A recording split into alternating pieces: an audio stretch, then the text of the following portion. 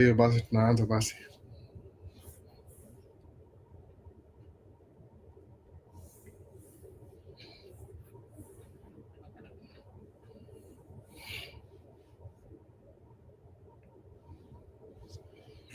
Yaje wase Alberto Maisha States. Live ingine hapa ya 2025 ya kwanza. Nashukuru sana wase wamekuwa na mimi tangu nianze channel ikivaisha TRL, I think ilikuwa 2 years ago. So kudos kwa kila mtu alianza hii live na mimi from day one. Nashukuru sana. Hii wiki imekuwa tough sana kwangu tangu tuongee last time live ikianza. Nimekuwa na homa, niko na shughuli, yani nini yangu ilienda the opposite way. Haikuwa fiti sana. On the 31st, I'm on 29th, 30th, the last time we did job last year. Kuna mother fulani aligonga gari yangu kwa aligonga bumper yangu ikaribika vibaya sana. Alafu akataa. So niko na damage kwa truck na fani fix na bonga na insurance bado. Alafu 2 days after, 2 days after nikakuwa na homa mbaya sana, by the way, flu. Nimelipeleka mbio the whole year, nimekuwa down yani wiki mzima. Bado nikienda job, hata ikuwa kitu inanipatia break or anything. Nikienda job bado kama kawaida. So imekuwa very tough week kwangu. I had to do things twice as hard. Sasa niko on the tail end ya hiyo flu, inaisha kidogo saa hii, lakini nasikia poa kiasi. At least something I'm trying to do live leo. Nikiskip haitakuwa poa. Walisamani kama nienda hosi maybe 3 days hii, wakasamani kama ina lasting 7 to 8 days. So na madawa, lakini basically juu ni flu, ni virus. Lazima tu ni kuna fluids, self-care basically. Ni rest, na rest sangapi na niko job. Hiyo ndio shida. Lakini hiyo job tumaliza hiyo job ilikuwa when last week when was that? Friday. Yeah, on Friday. Hiyo job private. So next week hopefully tutaingia job ingine. Sijui ni gani kabisa. Lakini inakafutanda sasa juu holiday imeisha. Ilikuwa job ya holiday hivi imeisha sasa. So pia ndafungua TikTok saa hii tukiendelea. Kwa kidogo bana. Na homa mbaya. So ndio hivyo bana. So hii wiki imekuwa tough sana kwangu.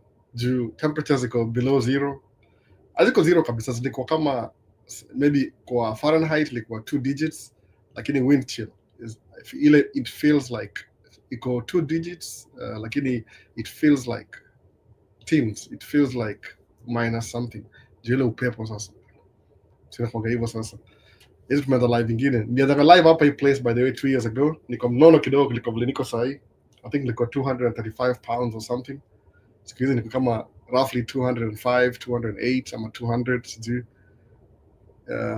Nini ingine? Nikavaa shati ya red, hopefully sikumbuki na utaangalia hiyo video. So wacha nirudi back to the beginning. Ile shati muzivaa to special occasion by the way. Kama kudu video kwenda activities za Kenya. Sasa na kama mpya hivyo. Nilibuy kwa kitwaje? Na mbili, na ya blue na red. Kuna msemo Kenya mmoja anamiliki mashati. So nilibuy mbili. Nilibuy kwa hiyo ilikuwa nimesahau, hiyo ilikuwa tournament moja ya soccer. Kuna happen hapa hivi. Nimesahau jina. Toyoyo something. Nikabuy shati mbili. So moga nazitreasure sana juzi za hiyo Kenya. So nikimaliza nayo hapa carefully, mwichukua carefully, na iosha carefully, dry clean, na ikunja vizuri, na yaka place yake kwa safe. Mimi kwa safe. Isiharibike. Ndio shati ya red na fit sana by the way. Muipenda. So sitaki overuse juu kitu rare haipatikani haraka. At least kwa my end. Maybe Kenya mko nayo kila kitu. Kuna vitu ziko inaweza take for granted. Nyinyi mnaziona kila siku. Me it had to come about. So in one of those shirts ya red. Mupenda vitu one color. Kama ni black, white. Hiyo ndio mupenda hivyo. Lakini juu na Kenya inanipresent yani country. Naona mimi kama Kenya. Unasemangaje? Kenya ndio home. Hapa hivi tuko pilgrims. Ina journey kutoka hiyo. Tulishinda kutoboa maisha Kenya. GS mob, lakini tukakam ku relocate ndio tunaona kama ita make life a little bit different. Ndio sasa. So mostly kuna wasa samu kuna get in touch na mimi na nashinda kuongea. Niko very stuffed up. Get in touch na mimi ni very simple. Ni yangu handle yoga @Maisha _ ile dash ya chini states. YouTube, TikTok, Instagram. Ukinitumia Instagram, it will take time before you go through. Jumuiya angalia maybe once or twice a week. no, once or twice. Siko very active Instagram. More na priority wasa wengi nitumie ma WhatsApp messages, alafu kuna TikTok wasa ni inbox zingine.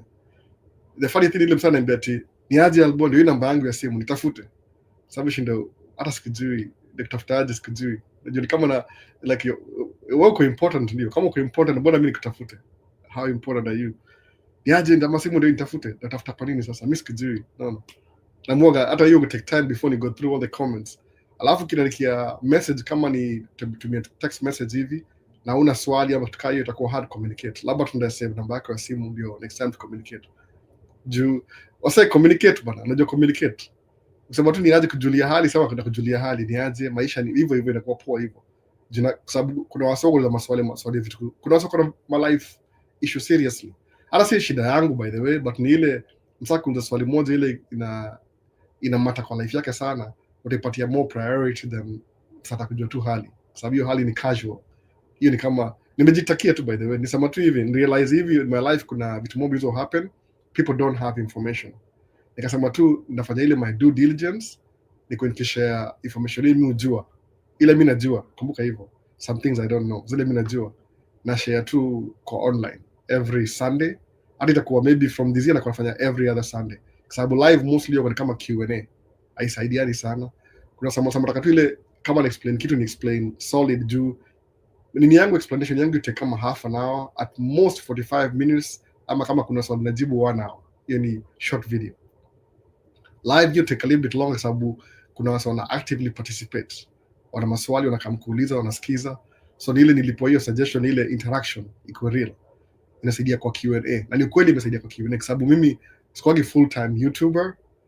I don't make money from this mood job. Mwaga na business yangu lebo, ni sema small business, niko na business yangu na run. So hiyo ndio ni feed kila kitu. So hiyo ndio mpatie more priority than anything. Niko na story ya business na story ya YouTube, na focus na business. Very simple. Unaona hivyo? Junior ni priority yangu. Hii mambo ya ukuniuza swali moja, kama swali moja ile siwezi jibu, sita jibu sasa, hiyo nangoja sana na time alafu ni jibu. So kama kitu yako ni urgent sana, kuna ma YouTuber wengi au hizi vitu pia. Unaweza enda consult mmoja kupatia clarity, nasaidia hivyo. Alafu najua si kila mtu atakuja States ama hame Kenya. Msema ile kama nilisema before, maybe nafaa kujirepeat sana. Kaona una life kuendei poa Kenya, unaona kama opportunities ziko limited, which is true, sababu kuna opportunities ziko scarce kwa watu middle class wengi, average sema hivyo wengi, opportunities go very scarce. So utakuji kile mo believe ni ile, if you want to create more opportunity, jitoe kwa ile comfort yako, kuwa uncomfortable kidogo, alafu explore. Hata ukirudi back useme nilienda nikajaribu nikashindwa nikarudi back kama nilikuwa, but at least umpate ile experience. Umeona hivyo sasa? Nikani sema ujai travel before, sema acha nika travel Zanzibar, hapo ni karibu tu coast hapo, upande train ufike Mombasa, I think uvuke ferry uingie Zanzibar, uione for the first time. Ukirudi itakuwa different compared to somebody telling you how Zanzibar is. Kwa nini? Julie experience mwenyewe with your own flesh and blood. Ulifika pale ukajaga kwa hiyo ground ukasema inakaa hivi. So utakuwa na more clarity, clear perspective ukiangalia vile vitu zinaenda by yourself than mtu akwambia. Sema niliambiwa, hiyo kwa very valid. Hiyo ni kama Musa mtu ananiambia niliambiwa, ni kama excuse.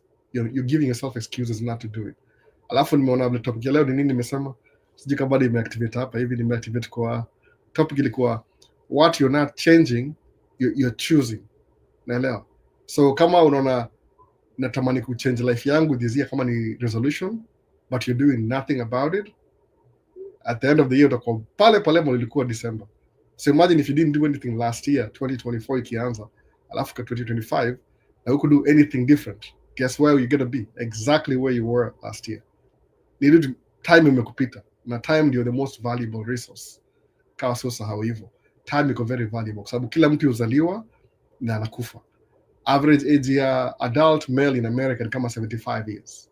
Okay, most of them are 70 years. Hiyo 5 ni plus ama 80, unaweza pata 80.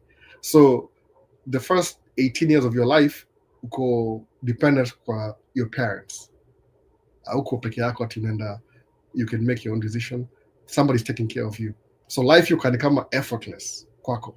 Lakini once umeingia 18 umeanza kuingia kole, tafuta job, vitu zinabadilika. Sasa kwa your own responsibility, what you eat, where you sleep, how you, everything about your own responsibility. So by that time kama uja figure out, you have maybe 3-4 years to figure out. Kama uko 30 bado na maisha bado unashindwa, bado unarudi kwa maparo ukikwama. Kama mko well off kwa sawa. Hata kuna wasa hata hawezi watch vitu kama hizi kwa YouTube, ni waste of time. Lakini kama una feel ai mazi kuna vile life yangu itakuwa better, you can see yourself through my eyes, ile malibini iko sahi. Jumini Mkenya, sasa Kiswahili mpaka nimevaa shati ni mwakilisha Kenya, Kenyan, ama Kenya. Unaona? Kenya ndio mimi ni Mkenya. Alafu mimi mse niligrow Isili, msema background yangu ni Isili. Nimezaliwa Pumwani, mko raised Isili. So kama nimekuwa brainwashed, sijui kuongea native language yangu that good. Naongea zile lugha zile place nilikuwa. Unaona, nilikuwa naongea zile lugha zile mujua around. Kama sasa hivi naongea American English, nimekuwa America. So niko somewhat brainwashed. Sina ile foundation vizuri kabisa. Ukiona life yako iendi poor in the beginning, unaona how can I improve my life? Kuna lazima uchange your mental, spiritual na physical location. Sikia story nimesema mental, spiritual, mental na physical. Hizo tatu lazima uzichange. Useme niaje? Kwa lazima spiritual yako, kwa sababu hiyo basically hiyo that's who you are. Hiyo si ati ni unaweza kuwa ni dichotomy, unasema kata hiyo sema ti spiritual ni separate, alafu mental ni separate, alafu physical zote ni you are, that's you. Hiyo ni composition yako yote. Wewe ni triad kama ni jina hiyo, 3 in you, unaona, 3 person in you. Lazima uchange vitu zote ndio uwe poa kabisa. Unaona, you're spiritual. So your physical ndio ile maanisha ku take action. Hiyo ndio different. Unaona, your mental ni ile unaanza ku visualize. Hiyo ndio mental, kwa kichwa chako unasema okay, kama ningekuwa hapa hivi. Your spiritual ile sasa ndio umeanza kuwa na ile idea, umeanza una wander around unasema okay, wait a minute, kama nalipoa this much sahi, can I make more than this? Hiyo ndio spiritual level. Unasema maybe I could. Hapo ni deep inside yourself. Alafu mental ile umeanza ku visualize sasa, unasema okay, so what if I did this and that? Kako na wasema ati albo nipatie connection ya tracking. Siwezi kupatia connection. Mimi sikupoa connection by the way. Nilikuwa physically in America. Nikakuuliza maswali kama niko hapa. Nikauliza which is the best job I can do that will pay my bills. Sikia motivation yangu ilikuwa nini? Survival. Haikuwa ati nitakununua sijui Flightline na Cascadia 2019. Hata ikuwa in the picture. Ilikuwa tu survival mode. Niligundua hivi, nimehostiwa na get my papa in 1 month. Sawa. Sikuwa naongea, hata sikuwa na say. Nikauliza, hey, can I? Yes. Can I? Yes. Swali kwa host wangu. Can I? Na feel kama Nairobi nilikuwa somewhat independent. So why do I need to pay my own bills? Nilikuwa na independence. Naelewa. Nikarealize hivyo. Nikaanza job ya kwanza, 2 jobs. Lazima nilipe rent. Bado naona kama I'm excited to get the job, but the money haitoshi bado. Okay, what can I do to improve my situation? Niko na discuss hii story kwa kichwa yangu. Sababu unajua one thing unafojua na America generally speaking. Niliuliza swali last week, msana mwambia enda watch video ya niko nani Lucy Mwangi USA, akasema ni watch video zake, I'm very depressed. Nikamtaka nini? Anaongea juu ya vitu negative about kuja states. Sema yeah, kila mtu ana experience. Hata mmoja ana experience. Kama last week question, why do I have to work in the winter? Ndio question ile kistory, sababu nilipoa job niko na influenza na kohoa, niko na fever, my knees are weak, my joints are weak. Nasikia hata mbona naamka kwenda job, nikaona since iko hivi acha niamke a little bit earlier. Niliamka 1 hour earlier nilikuwa ready by the way. Nikaenda job, nafanya track hivi, nazunguka hivi, hadi najiuliza why. Nikaji question, why am I doing this? Niko mgonjwa, nafaa kusema tu leo ni day off. Nikasema okay, what's my alternative? Nikipigia dereva namwambia kama dereva hawezi kuja, hiyo below zero kuna kitu hiyo. Hizi majob za au jua, hizi job za baridi za winter au patia wasako na owner operator. Kwa sababu unajua dereva they will want to be paid more because you're doing extra to be paid the same. No. It takes a special ability. Lakini bahati pia each time bro amekuwa around, bro amenisaidia. Bro amekuwa kidrive truck nyingine juu kuna job ya truck 2. So bro anaendesha nyingine, mimi naendesha nyingine. Nikasema anyway, one thing I know, this is not the first time nishaingia job na niko mgonjwa. It's happened before. Unaona? Kwa sababu niko mgonjwa mbaya. Nikaona nafunga macho hivi, nafungua niko job. Niko bahati ile tunalodiwa, tunaenda tunangojea. So hivi tunangojea, niko nalala mpaka kutembe migongo amka. Unaona? Ilikuwa so I'll do this. So tukaingia job, niko mgonjwa mbaya, nika drive tu na kunywa maji kwa fiti. Once umekaa chini unataka kudrive, at least na keep busy, kwa sababu ubaya homa ni ile ushinda kulala. Umeona sasa, so ni ile survival ifanye kaingia tracking. Si ati I really wanted to ingia tracking, si kitu tunasema tu ni kama ni career iko ama ni career iko degraded in a way. Lakini sasa mujiuliza hivi, very simple question. Pia kama nauliza, I'm speaking the same thing. Who's gonna pay you 120 an hour? Who? Just think about it. Okay, angalia options zako. Who's gonna pay you 120 an hour? Ujiulize hivyo. Okay, options. Okay. Na watoi, niko na wife, niko na hawa ya kulipa mortgage. Moga na mortgage, by the way. Mortgage is a big deal. Ni 30 years. Yeah, unless you live in 7 years, but the mortgage. That means you have always a miss payment, no matter what. Hakuna excuse. You miss payment, you lose the house. Rather from scratch then. No. So you see option. So who's gonna pay my bills? Najiuliza hivyo. So the best thing but niko nayo is to keep going. Kwa sababu niko na watu wanitegemea. At least maparo wako hapa siku hizi. Maparo wako hapa, mabro wako hapa. Hata mu keep off. Mwambie tu msimko poa okay, endeleeni. Sinanga story mob nao. Hata ni kama break. Mu focus na familia yangu. Hata kifika saa ile jua Januari yoga very famous. Sasa ni alboni aje, nitumie do, nimesota your problems ni zako, si zangu. Pia mimi na shida zangu. Uzuri ya States ulipanga fee August. So August nilipa fee ya toi the whole year. Paka August next year. Jichu inaanza September. So ikasema I did this for survival. Ikaingia tracking. When ingia tracking, life ilikuwa a little bit more complicated. Sababu nilikuwa napata more time. Juu ningia kama owner from day one. Nilikuwa dero wa mtu but nilikuwa na kama owner juu I was responsible for that track 100%. Ile anything happens ni mimi before niambie mdosi. Juu it's a small company. So hebu nilangu kwa ile ni survival instinct. So the same example ni mupas kwako.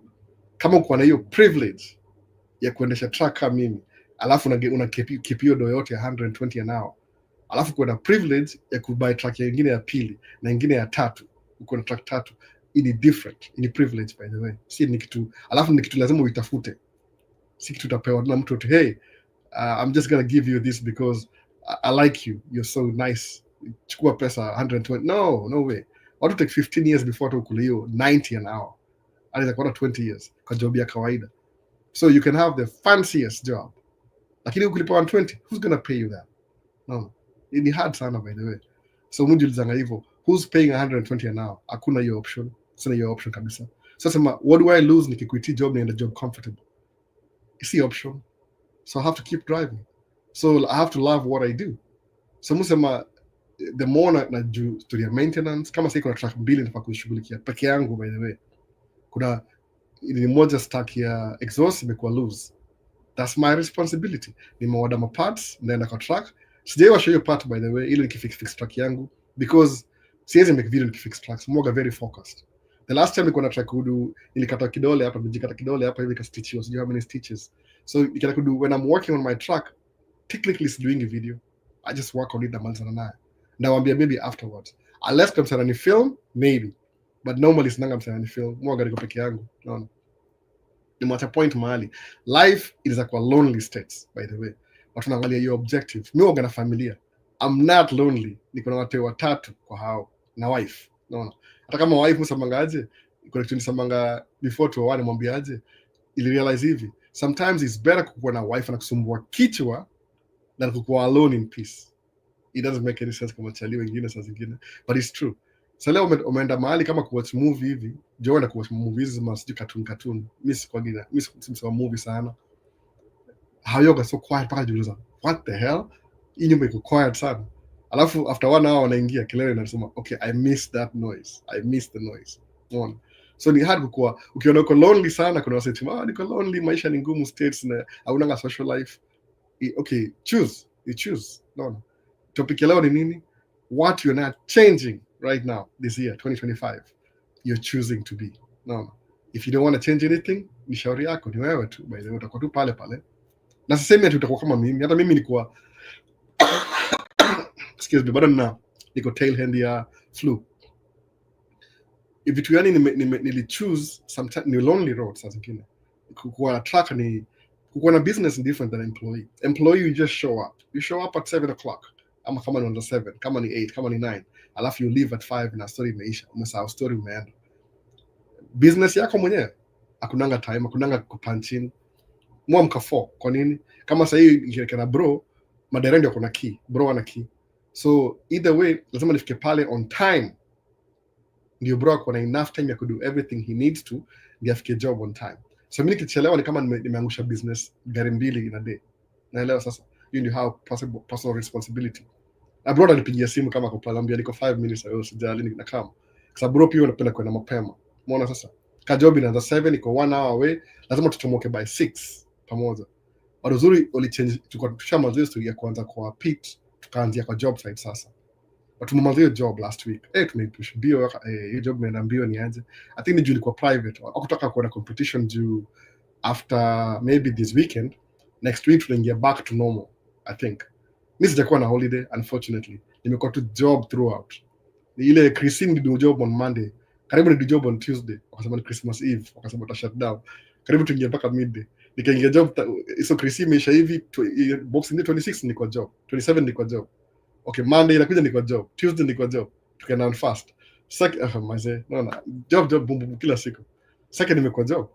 Third nimekuwa so at least this Monday is the first time nakuwa off during the week tangu December something sikumbuki. Nimekuwa tu job by the way, hakuna nini. So what am I supposed to do? Ati niseme ndio nangojea. Wewe ni mwenyewe. What do you do? Hakuna. Sema na make a video hii. YouTube ni side projects, other projects ni kama non-profit kwangu. I use my resources na hii communicate na social media ni kushare information. Na feel tu wasa wafaa kujua hizi vitu. Ni kama if you're passing through, uione sema okay sawa, it makes sense, alafu move on kupata information. Naweza ongea hata more by the way. Ni vile mwoga na limit time kwa sababu sasa hii kuna fat to do vitu za hao kawaida, to clean house for the week, or tuone ingia chuo next week, to buy shopping yao, chakula kila kitu. It's necessary. Holiday Maisha sasa hii unaona. Mmoja ni mgonjwa asikii poa, tupeleke haraka urgent care. Sasa kuna vitu za life zinaendelea kawaida. Even ndio life iko. So kusema ati nimsaldo swali ati alboni aje ukidrive truck. So unaumiza ma kidneys. Nikamwambia I don't know what perspective unaongea. Ndio msema ukiniambia naweza kamaje states, msema I don't know how I can tell you. Mimi nikitaka kuja na F1 the first time, second time, third time nikanyimwa. Nika apply green card the first time nikawin. I come through. The second time really come through. At the second time nilikuwa na challenges because nilikuwa na navigate something I've never done in my life before. Kuja states hivi na green card. Nika realize, oh, I thought it was over. Kufika hapa hivi nika realize kufika hapa states hivi, that's the beginning of a new journey again. That makes sense. So si ati usemati kuna time ndafika alafu life iko poa. Kama una feel life yako poa na uko uncomfortable, sasa unajidanganya saa zingine. Maka uko poa Kenya hata usi waste time. Tumia hii anza YouTube channel yako kwambia wasee why they should not move to America based on your own personal experience. Itakuwa poa hivyo. Uko anti mimi. Naona. Bala kuna wasee comment. Sema truck iko wangi 300,000. How do you know? Unanunua truck Kenya ya America. So kama buy truck alafu niambie ni how much. Itakuwa poa hivyo. Kuna soka na argue vitu vinavyoshindwa msee ni akili ndogo ama nini. Unaongea na kuna stories zangu sasa za jaba. I actually do business. Mfanya business actually. Sitting in nini. I'm actually doing a business ya tracking. I was not hired by anybody. Niligundua hivyo. Nitaka get a job kama direct sababu hivyo ndio mtu utafuta hivi. Unajua employment ni very easy. Ni ile tumekuwa brainwashed by the way. Unaingia chuo unasema nikimaliza graduate na degree ndapata tu job inaningojea.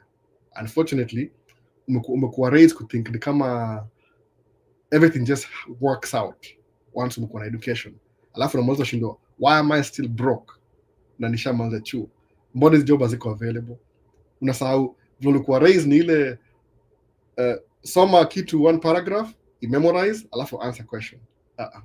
Hiyo ni kwa brainwash. Yani you're being schooled, not being educated. There's some kama hilo, kama plain words. You're being schooled. In other words, you're being conditioned. No. Unakuwa conditioned kuwa kama factory worker. Where you think, you don't think. Somebody's thinking for you. Wewe una show up tu na alafu unaishia. So hivyo. Lakini kile wasafa kuduni kwanza kuthink. Mbona sasa kuthink itakuwa poa sana kwa kuthink wewe mwenyewe. Kwa sababu and the best way kuthink ni ile kujitoa kwa comfort zone. Once utoka kwa comfort zone tu hivi, mind yote kuthink. Hata kama unaishi Nairobi, uende Zanzibar, naongea Zanzibar juu ule msee najua nimejua tu Vincent alikuwa Zanzibar, ndio anaongea Zanzibar. Niliongea naye 2 weeks ago, nikamwambia msee, kama wewe ni YouTuber safiri. Kwa nini safiri ni muhimu? Juu unakuwa na travel history, inafungua akili. Hata wasaembo sana unajua hivyo. Kama usha travel before, inafungua akili in a way that you can make quick decisions faster. Unaona hivyo? That's why university au kina university watu wasio university umekam at master's degree learn to solve problem, si kuwa part of the solution ile tu unaendelea. And sometimes you don't have to reinvent the wheel. Unaweza kama state usome degree yako umalize, uangalie how can I implement this thing in Kenya, alafu uende implement in Kenya. Kama umse nilipotumia video last week, kuna msee alikuwa anadu job Boeing, akaanza tracking. Hata hiyo story ilikuwa very interesting. Akaanza tracking, kudu tracking, akapata he was paying his driver more than he was making in his job. Simuambi hivyo kila siku mnasema kani joke.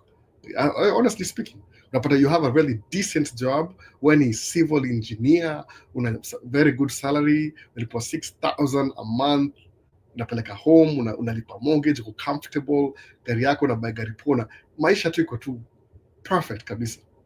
Alafu unaanza tracking on the side, do you have extra money? Una buy truck, ulipo 6,000. Alafu unaangalia paycheck yako ya truck, unapata truck hiyo making 6,000 a week. Alafu unalipa direct tu, unakama after maybe 2 unabaki na 2,000. Na mshahara wako bado unakaa ni 6,000. So wiki mbili kuna 4,000 na bado job inangojea ujalipo kama ni salary. Alafu wiki mbili kuna 4,000, kuna 8,000 at the end of the month na mshahara wako ni 6,000. Najiuliza, why am I doing this again? Najiuliza, my driver is making more than I'm making na akuendesha gari. Unamlipa 2,000 a week, hii ni 4,000, analipa 8,000. Najiuliza, what am I doing? No. Hii degree, is it really worth it? Yeah, it's still worth it, by the way. Ni ile tu naitumia kama kwa employee wa mtu. Inafaa think. Bala kwa employee wendi kwa employer. No. EIN, CW2, hizo ni terms za taxes za American classification ya taxes. Kuna W2. W2 ni mtu employee kawaida. EIN ile employer identification number. EIN, hiyo ndio difference sasa. So nipo kusema hivyo semeniaje, let me solve problems. My biggest problem ilikuwa I had big dreams za kuja America, sikuwa na do ya kuiback up. Ile uchungu ile haraka nika get into credit debt haraka sana, by the way. 6 months niko na deni chungu mzima ya kulipa mortgage. Sasa jiulizaje, this is what I want and this is what I need. My needs na supersede my wants. So how do I get money for my wants? Ndio nisikie poa, ile tu kusikia poa. Kama shopping ni kwa every Christmas kuna end up in debt. Bali kana kwenda ma conferences na travel out of Minnesota, ndio nione kama I'm spending money the right way na credit. Alafu nilipa for 9 months. Najiuliza nini mbaya na hii? Hapo nilipata ngumse kutoka Dave Ramsey. Sisemi ati ukienda kusikiza Dave Ramsey usome Total Money Makeover ita change life yako immediately. Hakuna book na recommend iko 100%. Any book unasoma itakupatia a little bit of information that you didn't have before. Umeona? Kama kuna waseo watching video yangu sahi una watch video na maliza nasema, "Oh, Albo, kwa kitu umesema imenigusa hivi na hivi." Kwa nini? Because it may change perspective yangu, your mindset. I was thinking like this, now I think like this. Naelewa sasa. Inakonga poa hivyo. So ile mtu kuile na try nini hii channel ni hivi, to inspire you. Kwa nini to inspire kwa two way? If I try to inspire you, you will inspire me back. So ili kama I'm gaining by just talking to people kwa internet. Alafu kuna motivate. If I motivate you, some of you will motivate me too. Others will make me feel bad, but it's okay. You're a part of life. Hata life you'll make me feel bad. Alafu ya mwisho ni ku hopefully educate. So me si educator by the way, but mutra I'm sharing information. So ni kama part of education. No. It's either it's entertainment or information or education. So you need inspire, motivate, educate. Hiyo ndio motto ya hii channel. Nimekuwa hapa 2 years tangu nianze. Ilikuwa resolution ya 2023 January.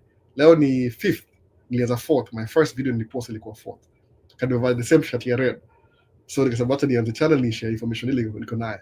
Sababu kuna share na watu wengine but they doesn't make sense to them. Kama sako employee utakuwa frustrated. Niambia mse, I'll make how much? I'm making this much. Lakini wewe ni tracker bado. Si ndio? Lazima ubuy mafuta. Lazima ubuy. Alafu nabaki na how much hivi? Naambia na vari. do job how many times? Naambia 9 months 10 months. Sikio niko na side up. Side up unajua ni vile si ati side up season yake ni 9 months because your truck ni very heavy altogether. Ni kama 80,000 pounds, sometimes ikuwa karibu 90,000 pounds, which is illegal kwa roads za US, but because it's construction tunachukua extra permit ya 9,000 pounds extra, so ilikuwa 89,000 pounds. Now of course wata overload pia, so aujua hivi ukikuwa na side dump kwa construction during winter na barabara iko soft, tutaharibu barabara. That's how shut down side dump mapema. Ni 9 months. Lakini 9 months, if you save your money right, you get 3 months off from your work. 3 months off, imagine. So ukijipanga poa from the beginning, unaweza kaenda Kenya ukaenda Kenya 3 months, which is very rare kwa sababu na job. Just watu wana majob Kenya, sasa washataka kurudi. Kwa nini? Next week kwa job. No. Wasa job wote wameanza kurudi by the way. Uta notice. Chuo nini wameanza kurudi already. Umeona? Kama sawa side up kama bro ndio sasa kuenda sasa. Anaishia maybe next month hivi ama this month, anataka 1 month or 2 months, sababu side up inaanza proper kabisa March 15th to April ikianza hivi. Kwa nini? Hapo ndio ni ground inakuwa hard kidogo, inaweza handle more weight. So trick ni nini ligundua hivyo? Dump truck see that heavy, ina zile push axle, ina spread axle. So in the winter, the dead of winter, utakuwa na job bado ya dump truck. So side up ni how many months? There's some 9 to 10 months. Tuseme 8 to 9 months. Hiyo ndio itakuwa fair enough. Sababu hiyo 10 ile umestretch ile kama mimi. But ile kawaida normal tuseme 8 to 9 months. Alafu dump truck inasema 9 to 10 months ama 11 months. Mu push kabisa. Umeona? Winter. Truck yangu iko available by the way. Nipigia simu Monday nimeenda job. Whether I'm sick or not sick. Na truck ngapi mbili by the way zinafaa kwenda job. So na contact direct kama ako available next week. Ama kama bro yuko natumia bro mpaka namlipa by the way, si free. Hakuna mambo ya free hapa. Nalipa bro. So direct kwa available na bia bro sawa, direct amerudi. Tumechapa job, ameget at least pocket money ya kwenda naye Kenya kidogo at least. Umeona sasa? So ndaenda kama Q&A sasa hii. Nimeongea beat yangu nimemaliza. Naona video yangu isha na half an hour. That's it. Alafu tunamaliza. Hii part kuanzia sasa hii kwenda mbele, hizi ni ma Q&A zenyu. Hizo si mimi. Naona nishamaliza. Siwezi kaa 3 hours kiongea peke yangu. So tuanza na maswali, itakuwa poa. So these are like more specific. Kama si swali na skip. Lakini tradition yangu YouTube, kama umecomment ndaishow kwa screen. Alafu ta move on. Itakuwa poa hivyo. Lakini ndaenda back to my question. So alafu na mention maneno kama Praise David akamengia hapa hivi anangojea live. Umeona? Kwa YouTube. So kama utakuona kwa TikTok, utakuona jina lako kwa screen, kuja tu YouTube kwa live kwa clear sana, but najaribu. Umeona? So nilikuwa nimeanza hapa hivi mapema kidogo. Nilikuwa na think kama nisianze live ama nisianze live. So kuna Steven Wambu, nimesahau jina. Steven Wambugu ako Qatar. Kuna nani? Anthony Walks ana salamu tu hapa hivi. Alafu kuna bado ni Anthony Walks. Ni kama swali. Maisha states, I sent you a WhatsApp text you did not on the 1st of Kevin Gadenja. So Kevin, kama wewe ni mtu decent, angeandika hiyo comment kwa hapa hivi kwa live forum. Kama sijasoma message yako, there's a reason why. Ndaifikia bado. Siko kwa simu yangu bado. Hakuna mahali imeenda. Ndaiona. Kuna swali sija go through bado. Kama ni urgent, nimesema hivyo, if you have a really urgent, unajua watu urgent ufanya nini? How do you if you have an urgent thing, what do? You go pay for information. Una ask something for free, alafu kuna ile expediency. Siwezi wacha job yangu answer question yako juu hiyo si priority kwangu. Priority yangu ni kwenda job. So kama ulituma message kwa YouTube, you're one person. Kuna wasa karibu 50 hata sija answer wengine. Kama kuna urgency, kuna wasa wanaweza walipe, alafu wanakuambia information yote unataka. Juu hapa hivi kama ni free, lazima take time, uko na ile patience. So kuna Giri anasemaje, tuned in from Kajiado County, silent. Mtafuta maswali yanaendelea. Michael Kimusa anasema I'm here Albo watching from Uganda. Naona hivyo sana wakilisha tu mali wako. Hii ni poa hivyo. Alafu kuna Omar Albi Umini admire sana. Lazima ni states kupiga dump truck. Tanzania hakukaliki. Njaa kali sana. Omar Yaya. Mwana amekuwa inspired na hiyo story. That's what I'm gonna do kile na do. You know what I mean? I had to see somebody doing it ndio nikifanya tracking. Seriously, I'm very average. Kuna wase wako wanahintizi vitu before hata uambie, wanaiona. Kuna mtu atangalia video yangu hivi, maybe 3-4 videos, they'll figure me out completely.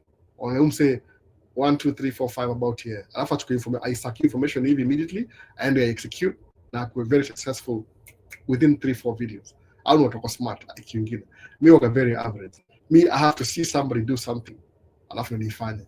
Lakini advantage yangu ile the thing I do for a living right now imenifundisha so much that I don't really have to si lazima ni think sana, ni kama niko on my safe territory. Kama mambo ya track repair, niko na flat tire, I know how to fix that. Ile msema tu, do I have time or I don't have time? Sababu time ile nazitoa hiyo tire peke yangu nibadilishe kila kitu ama nipeleke msanii nifanyie nimlipe. Because I have kids, mu prefer kulipa mtu anifanyie. Kwa nini? Ile time ni spend na watu wangu. Do I only get to spend time now weekend? Mwona sasa. So Albo Rabi locked in from Bahrain. Kuna Queen Charo na kuona. So ukidikia message sema una demand. Niko naangalia hizo message la sema I wish ningekuwa na hiyo patience ya kumwambia niko sick already, I'm supposed to work. Niko na mazee life ni ngumu. Walisema it just reminds me this winter imekuwa a little bit cold than actually in your normal, baridi ndio normal kabisa ya January temperature zoko zina plummet. Suppose umeenda out of state alafu rudi January utashangaa kwa airport. Tapigwa na baridi moja below zero just before ushangae. Lakini siishi hapa, tulichoose kuishi hapa hivi. So Clement, I'm happy new year, happy to be here. Let me circulate the link for my team and others to join also. Clement KE. Clement nakumbuka last week ulikuwa unashare na wase happy new year. Anashare na wase wake. Nimesahau jina mtu nimesema Baruch Chelengat, happy new year. So kuna swali go through to hey big bro. Ile ku text Instagram ni Amfrey sai niko India. I think ndio hiyo maybe WhatsApp. Sijaangalia Instagram bado. Moga na Instagram 4. I have 4 Instagram. So imagine before you go through everything. Kama na hiyo time. I'm not a full-time YouTuber, by the way. Musa mga hivyo. Labu unasahau. When I'm making videos drive track, niko na track already. That's why muonangi nje. I can't step out, ni make video. Your property ni kitu iko restricted, by the way. You get an exclusive. Sababu sometimes kama videos za airport bado nimekanyagia. Niko airport last year. I think from February, March, April. Kuna video mob April siku post. Kwa nini tulikuwa airport security zone. So musema hiyo job paka iishe nenda post. But pia naweza post bado niko in trouble. So I don't know. About home and lemon. So I'm in Climate KE. Thank you for invitation. Siku manage could join last time, but I'm already here. So kama uko hapa uliza swali ile iko relevant, itasaidia kwa conversation. Masalamu tunaweza piga na WhatsApp baadaye. Na salamu high five. Siwezi bonga mob leo. Nahoma. Happy New Year. Loving topic. What you're not changing, you're choosing. You need true. Get these quotes naziandika down, by the way. Anytime una come across any good quote, how do you summarize something in a few words? You and your economy squeeze attention. So squeeze something into one sentence. It makes sense more. There's make a whole video about his story. Peke yangu tu hivyo. Lakini una choose to sometimes what to need take time. Happy to everyone, including you, Albo. I hope everyone is having a smooth start of 2025. Mambo hivyo na Michael Komiswa. So ukiwatch kumbushe nasema una watch alafu inakupatia encouragement to do something about your life. When it comes to mimi, I have to see people do something, then I do it too. That's how average I am, by the way. Mi siko get innovator ama nini. Mi ndaangalia ukidu kitu alafu niseme okay, can I implement that in my life? Ni balance, how do I do it? Kama sasa ati Alberta come states you could do tracking. Ni process. Jiulize hivyo. Usikue okay, kuna watu watasema tu wataamka watakuja. Lakini kama uko na familia, maybe kuna watoto wawili, uko na wife. How long are you going to be supporting them while uko states trying to figure out how to do tracking? Might take you 2 years. How do you support them for 2 years? Mbona hiyo question? Kami bro kanzizo maswali, by the way bro. Utakalika hapa na supportaje familia yangu? Yamuza uko mtaani ulikuwa na job, kusema job yangu ilikuwa imeanza katika. Okay.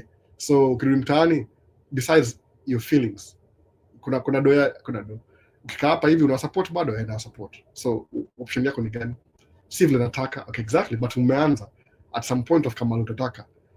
Ndio nikamwambia either uingie chuo, hii kuingia chuo utakuwa na 4 years. Do you have 4 years ya kupatia watu wako just enough na wewe just enough ku sacrifice? Sema sijui. Okay, then ingia tracking. Oh, I'm thinking about it. Ingia tracking. One month, by the way, 1 month tracking. More advocate tracking for one reason. Wewe ni mwanaume uko na responsibilities. Ukianza tracking, the biggest part ya tracking ni kupata hiyo license. Juu ni federally regulated. Unaona? Kama nafaa kwenda on Monday juu get time na homa kidogo, wanipige ile medical check-up ku show I'm fit to keep driving truck for every 2 years when a medical examination. Wana check macho. So nimesema acha nivae hizi miwani zangu latest. Last time na zile miwani zangu zile si latest. Ngamba nisome nikashinda kusoma kusema wanachukua license yao leo. License inaweza enda by the way. Si joke by the way. CDL inaweza enda anytime. Ukipata umelewa na unaendesha gari DUI wanachukua license immediately. No. You're not supposed to have that. Irresponsible. So there's a reason why ni kama privilege fulani kuendesha truck. So get the license mwanzo na serikali kwanza. Requirement lazima ukuwe raia wa America ama uko na green card. Ukamkuvisit, sahau your story. They don't even know who you are. Unaweza kwa nyumba ya mtu alafu wanapika kwa jikoni yao na hata hujapata license. Hakuna kitu kama hiyo. Unaona sasa? So the process might take you 1 to 2 years. So kama kuna watu wa Kenya waseme I want to come to you and come kwa support. Jipatie 2 years realistically. How are you going to be paying their bills? Lazima prepare. Na anything na prepare kama binadamu, miss the ki fail by the way. Anything na preparation vizuri. Hata kama uko na plus minus, you succeed by the way. You succeed. Sijui mbona wasoga wanakufa moyo. Labda umekuwa used ku your default. Ni very simple. The best way is a explain kitu. Kuna vitu moja nasoma nashinda ku explain na words zingine. Ile your subconscious. Umezoea kufail mpaka failure ni bahati yako. Yani your default ni ku give up. Umezoea ku give up mpaka your default is giving up. Ukianza kitu hivi iko difficult una give up. I don't have time for this. I don't have time. So do you know what you're doing? Sababu sema kama mind yako acha nitakwaka na explain kitu. Mindset yako ni hivi ku do something in a 100% kuna mindset. Alafu useme kama unataka do business, mwambie very simple na business. You're not going to make 100% for business. Utaona hiyo do yote itakuja, hiyo 100%, hiyo 120 kama dereva anaendesha truck yangu nda end up make ngapi? 30% ya 120. 30% ya 120 ni ngapi? That's what ndio goal yangu ile minimum. If I get 30%, I'm okay. I don't care. Kwa nini? Hata gari ikichukua 70% yote iende. I'm verging for 30% ya business. Niki drive mwenyewe na control maybe 70% niki drive mwenyewe. So I can choose how much do I live in the business as a business na 20%. But is that fair enough? No. That means I'm living above my means. So musema hivi, mujifinya na chukua 20% sa zingine na acha 40 kwa business. Ndio business igrow. Kwa nini? Business igrow, I can take the 10% from ile track ingine, 10 kwa ile track ingine, ikuwe 50%. Sawa? Inakam kwangu kama income. 10 na chuna alafu na 20 kwa hizo zingine. So ni kitu yani ni increment na ni process. Kusema utafilitisha business, haitakuwa na grow next time, itamaliki utakata mguu before iende mbali. So ndio tunasema hivyo. So imagine kama umezoea quit vitu. In your mindset umeanza kitu mpya. Okay, plan yangu ni come States next year. How do I do it? Acha ni apply cruise ship. Nikitumia my website nitumia my website za cruise ship. Hizo website ni cruise ships na higher. Ni more by the way sijui kama 16 ama 20. Click ile ya kwanza. Oh, na ni college degree ya nini? Kufagia. Kuna what do you kufagia ship? Kwa sababu what job are you looking for? Kufagia ship, si ndio? Kama una watu hii kufagia ship, unafagia. Jiulize how much do they pay? Watakuonyesha hapo how much they pay. Kama ni kitu more than what you're making right now, why are you even thinking about it? Oh, but imezoea kufail kwanza. Sababu ni very simple. If your mind default what will give up kwa kitu ngumu, guess what? When you start something 100% leo na mindset, alafu kuna difficulty, alafu unaanza ku give up, what you're doing ni hivi, unachukua ile chunk ya 70% ina anticipate failure. Alafu 30% ya kwa nini? Success. So ukiangalia kwa ratili yako, scale yako, ni ile ushaona ukifail hata before fail. Ushaji convince already. So you're using your mental capacity kufikiria how I'm going to fail more than how I'm going to succeed. Unaona hiyo difference? Ni mindset by the way. Utashangaa sana. Move by track nasemaje? What's the worst case scenario? Nakosa dere, ishinde kulipa track, banki iliprocess, iende iuze hiyo kitu. Ni lose, ni haribu income, ni haribu credit yangu ya kampuni. But who cares? The credit yangu personal? No. Ya kampuni? So what do I do? At least nabaki na track mbili na lose moja. So what's the risk? Kuna risk ndio, lakini what are the benefits? Unapata 30% extra.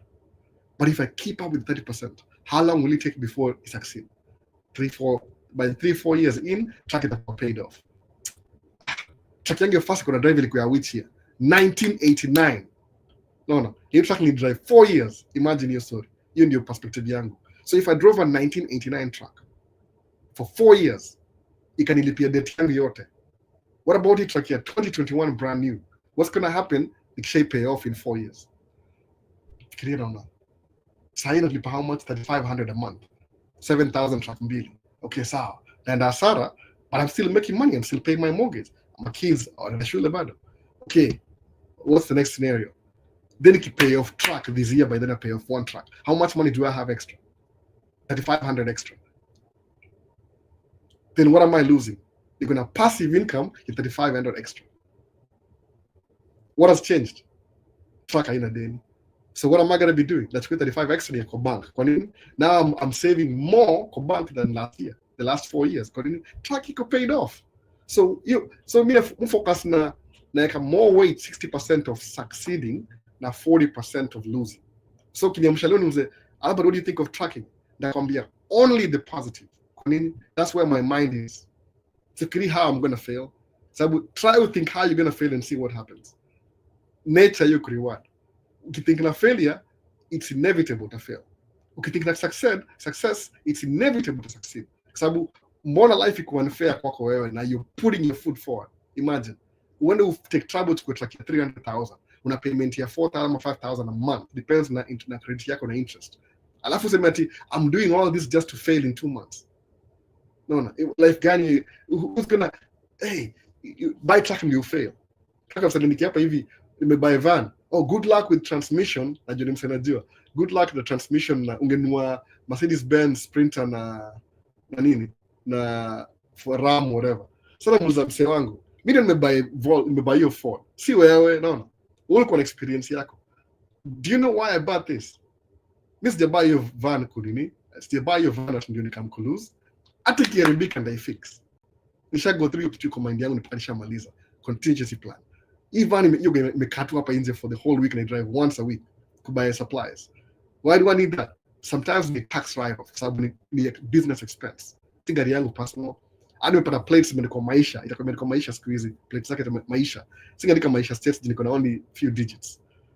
Just I want people to know why I bought that van. No. It's inspiration in Maisha states. When somebody's doing something, ama if you're trying to do something, alafu ulize another person, what do you think of this? You're asking into a different lane na wewe about your own life decisions. What are you doing to yourself? Unataka kuongeza points of doubt? Ama nini? How many points can you score as a doubt kwa mind yako? Why are you asking people? Watakuja states. Kuja states. Apply green card quietly. Ukiwin, quietly usiambie mtu. Mimi nimeambia wase nimepata green card, ilikuwa actually I think my mom kind of knew, sababu niambia bro na kanajua bro mmoja tu. Akonajua. Nikaambia bro wa pili. Bro wote wawili. Mmoja kaenda kuambia mother usiambie mtu. Ile naambia mtu siri naambia ati unajua nini? Albert aliwin green card, but usiambie mtu. So mother kaza kuambia watu karibu wadaka na hapana, haiwezi kuwa amekosha niambia. But nili choose nisiambie mother. Kwa nini? Juu mother darasa aliambia kila mtu. Walijua nimewin green card for real 1 week before nitoke Kenya. By the way, 1 week nafaa travel next Sunday. Hii Sunday ndio najua na embassy. Nishaenda embassy mara kadhaa, nishaambiwa bring hii paper, bring hii updates ile itongaje, update ile itongaje background check itongaje Kenya. Ile CID something nimesahau jina. Update hiyo record alafu bring ile kwa 6 months old. Nikai bring. So niko na visa mkononi. On Sunday ni maparo najua Albo aliwin green card. Hiyo weekend ya mwisho hiyo. Akia nani? No. 1 week alafu natoka Kenya. Nimeenda. Sikuambia mtu. Did I lose anything? Did I lose any friends? Maybe I did. Lakini whose business? Kila mtu kuna life yake. You have your own path. So are you invest in more doubt, kuuliza wase opinion, ama ukuwe na more success? Sababu the universe will reward you. So sasa nimechapa job hii 2 weeks. Nimechapa job hii 2 weeks, hata sijui ni how much by the way. Naweza piga hesabu niambie how much money I've made the last 2 weeks. Wasome spend do. Kani nimeangalia account yangu ya Christmas budget ya Best Buy $1,700. Nashinda wow. Hii ndio mob sana. But guess what? Hiyo do niko nayo already. Si ati ni do nimetumia ile hakuna. Hiyo do ilikuwa provided for already to the niko na 1,750 ya Best Buy. Kuna magifts za bro, makamera zake na kila kitu, nimebaki kila kitu nimemalizana nayo. Ili kwa hiyo budget nimemalizana nayo. Sababu hizo makadi you have to use it at least once a year ndio wasifunge. So mu save hiyo do kando, alafu natumia once a year. Na hiyo do ni ya free kabisa. Hata si mshahara yangu, zile points za credit card na zitransfer tu kwa hiyo credit, alafu na buy nayo camera. That's it. Unaona?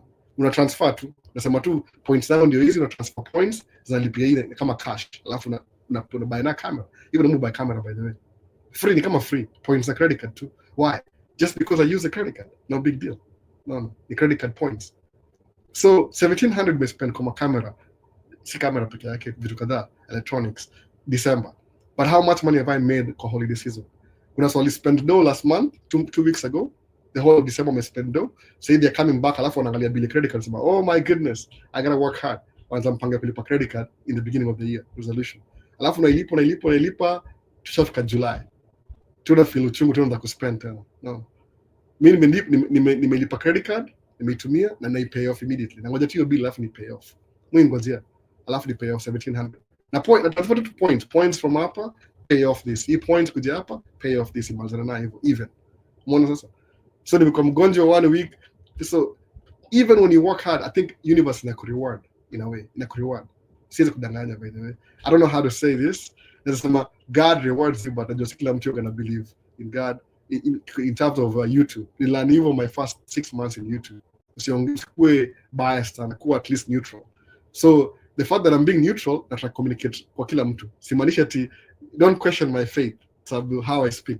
Naongea ile juu ya platform. This platform yangu. Ile universe ina reward by the way. When you work hard, ina reward. When you sit back and do nothing, the same thing effect. So ukianza kitu unasema I'm going to do something, alafu invest na doubts, which kwa doubt seeds uziplant hapo hivyo, ziko 70%. Utakuwa una spend most of your energy, 70%, thinking how you're going to fail on this thing you started, instead of thinking how you're going to succeed. Mi ni yangu ya failure go very very niche. Niambie, mbona gari mbili? Mimi na gari mbili by the way. Both in payment by the way. Sikudanganya. Both of them in payment. Kwa nini? Mbona muishi hivyo? Mbona mwambie endo buy truck ya deni alafu ilipe? Kwa nini? 300,000 kwa nini? Hao ni 450,000 hivi average house in America. Na buy truck ya 300,000. Alafu angalia hao utalipa 30 year mortgage, truck utalipa in 5 years. So angalia concept. Najua hii ni idea mali mimi naishi saa hii, but naongea hivyo juu that could be you could have the same problems I have. Musu pasted kama sasa nasema ndapatia GoPro zangu zote za last year ni buy mpya. Kwa nini? Nimeangalia points kwa credit card, I have to use these points before the end of the year. Sako it all over. Sababu this year naanza new points. Sababu I want to know how much I spent on the credit card. So points the last year nimebuy na GoPro ngapi? Nimebuy GoPro 12, 13. I think nimeongeza hard drive ya YouTube videos $300 I think. Alafu buy Insta360. Sijui nini ngine buy. Hizo ni points a credit card. That's not even my money. Alafu naanza new year afresh. Sababu just me living my life in any reward. Umeona? Ile hustle inakuwa paid off in a way. Hata kama si financially na benefit. Kuna dere anategemea siku hizi. Akanaongea mbaya la sio dere. Ngejua huyu sasa ni juu. Labda ametoka mtu mbaya. Siku hizi yeye mtafuta, "Hey, do you have work?" Ule dere alikuwa problematic last year. Ndio sasa yako willing to do job even most. Jabegundua I don't even know what happened to him. I realized, hey, umsana patia truck na David kidogo narudi shamba kidogo sijui. Sababu I think ni hivi, you fanya Uber on the side. So ile do akienda kudrive truck one day, alafu arudi. Kila mimi namlipa. So 220 so 3 hivi per day. Anashindwa, wow. Sija argue na watu, sija make my trip, na make 250, alafu nimedrive gari yangu home. Anaona hiyo do ni mob kuliko ile ya Uber per day. Sababu Uber sometimes doesn't make so moja per day. Lazima ubuy mafuta pia. Umeona sasa? Sasa nakupiga sasa kambia msee wangu hata usiniwestie time. Next year buy truck yako. Si lazima ukuwe dere wangu. I don't mimi sikogi na haya watu kwa madere. hata nakufire after 1 year or something, ndio utembee uende. No, I'll throw you back in the streets, ndio uende uthink. Nasema tu kama joke, literally, si literally. Ile tu ndio motivation, uende udu vitu zako pia wewe. Sababu itakuwa more rewarding ukipata hiyo yote, you start learning how to run a business. Make your own mistakes, alafu utalearn. Kila mtu you think the same, by the way, utashanga hivyo. Kuna wasa wako na spectrum, kuna spectrum aushika vitu 1 minute, kuna wengine aushika vitu after 6 months. No, hata sijaweza kupata 1 year hajaishikadisha, but ni hivyo. Don't focus na negativity seeds, focus na positivity. Anything una do utakuwa rewarded. Hakuna kitu kwa hapa world free. Every time una put your best foot forward, itakuwa na results. It could be slow. Ile phrase ile, trust the process. Unaelewa? Trust the process. Kama that's the best nakwambia, trust the process. Mimi nimekuwa tracking 14 years. Sawa? 14 years, si ati nimesucceed 14 years. Mungu ambianga ukweli kabisa. Nimeanza tracking 2008 nimeanza tracking kama dere 9, 10 ikakuwa kwa dere 10 ikaendesha msee kama owner, but ilikuwa track yake. I was leasing. No. I was leasing. Kwa sababu ilikuwa jina yangu, kampuni yangu, kila kitu. I get the check, I give him 60%. Ilikuwa uchungu, by the way. I worked hard, but the one thing I didn't have, sikuwa na hiyo track. Track ilikuwa yangu, ilikuwa yake. So I was paying him for the truck plus my profit. Kwa nini? Yeye ndiye in charge of maintenance. Nikaona, if I'm doing this and I'm giving him so much money, why can't I keep that money? Nilipatia lesson. Uzuri yake yeye, wife yake pia akona job. Wife yake akona job. So they had 2 incomes. Sasa kwa najali sana mambo ya doo yangu. Lakini mimi nimekuwa peke yangu, nataka nikuje hapa hivi. Nipatie challenge. Hata muombe na wife, tafuta job. Tafuta hata job ya kudo job home, uko na ka income at least, uchukue bills zingine zitanisaidia. Jirani open ya more opportunity ya kudo vitu zingine different. So ukikuwa na work hard itakureward, by the way. Hata hii kupatia na free information inani reward mimi. Kuna sababu ni motivate hapa hivi. Amwezi understand when somebody is doing something, hata even if I'm not part of it. Sasa nipige simu niambie, Albo, niliwatch video yako mara moja ikaninspire kudu hivi na hivi na hivi. Kumbuka si mimi nimwambia afanye hizo vitu. Ile maybe alikuwa na hiyo thought already kwa kichwa. Alafu akawatch video yangu ikampatia ile ka moral. 1% ikamuongeza ile 1% seed ya kusucceed. Aka follow through. Believe me, miss Janzi mtu nimekuwa YouTube 2 years. Nimechange life ya mtu yote 2 years kweli? I don't think so. No. Wasio kuja na ideas zao already. Ni ile tu any message mu get mse akona idea yake already. They already have the idea mindset. Ni ile tu atakatu ile ka motivation uone, is this really true? Naambia mse, hata usiniulize mimi. Jiulize wewe mwenyewe. Is it really true? Move to the next step. Simu drive truck mulipa 120. I'm not kidding. Wacha nifanye hivi. This year contracted, this year kisign. Labda ataongeza bei. Ndawashow this year. Sababu hizo contract hizo confidential. Ni confidential, by the way. Siwezi post ma documents na confidential mimi na contractor wangu online, itakuwa weird. Gakushow say ID.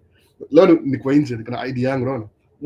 Sema ID. Hii ndio wallet yangu, wallet. Unaona wallet. Wallet yangu ndio hii. Sina cash mimi.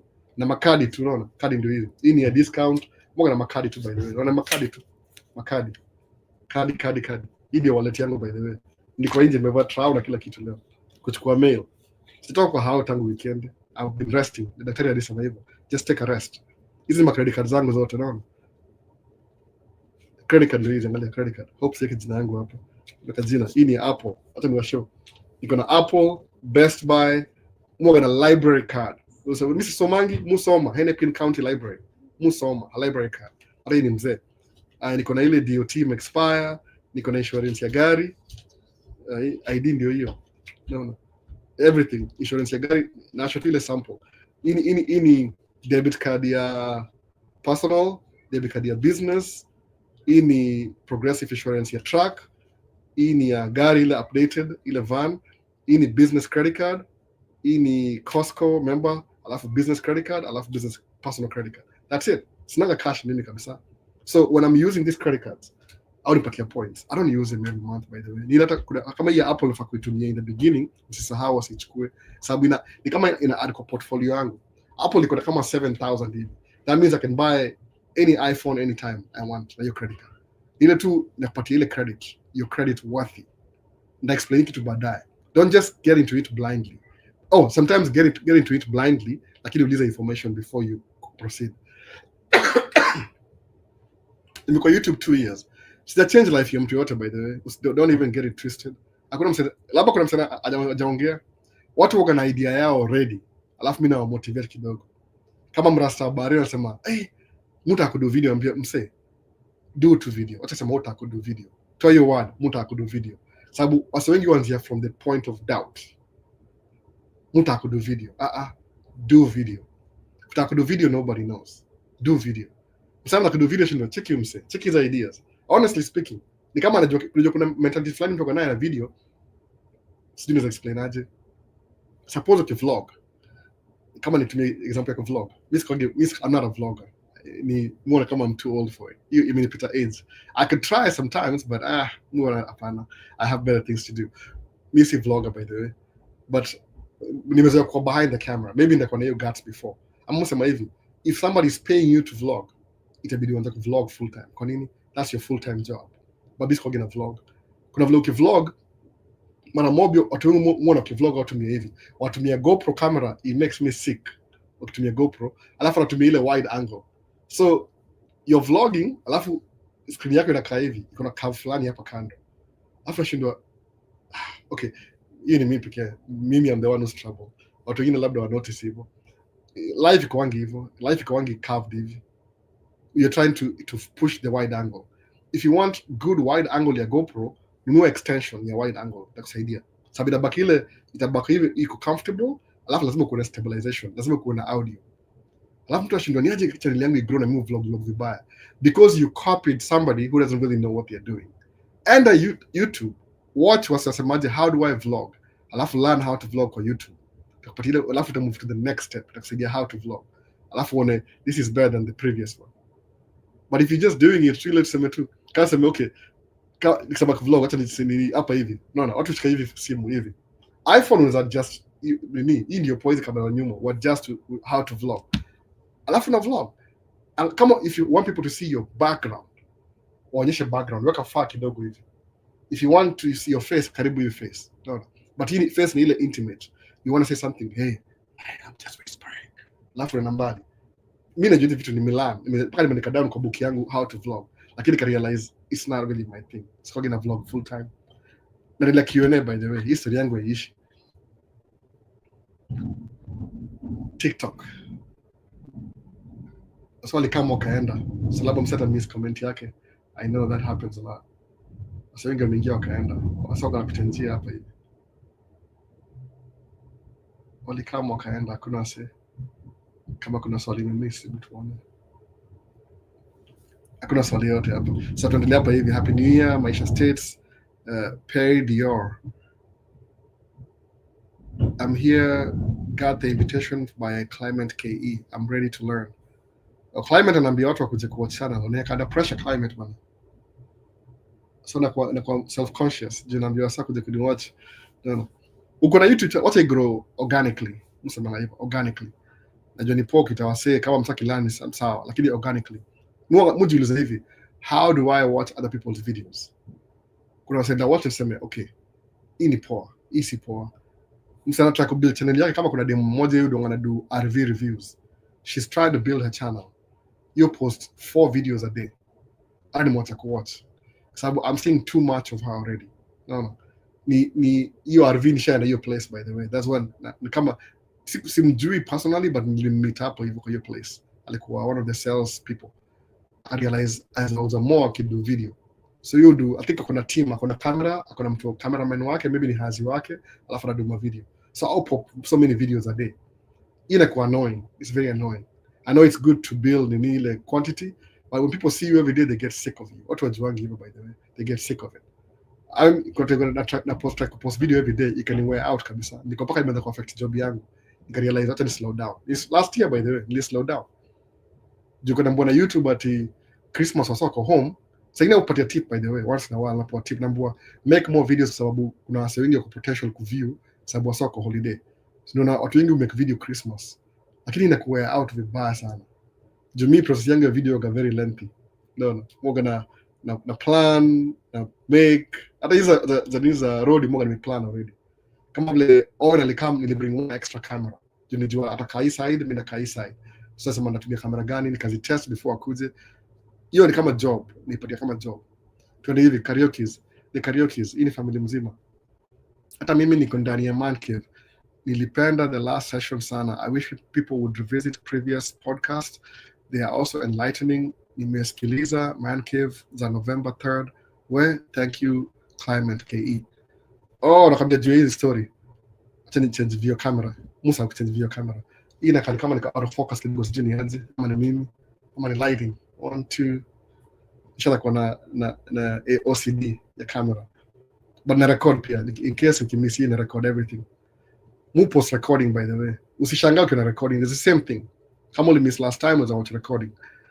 Recording itasaidia ku break down in the future ile clarity. So take it there no. Like one of the text last week. Like, share, happy new year. As I'm yourself, like video na share. Like video inasaidia engagement. Leo niko low mpaka na filter nikiambiwa sasa itakuwa stika na homa yani. I can't wait to go sleep.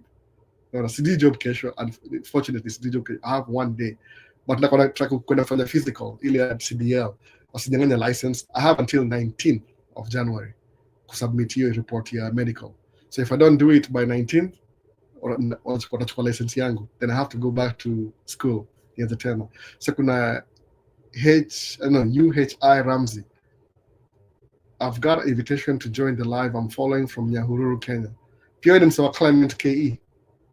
Climate KE akona moto sana. Happy New Year, pokea salamu. Hii ni kama Q&A. Sijui watu this is kama hii ni podcast. Idea yangu ya podcast is una communicate na watu naona. Kuna extra microphone kama hii. Hii ni podcast kwangu. So I don't know, podcast ni watu mna 2 extra microphones hapa hivi. But after leo na rearrange the whole place. Na fakumaza last time ni malzi the other side, after na move back to the other side. Junaka iko hii place iko more exercise oriented. Iko na ile kuna treadmill hapa nyuma. Nifungue ama niwachane naye. Kuna treadmill hapa nyuma. Umeona? Sasa ile ukitaka unaingia tunatembea. Before go through all this my camera equipment. Ni mob sana by the way. Nimesi acha kwenye maji kidogo. Kuna Vikas. So hello everybody, happy new year. Happy to be in the Man Cave. So David Gachanza, happy new year albo. Niko ndani ya Man Cave, ready to learn. Niulize maswali tukuwa engaging. Mimi muongea half an hour alafu naisha. Unless mtu aniulize swali, good question. My second time here. Karibu sana David, karibu sana. Uliza swali. Itakuwa poa, interactive. Vincent mwenyewe. Happy New Year, brother, tapping in. Hii ni poa sana Vincent kuona. Anthony Walker, Vini mambo. Oh, mnajuana. Hii ni poa. Niliona hiyo story ya Citizen. Somebody duo. Citizen. Somebody alikuwa Boeing akaingia tracking. Sasa anataka kuanza logistic company in Kenya. Ask me what I think about it. Personally, mimi siwezi ifanya, by the way. I have my own reasons. Lakini wacha yeye ifanye kwa sababu kuna ata go through some maybe a jui, which is good by the way. Mwambie ngo say sometimes it's not good to know too much. Mujua too much how logistic is a nightmare Kenya. But if somebody is attempting it, who am I kumwambia yeye as he go through? The unknown ni easy to conquer the unknown. We imagine se kama jina kama nani nasema kama nani. Kuna mtu famous colonial person. Famous nani huyo nani mse. Akona shamba Nakuru. Lord Delamere. Unaona Lord Delamere? Lord Delamere. Imagine Lord Delamere. So alikuwa amepewa ile sword na king ama queen. Lord Delamere. Alikam Africa from Ethiopia. Ka walk through. Imagine, hakufikiria kuna diseases, kuna sijui malaria, kuna animals, kuna hostile tribes, none of that. Aliingia tu Africa kutembea. British explorer, explore. That's it. None. Muulize kama angethink, kuna sijui dangerous diseases, kuna sijui, man, the moment you know too much about something, hautaifanya. Utakuwa na more reasons not to do it than doing it. Sometimes ile venture on the unknown utakuwa safe. Kwa nini? Sababu every step ni new adventure. Say do something another logistic company in Kenya. So something tells me he knows a little bit more than I do. Sababu akona hiyo flexibility as in Kenya afanye vitu. Me, I'm trapped until my daughter is 18, maybe. I'm a 15. Sijui. Tuona how independent she is. Niko trapped kidogo hapa hivi. Niko settle mpaka watu wangu wakuwe older. Siwezi move sana. Sina hiyo logistics. So kuna some reasons that will stop me from doing that. Unless niko na multi-millionaire, niko na private jet, I can fly to my daughter anytime I want to. Labda na kitu kama hiyo venture nini. Lakini kuna forces na fight kuingia Kenya. You can have any topic. Kuna ukoloni, kuna zile system za ukoloni bado zina exist Kenya.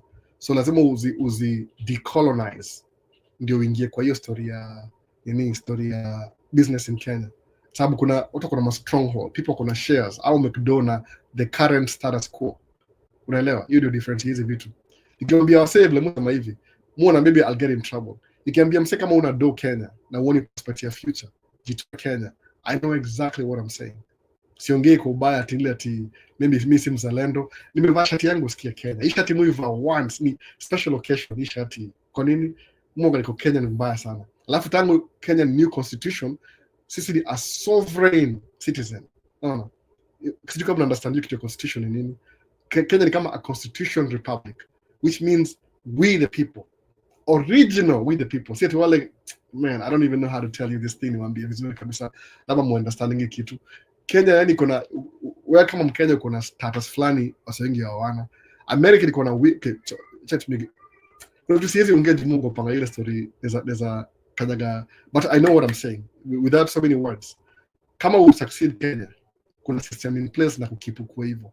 Ukijitoa alafu urudi utakuwa sawa. Kwa nini? Utakuwa overcome ile barrier ile, lazima ungetoka nje ndio fix ndio urudi ndani. Sawa? Lakini wewe, we the people ni wewe Kenya. Kama uko na Kenya ID na Kenya, when you we the people 3-4 generations from now, you also utakuwa exist, utakuwa we the people. Rules that change. Ni kama states wasabangaje we the people. Hapana, after maybe kuna mwaka fulani ilikuwa we the people until 19 maybe or 5 or 18 something. Then sahi, if you're an American citizen, you're not we the people anymore. Wewe una representative. You go up to representative, you go kwa Senate ama kwa House. So you're not being represented na constitution directly. Kuna wase between wewe na constitution. I to the legislature. President, judiciary. So pata rights zako umlose rights kidogo. People kuja on top. Kuna wale we the people originally wako hapa, alafu kuna House na Senate na judicial executive, alafu kuna citizens. Kenya wewe ni we the people. Wewe bado uko hapa juu. Wewe ndio we the people, ndio wewe hapa Kenya. Citizen. Alafu ndio bado parliament iko chini yako. I don't know how I can say it but ninakwambia kama uko broke na una do, jitoe kama hiyo do ndio urudi ndani. Ndio utasucceed kitu. Kikaungojea sit and wait, utangojea for a long time. Maybe it happens sala uko 98 years old, karibu kufa. Useme finally vitu zimechange. No. But sababu I don't even know how to say it. Mutra cover is a story in controversial. But ni hivyo. Tuendelee. Happy New Year, Nestor. But msashasikia kitu ena understand kitu what it means by new constitution in Kenya as a citizen when nini? When you're with the people. When ndio uko number 1 citizen wa Kenya, sovereign state. Alafu ndio hizi ma house ma senate ziko chini yako. But over time it's a change. Utakuwa baadaye utakama change rules kama sasa ile state siko. Si tunanga say by the way kama citizen. Juna representiwa na mtu wa senator, mtu wa house kwa state level. Alafu kuna senator nini wa ile kwa federal government. Alafu kuna house federal government. So atuko directly constitution. Ina create ile space between. So hatuna rights most of the time, kuna privileges. No, hiyo ndio difference. Kenya kuna rights ni wasawa kwa aware bado. Ndio nataka kuongea ile ndio Mungu Kiswahili kwa channel. Niwaambie kwa vitu nafaa do, uko na ile financial strength ndio ubadilishe vitu. Mbona kamera inakaa weird hivi? Sijui auto focus. Sijui is too late. Lakini ndio hivyo bana. So hii ni kama swali sijui kuna Albo umeni tanua sana juu ya kuja States tayari nimemaliza degree ya supply chain management, lazima nitakuja States kusoma masters. Ninaomba scholarship now, nikija tu malengo yangu yatakuwa akumaliza sentence 1 2 3 akumaliza itaka kuingia, but ni hivyo ausema kama uko get degree Kenya kuja masters. Huyo mse huyo interview yake ya Citizen anasema hivyo, get degree Kenya alafu kuja US kama masters degree, alafu kama state kama master. Niulize na kwambia options zako ni gani.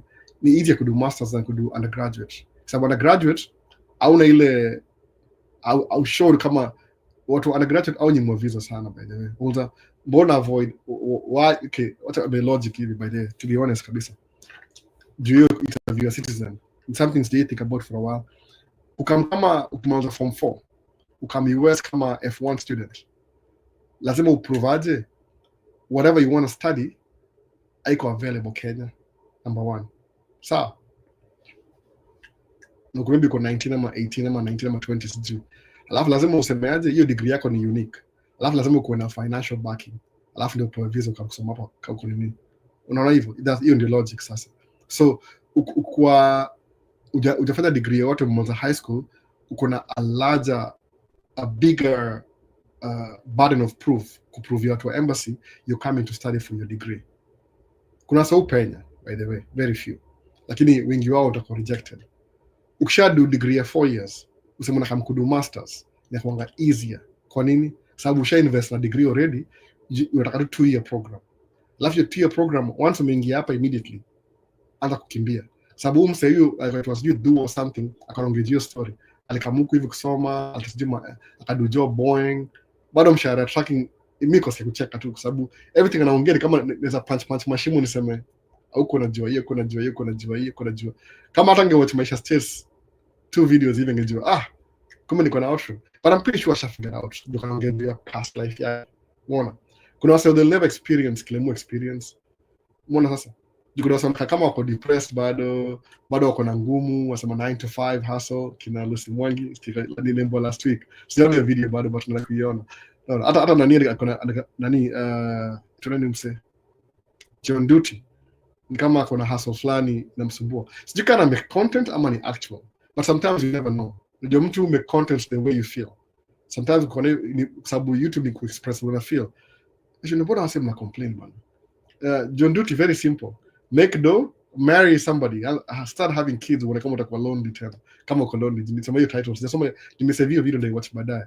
Niko mgonjwa mbaya, niko nalala tu by the way, like a news. Anastaka kuwatch in the background. Lakini kumbuka mazee, kuja na masters degree ndio prove I've already done something in order towards something else.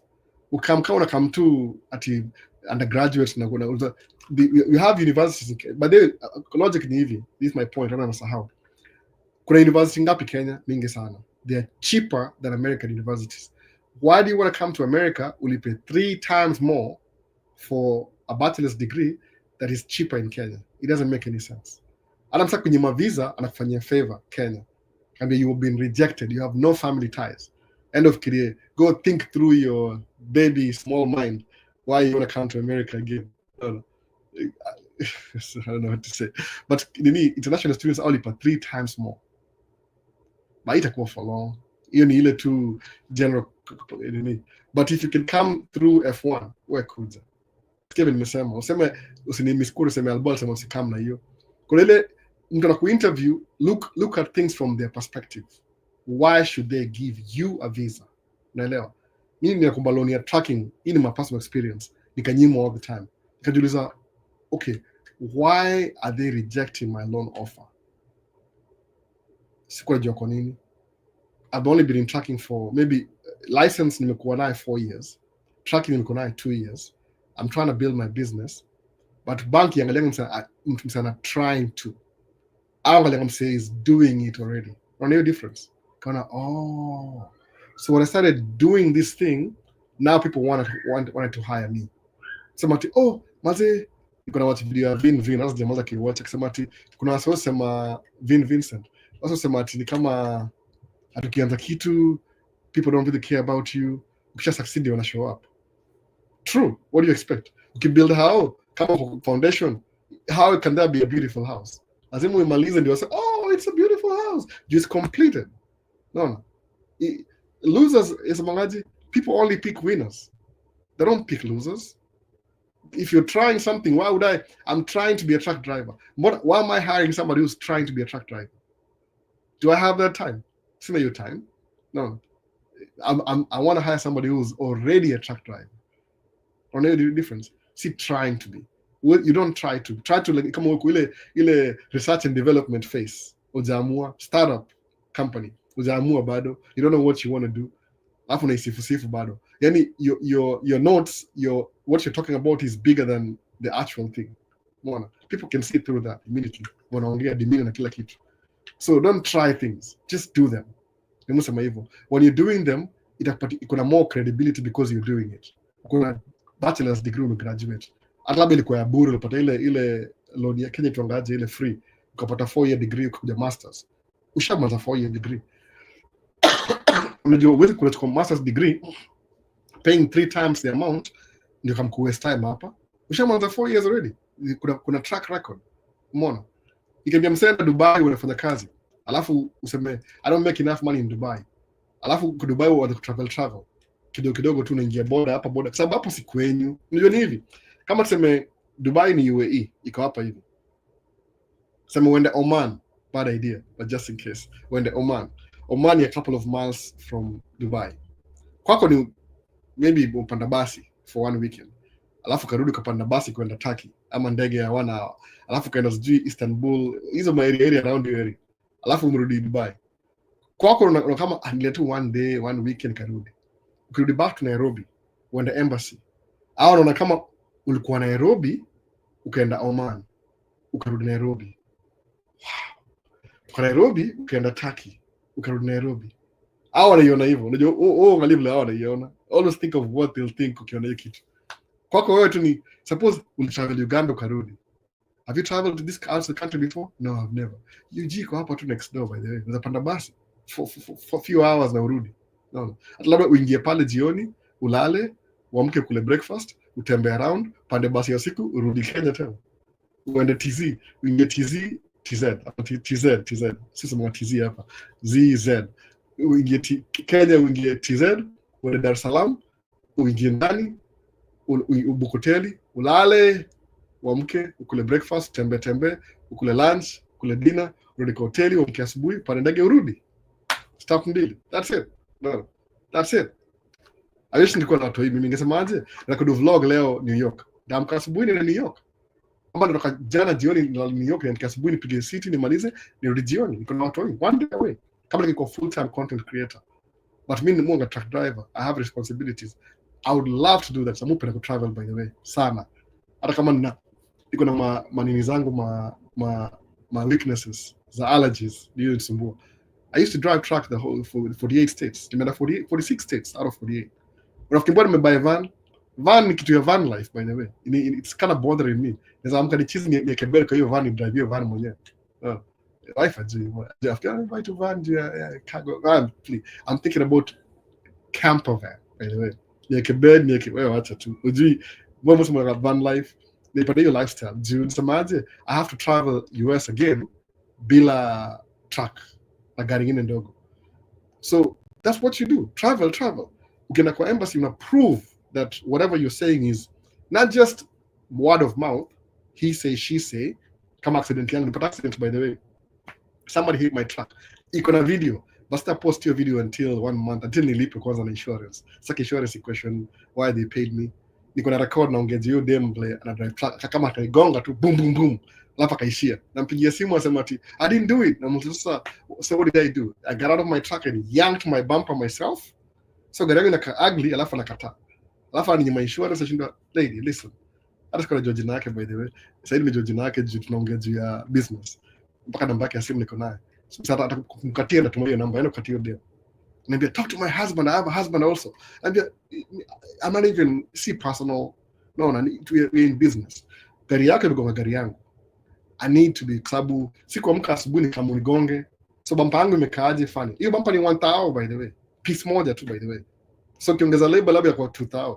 Do I want to pay for that? No, I don't want to pay for that. Let insurance do. Sababu mupe insurance. Kama itaribu record yake, shauri yake. She's the one who did it. You're responsible when you're driving. Sasa ni kati ya tu nimeanza mwaka mpya na bumper imekaa sijui aje. Naona. Ndashia picha baadaye. Basta kupost hiyo video mpaka nianze na insurance kwanza. Naona. Claim na kila kitu ni justice. So, wacha kutry vitu. Just do them. Do the things. Don't try. Do it. New year imeanza saa hii. Itapata motivation. Kama mnaanza job officially kesho on Monday, just do the things. Do it. Even if ni kama nisema sloppy, do the sloppy thing. Mimi za YouTube hapa hivi na camera. Okay, at least niko na A74. I always have cameras by the way. Hiyo ni advantage niko na camera. Niko na A74, niko na light moja, light by the way. This is the same light. Sikuwa na hii inaitwaje? Hii inaitwa softbox. Sikuwa na niweka light hivi na camera hivi, sikuwa na screen, angalia screen hivi, naongea kama naangalia screen hivi, kama Guru Visuals hiyo angalia screen hivi kila saa, nampiga bomu na anajua. No, ikaanza tu. I started with my own mistakes. Hata sasa za reviews ni cheka mwenyewe. I did it. I knew how to do it, but you realize hivi, you know how to do it mentally. But when you start doing it physically, inakuwa different. Kwa nini? Because now unaanza ku experience challenges. Alafu una adjust, alafu una perfect. No. Sikizi monge hivi naangalia kamera. Kamera ndio hii hapa, kamera nyingine ndio ile pale. Nikiswitch hapa hivi, iko hapa hivi. TikTok iko hapa na I have 4 cameras looking at me right now. No. Watu wajui hivyo. TikTok kuna kamera moja. YouTube kuna 1 2 3. So 4 cameras looking at me right now. I know exactly what I'm looking for. Ni kama ushajua hiyo posture already. Na kaa hapa niko specific. Na kaa hivi kwa too far. Hapa karibu. Una learn, una fine tune. Just do it. Do the thing. Kuwa sloppy in the beginning. It's okay. Just do it. No. Enda embassy. Ingia kama hata juu kile unasema. But once umeenda huko umenyimwa na ushaona vile inakaa. Next time ukikam, it's a familiar territory. You've been there already. Ukiingia pale unasema mbona watu ingia mapema sana alafu nakaa mpaka sijui ni appointment yako ni 9 alafu naingia 5. It's good to do that. Kwa nini? Ndio watu wangapo wananyimwa. Ndio uzoe ile atmosphere, ujizoeshe. No. Try things out. So when I just do money fall from heaven, if that's a thing. I don't know. No. Musa masahau kuongeza remove the religion hapa YouTube juu karibu ni shut down na channel. Ilipoa maoni kambua ni yangu ilibidi ni delete video moja juu hiyo story. Nilikuwa too opinionated. Hata mko notice. Nikaona okay ni hivyo nikambua ni hivyo usibonge story za nini religion sana. So kasema okay sasa I learned my lesson. So wewe semaje usisahau juu ya kuja states tayari. Kuja states by the way kuja. Mimi naongea juu ile picture za I'll come happy new year from Kisumu kuna Steven Jogeto. Hata kamuko hivi Richie sema nini Richie sema niaje albo ndio tumelog in happy new year. Tunalama comment hapa hivi. Watching from Nairobi is Lee Dan Mushiri. Una represent neighborhood yangu bwana. Na Isili ni raise. Si Isili ya Saidi, Isili ya Saidi kuna skyscraper. Sikio ni kwa tu ma buildings za kawaida. Ndio. Sikiza kuna skyscraper huko kuna mall. Okay albo kuja.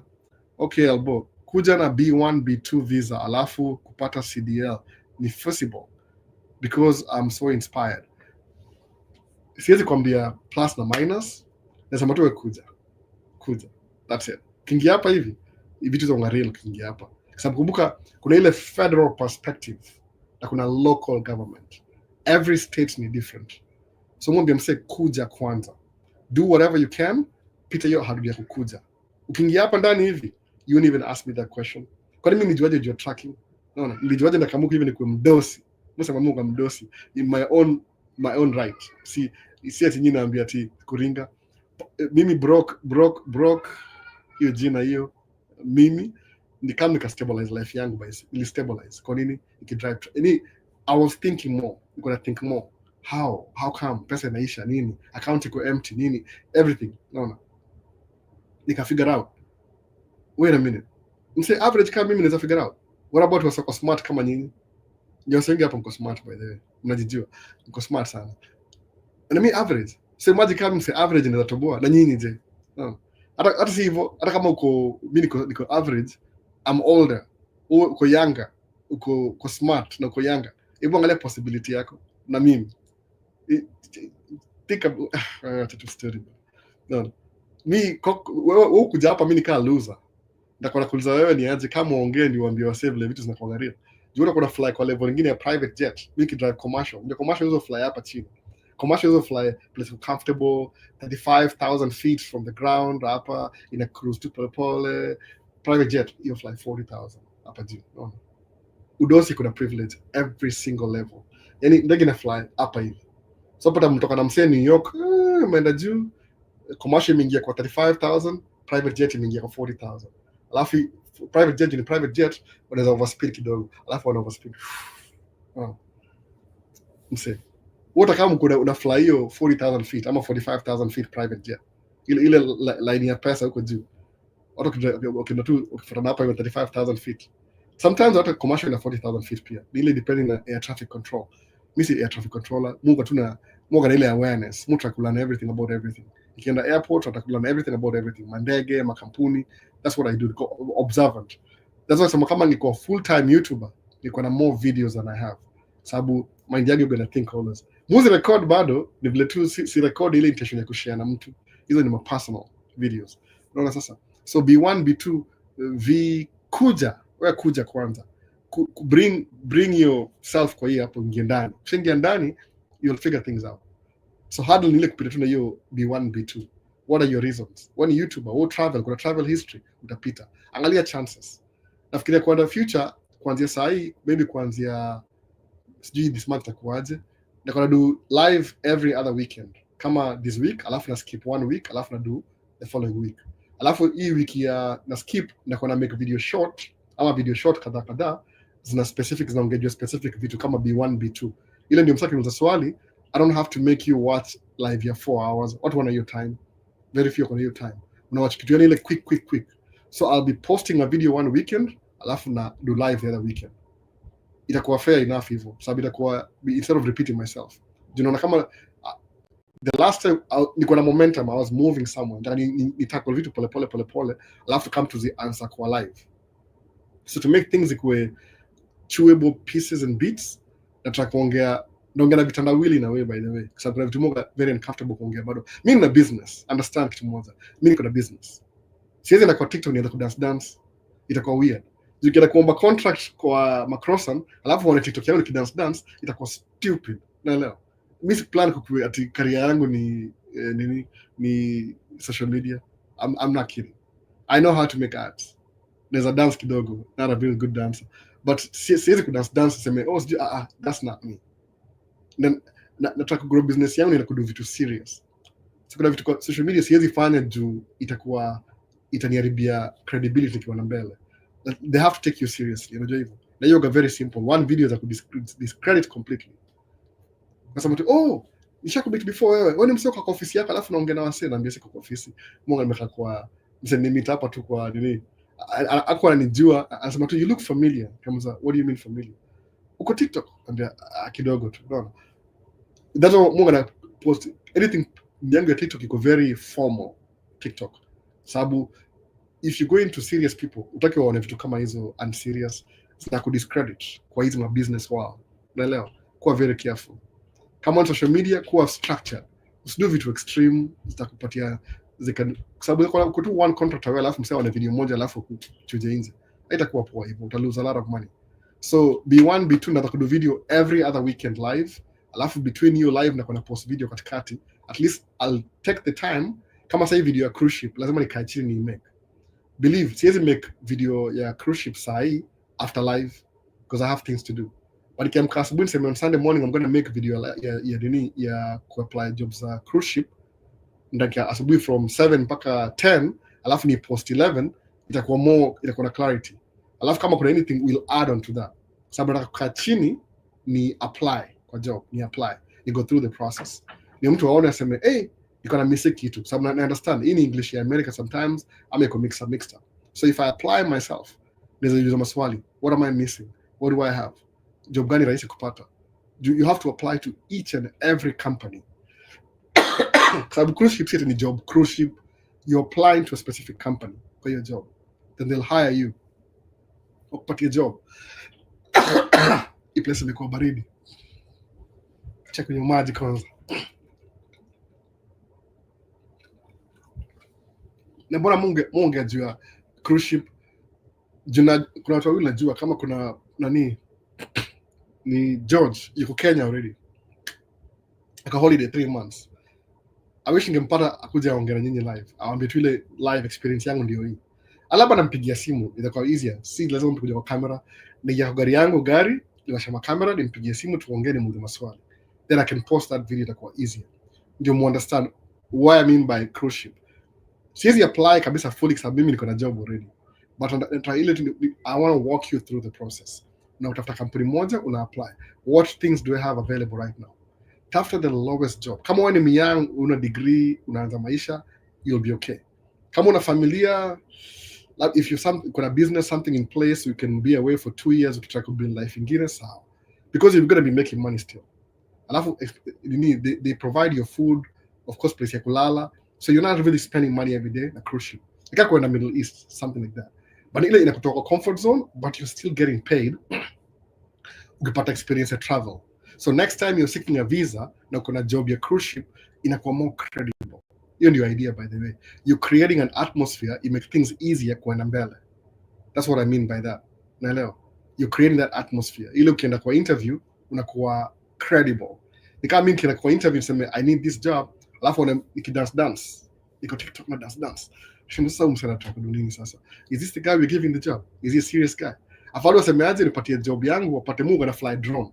Ikienda kwa project nimepatia picha ya drone ya hiyo project, niongejea progress, niongejea nini kwa ile Al channel, sababu that's what ni hiyo. But tulikuwa nina committee kambuaje, you need to be kwa social media presence yako kama kampuni lazima ikuwe na blueprint ya social media. Kwa nini? Show your track, show your company, show what you're doing. Hizi videos za Maisha States, hizi new watch idea imekam kwa seminar ya business, wasema create content fulani, hata kama si directly related to your job, something mtu anaweza ona aseme hey, why do you think I know much about tracking? Ile naweza patia track review. Kwa nini? Kwa sababu mobile track brand new, au tupatia ile list ya things to look for. Unaona, hata mjua exactly what dump truck I'm going to buy. If you want to buy a dump truck, niulize, nakwambia. Kwa nini nakwambiaje? You're getting ile faster, nakwambiaje? Usinunue hii axle, kwa nini itakusumbua? Nunua hii instead. Usinunue hii, kwa nini? Nime experience hizo vitu. Musemanga hivi, axle isikue Z-plate. Z-plate hiyo vunjika. My truck iko na Z-plate, by the way, but ni brand new, so at least niko na time. But some point nabadilisha zote at some point once it may pay off. Aya, usinunue hii truck, kwa nini itakusumbua na hii? Usinunue hii truck, ni expensive. So I have ile usinunue hii na hii, kubesho kuna hii na hii na hii. Kuna vitu specification moga najua. So nikiona truck hiyo nikipatia na review, iko already in my mind. Why? Because nishaka chini nikaangalia specifications. Why do you think I know that? Sisi ni mimi ni mnoma sana. Buy truck, nisha buy truck before. Kuna ile tukile, if you buying a brand used truck, wash a truck, drive kama 10 miles, kuja ipark, fungua hood. Na ile place ya oil ile, fungua ile place ya oil. Kama oil ni black, usinunue hiyo truck, engine ina shida. Kuna ile blow by yoga na kashimo pale chini na breathe. Kama hiyo motion ni black pia, usinunue hiyo truck, iko na engine problem. Ama guess what? Maybe you want to buy a truck with an engine problem. Sema, iko na engine problem. Nice, good. So fanya hivi, tumia hiyo drop down the price. Useme, how much the tao?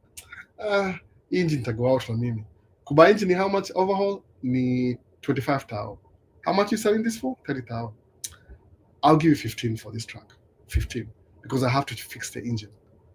No, it's too low. Okay, fine then, fine. Tafuta fala mwingine umuzie. Alafu walk away. Afikiria one, no, give me 15. Umpatie 15 cash, alafu chukue truck. When you drive 2-3 months knowing engine ni mbaya. So engine ikipasuka utajuaje? Au kulipa full price, alafu tunakuja kulipia engine full price. Kwa nini umejisave 15,000 alafu ongeza 10,000 weke engine mpya? While still making you money. Unaona hivyo? Sababu sawa hiyo aspect nyingine. Hivi tukai hizo fakujua. But mimi siko ina delay truck mzee anymore. But I know old trucks too. Usishangae, I know them. Why? Because I used to drive an old truck for 4 years. Why do you think I don't know that? Najua mambo ya tire. Don't buy recaps, buy brand new. Kwa nini? Ukinunua recaps, they'll be okay when you're driving it. Wacha kutuingia sama heat ya increase. Utalose ile rubber. Kwa nini? Ita overheat. Especially kutumwa kwenda chukua mzigo 1 hour, when kwa highway 1 hour drive, you're blowing a tire. Why do you check your tires every day? Lazima pressure ikuwe poa kabisa summer, poa kabisa winter. Kwa nini? Ukiweka load hivi, hapo ndio inakuwa msema kweli. Utaona problem zote za truck. Alafu mbona ukibuy truck lazima uitest drive ndio ujue kama at least utaweza kufanya naye job. Na hiyo test drive ni kama 40%, si full kabisa. If it's brand new itakuwa na mashida bado. Brand new kama shida. Best yangu ni buy truck brand new ikamwaga coolant yote. Kwa nini? Kwa factory walisahau kufunga ile kitu ya coolant. Uzuri hiyo ni warranty issue za kumfixia. Unaona sasa? Mwingine alipata axle ilivunjika axle, akapewa truck nyingine temporary for 2 months akingoja truck yake kuwe fixed. Bahati yako na truck spare kumpatia. Umeona? Ile ya ile truck ile ya promotion ile factory ilipatia 2 trucks of promotion. Alafu akapewa truck yake back. So things happen. So most you are offered. Kwa nini? I've experienced those things. If it may happen. I've driven old trucks and I drive new trucks. So najua ile spectrum. Najua how much you can push a new truck. Uko na new truck usipatie dereva in the beginning. Kwa nini? Ataivunja, ita reduce ile lifespan yake. Wewe drive mwenyewe. So every time you're growing your business, you buy a brand new truck, drive it yourself. Ijilipe at least halfway. Then give it to a driver. Kwa nini? At least ile half life imejilipa. Alafu train your driver. Usimpatie gari alafu assume too he knows what he's doing. Kila mtu drive truck different. Kama mdriver anambia sijai drive Volvo before. Anambia okay sawa. So wewe ni mtoi hapa tuanze. Do this, do that. If you do this, dude, it will succeed. Mimi nakwambia I've been driving this truck. Anything goes wrong, nakwambia exactly you the one who messed up. Si mimi. Alafu utakuwa na mimi. Ukiagana mimi kama next year hivi, this year ni kwa patient juu ya wife. I'm just going to fire you. No question asked. Tembea. Kwa nini? Then I fix your truck one time, then I'll hire somebody else who's willing to learn how to run that truck the right way. Don't be too hard on the equipment. Hiyo investment ya mtu by the way. Ni yangu na watoi wangu. So don't mess around with my investment. Ni gari ya nimeweka karibu 300,000 hapo ndani. Umeona sasa? Vitu kama hizo. So lazima uko na ile experience alafu move naye. So back to question. V-Class, B1, B2 ni hard kupata hiyo visa by the way. Lazima uko na travel history, uko na do, vitu kama hizo. But wewe kuja States kwanza. Kama uweze kuja directly ile uko na cruise ship, they will kama ni hivi. Sasa unangaje albo nipatie tracking job. Nipatie connection. Mimi sina connection na tracking job. The best connection yako mwenyewe ni cruise ship. Kwa nini? They will hire you before you go to the embassy. They will send you the sababu sabangaje requirements za niangalie requirements za nini requirements za B1 B2. Lazima ukue ile company ya kuhire imekutumia barua by the way. Kuna barua already ya kampuni. Wamekuwa na vested interest na wewe prior to. So kitu kama cruise ship ni high demand job. Any they need people every year. Sababu watu come wanaishia after some time. So utakuwa hired, upewe barua. When the embassy, no question ask, on a job already, upewe job. Labda ukutumia ndege, fly ndege. Ama labda utajilipia, depends which company is which. Nauliza hawa send put list together. But ile utatumia flight yako come, udo job, urudi home. Every December uko home. Every December uko home. Imagine uko home December na kuna do. Hiyo ni life mzuri sana. Mwanga na hiyo clock bado. Sasa ushangae. Mwambia na wife, kama if my wish kama hizi gari nilikuwa na madeni. Tukatoa hapa hivi December nikam Kenya. Niende summer. Kwa Ikweta Kenya, Ikweta. Unajua Ikweta kudanga winter ama nini? But watu juangi privilege Kenya bana. Nyinyi mjuangi privilege Kenya bana. No.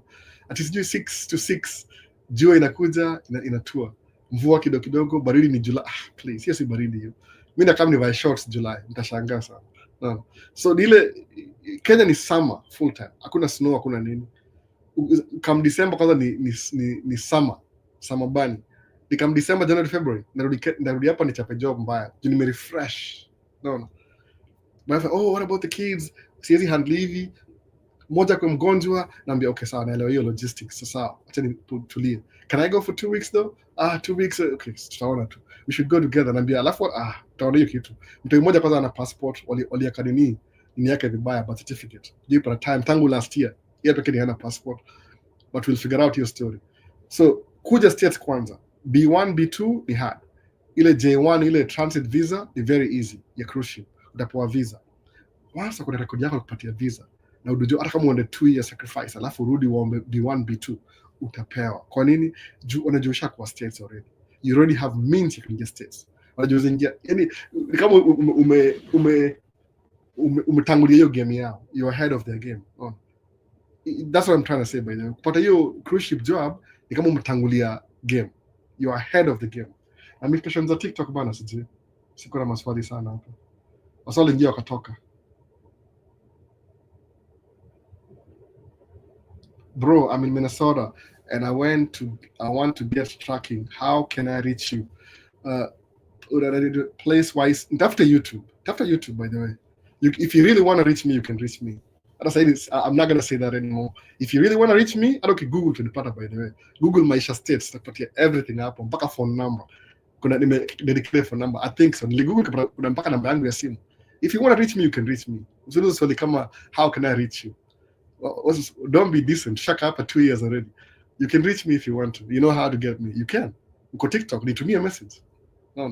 Kusema kwa comment hiyo ni kama umefeel I'm feeling about it. What's your story? Tuongea vitu yani serious.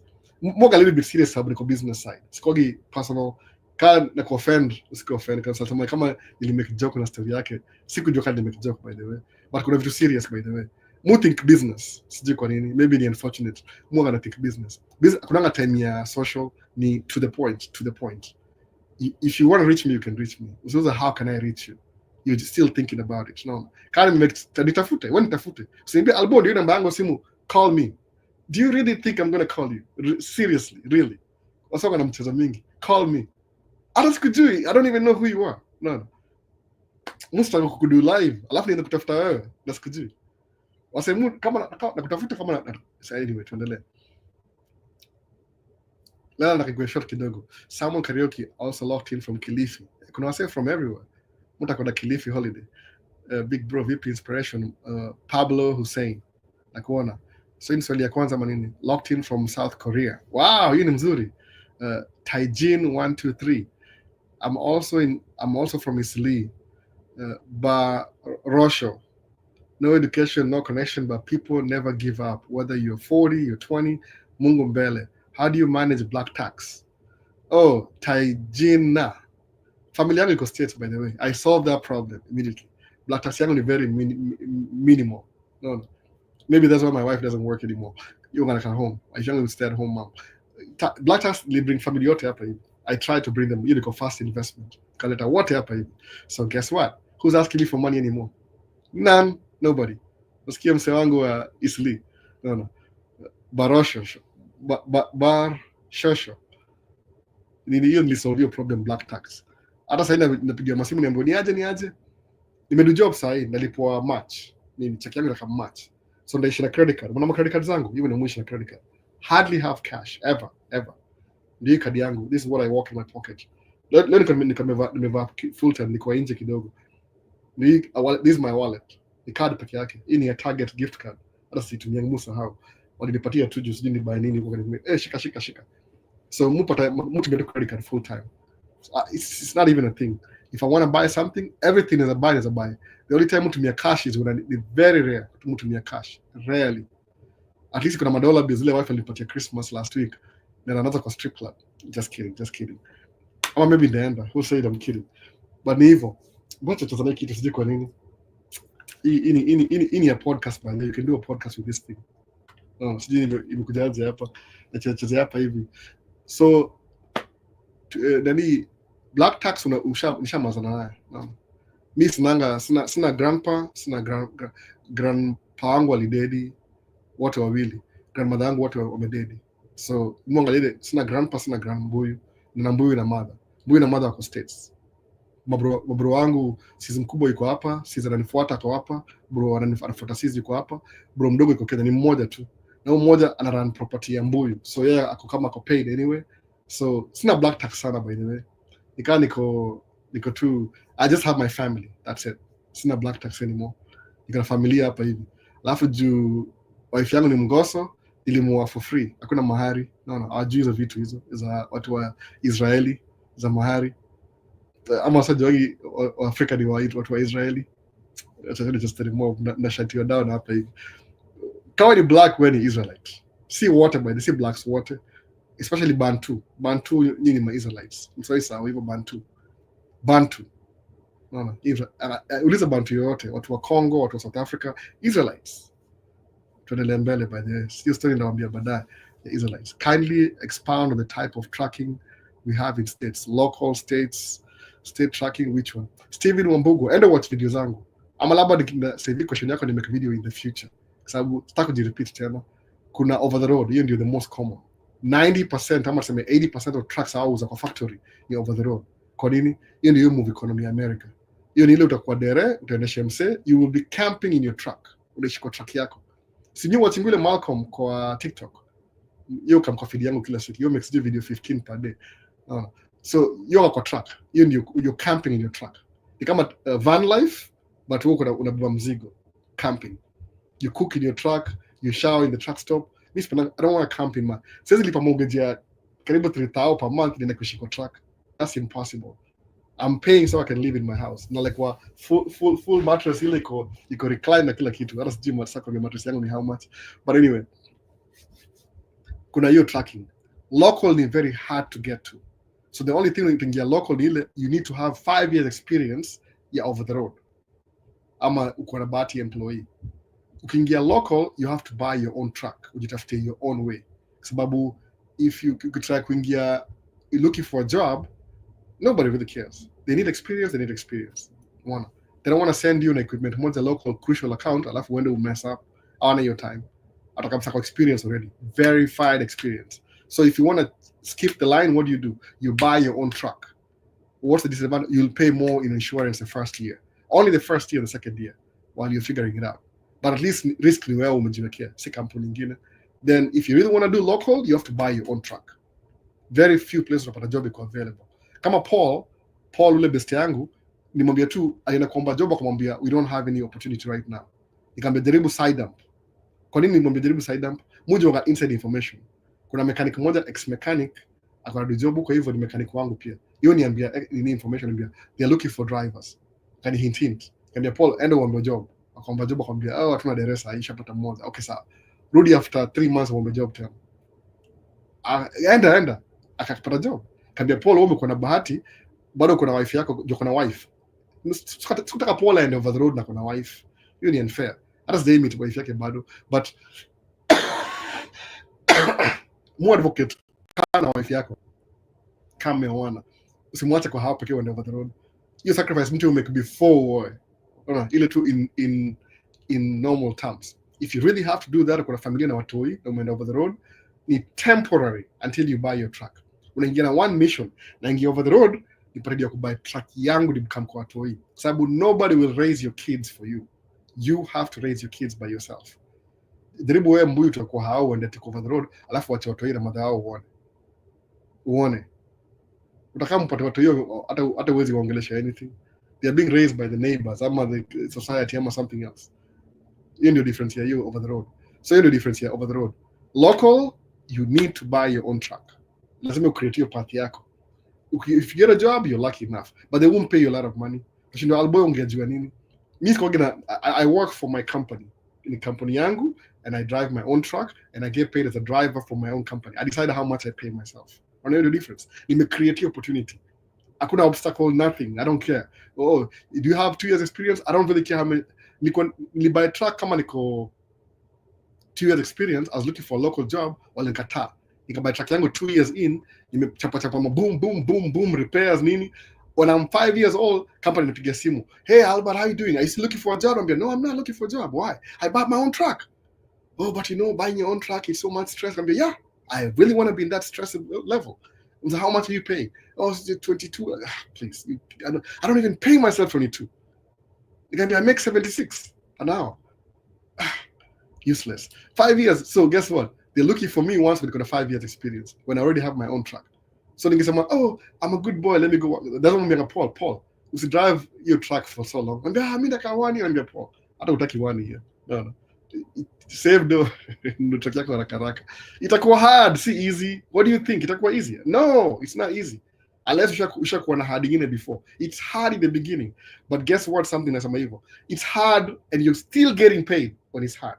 Seti ati umelose dough, utamka asubuhi 4 hujazoea, labda umezoea kufanya sijui round the clock unalangi usiku. Niko over the road kumbuka nipo driving Chicago sasa usiku saa 6 usiku niko Chicago napita Chicago. Kwa nini? Sasa nasema nikisema hapa hivi nilale, traffic ya Chicago ni mob. I'll lose 2-3 hours. Na mzigo ya PA. Nachukua PA usiku saa 6 kama kudeliver Chicago. Naingia asubuhi. Alafu nachomoka naenda na kwa zile ma flyovers hizo tukaja ma rest area. Nichukome kwa truck stop. Akia nani? Ilikuwa life moja kama nikuja home, ni park truck but I'm still on the clock. Kwa nini? Niko reset. niko happy naangalia time. Oh, saa ngapi sasa? Niko happy na dance. Oh, nafaa kwenda kwa track saa 6 usiku. Man, sasa ndio, am I really working? When do I get a day off? Hakuna day off. Lazima ucreate your own day off. Ucreate your own day off, una lose income ya 1 week. Tukavumilia. Tukasema hii job ni kweli, hizi there's something I miss hapa hivi. Nikaingia local. Local ilinifundisha akili. Niko home every day. Kama kuna job, nimekaa home at least. Realize, oh wait a minute. Expenses ni low kwa sababu silipi shower, sinui chakula kwa restaurant, nanunua chakula kwa store on Friday kama leo Monday, na kula the whole week. Ni cheaper than kununua chakula every day. Unanunua mpaka maji, unanunua maziwa. But expenses ya barabara ni more than ya kukaa home. Tuendelee. Sika hapo sana. Na make you video baadaye. So mambo albo sherekea mwaka mpya zilikuja pande za Minnesota. Mambo albo sherehe za mwaka mpya zilikuja pande za Minnesota. Niko mgonjwa sana by the way. Napona tu saa hii. Niko the tail end ya kuwa na flu. Niko na flu mbaya sana. Ninakohoa saa hii. During winter breaks plan ni gani? Bado una do Uber ama you're taking a break? Hata si do Uber by the way. Niko track. Sina break kabisa. Kuna job ya snow, but sichukua job ya snow, kuna job moja private ilikuwa poa sana. Kwa sababu nataka kufanya kazi snow usiku, nikasema no. Sisi fanya usiku na mchana itakuwa too much. Job ya snow ilikuwa by the way. So also, have you thought of snow plowing in the winter with your truck? No, sikuwa na snow plow. Muitwa out. Hiyo ni modification nyingine tena. I don't do any modification. Snow plow I can do as a driver. That's it. Ni temporary, si permanent. You snow car the whole year. Kama last year kuwa na snow, nina tu one snow day. The previous year I made a lot of money just hauling snow. Ni ile wanaikusanya pamoja hivi. Kuna video ni make nikibeba snow. Tulitoa kwa city na kuidump kwa outside the city. Yani ile hours wa Minneapolis, just streets ni tight, out kwa snow na pile up place moja. Alafu maybe the following week kama snow imepungua, sisi tuna camp tunaanzia hii corner. Na beba tunamwaga. Tunamove kwa hii corner nyingine tunamwaga. Hivyo snow pekee. It's very lightweight, you're being paid the same or more. So snow wakiko. Richie dump truck hakuna pause. Miss the pause by the way. My first day off itakuwa Monday next week. Sababu job imeisha. But there's a new job starting soon. Niliambiwa by the 9th ama kitu hiyo. Oh man, that's it. Sasa date. Kuna job inaanza niliambiwa lini hiyo job. Ni job ya 10 days. 9th. Inaanza Thursday. No. So if nothing happens, which is very rare, I'm very available all the time. If maybe nitakuwa free mpaka Thursday. Maybe. I'm not sure. Itakuwa my first day off since last year. Sipata hata 1 week off. I've never had a week off. Ever. Tangu last year. Maybe 2 days, 3 days, 1 day, 2 days, even if maybe weekend. Public holidays pia. I don't do Uber. Uber is waste of my time. Na do Uber na Q7. Siwezi. Labda ni do delivery na van. Na pia hiyo pili a new Richie. Napigia story Richie, nakupigia nikwambie. You don't even do Uber. You don't do Uber. Sometimes una pesa mingi mpaka hata kuna haja kudu Uber, unakaa tu home unasema acha nichome nyama choma kila siku. Utamisha maneiba. Ni winter na wewe unachoma nyama winter. Kwa hiyo tufanya hiyo by the way. Alafu ndio winter like quiet. Unapata nyama choma hiyo harufu inaenda mbali. Maneiba na complain, who's barbecuing in the winter? Unapatia hasira hapo hivyo. Tuendelee. Dere ndio fanya Uber, si mimi. Ni madere. Albo kazi safi. Ni Emmanuel Kipchirchir. Furahia. Mutra kitendo nini? Typo. Your motivation as you encourage us. In a workout by the way, in a workout. Mutra kanini mfanya exactly what I'm doing. I'm a better. I'm a something else. Ukuje uongee na uanze the same thing uongee kitu different. Joseph Mange asema fiti bro. Joseph akuona. So amaliza hivi ukimaliza mafunzo ya CDL training ila kampuni iliyo kusomesha lazima uwafanyie kazi kwa mwaka hivi over the road, alafu uondoke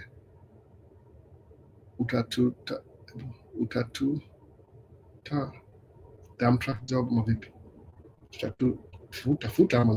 Tafuta. Utaifaraka sana. Ukimaliza nini ukimaliza CDL Sometimes when you sign CDL, which go to loan, private loan, which go CDL, $4,000, $6,000, ulipo umalize. So you're not tied to any company. But still, tafuta kampuni, uambie I'm a new driver. Unakupatia contract. Sawa? Yeah. Si lazima contract. Sema, oh, we'll pay for your school fees if you work for us. Ni kama ile tu enticing you to work for them. Alafu wafanyie for 6 months to 1 year. The reason musama 6 months to 1 year, watakuwa na 12 months driving record bila accident. Then the following year when you buy your own truck, ukichukua insurance, uko na clean driving record. That's almost 1 year. Sababu if you start off CDL hivi brand new, kama Paul hivi, and your truck kesho, he will pay an arm and a leg on insurance. Kwa nini? Because hakuna experience, yeye ni high risk, new driver. But, mwambie kamse, choose your hard. What do you want to do? Unapata license leo, ununue truck kesho. Sababu eventually, driving for yourself, you'll make more money from day one than you ever will driving for a company. But company ni mzuri ni ile on-job training. Paul anaendesha kampuni sahi. But sahi ana perfect skill yake with the company. Akiamua kununua truck yake, he'll be doing the same thing he's doing with the company, but now kana more responsibility na more money. No. Nothing changes, by the way. Tracking is tracking. Kwa siku hizi ni automatic. What are you doing? Kama ku waste time. Stick shift ilikuwa art. Mu drive stick. I know how to do everything. Hiyo stick na kila kitu. But I prefer not to drive stick anymore. It's just I can't. I will if I have to. But I prefer not to. Naona sasa. So si lazima ufanyie 1 year. Wewe pata license kwanza alafu unaendelea mbele. 1 year ni ile tu ya insurance purposes. If you want to save money, na pia ni mzuri ile kupata experience, make mistakes with somebody else's equipment, si yako. If you make mistakes with your own equipment, it cost more money. Unaanza business na deni. Naona.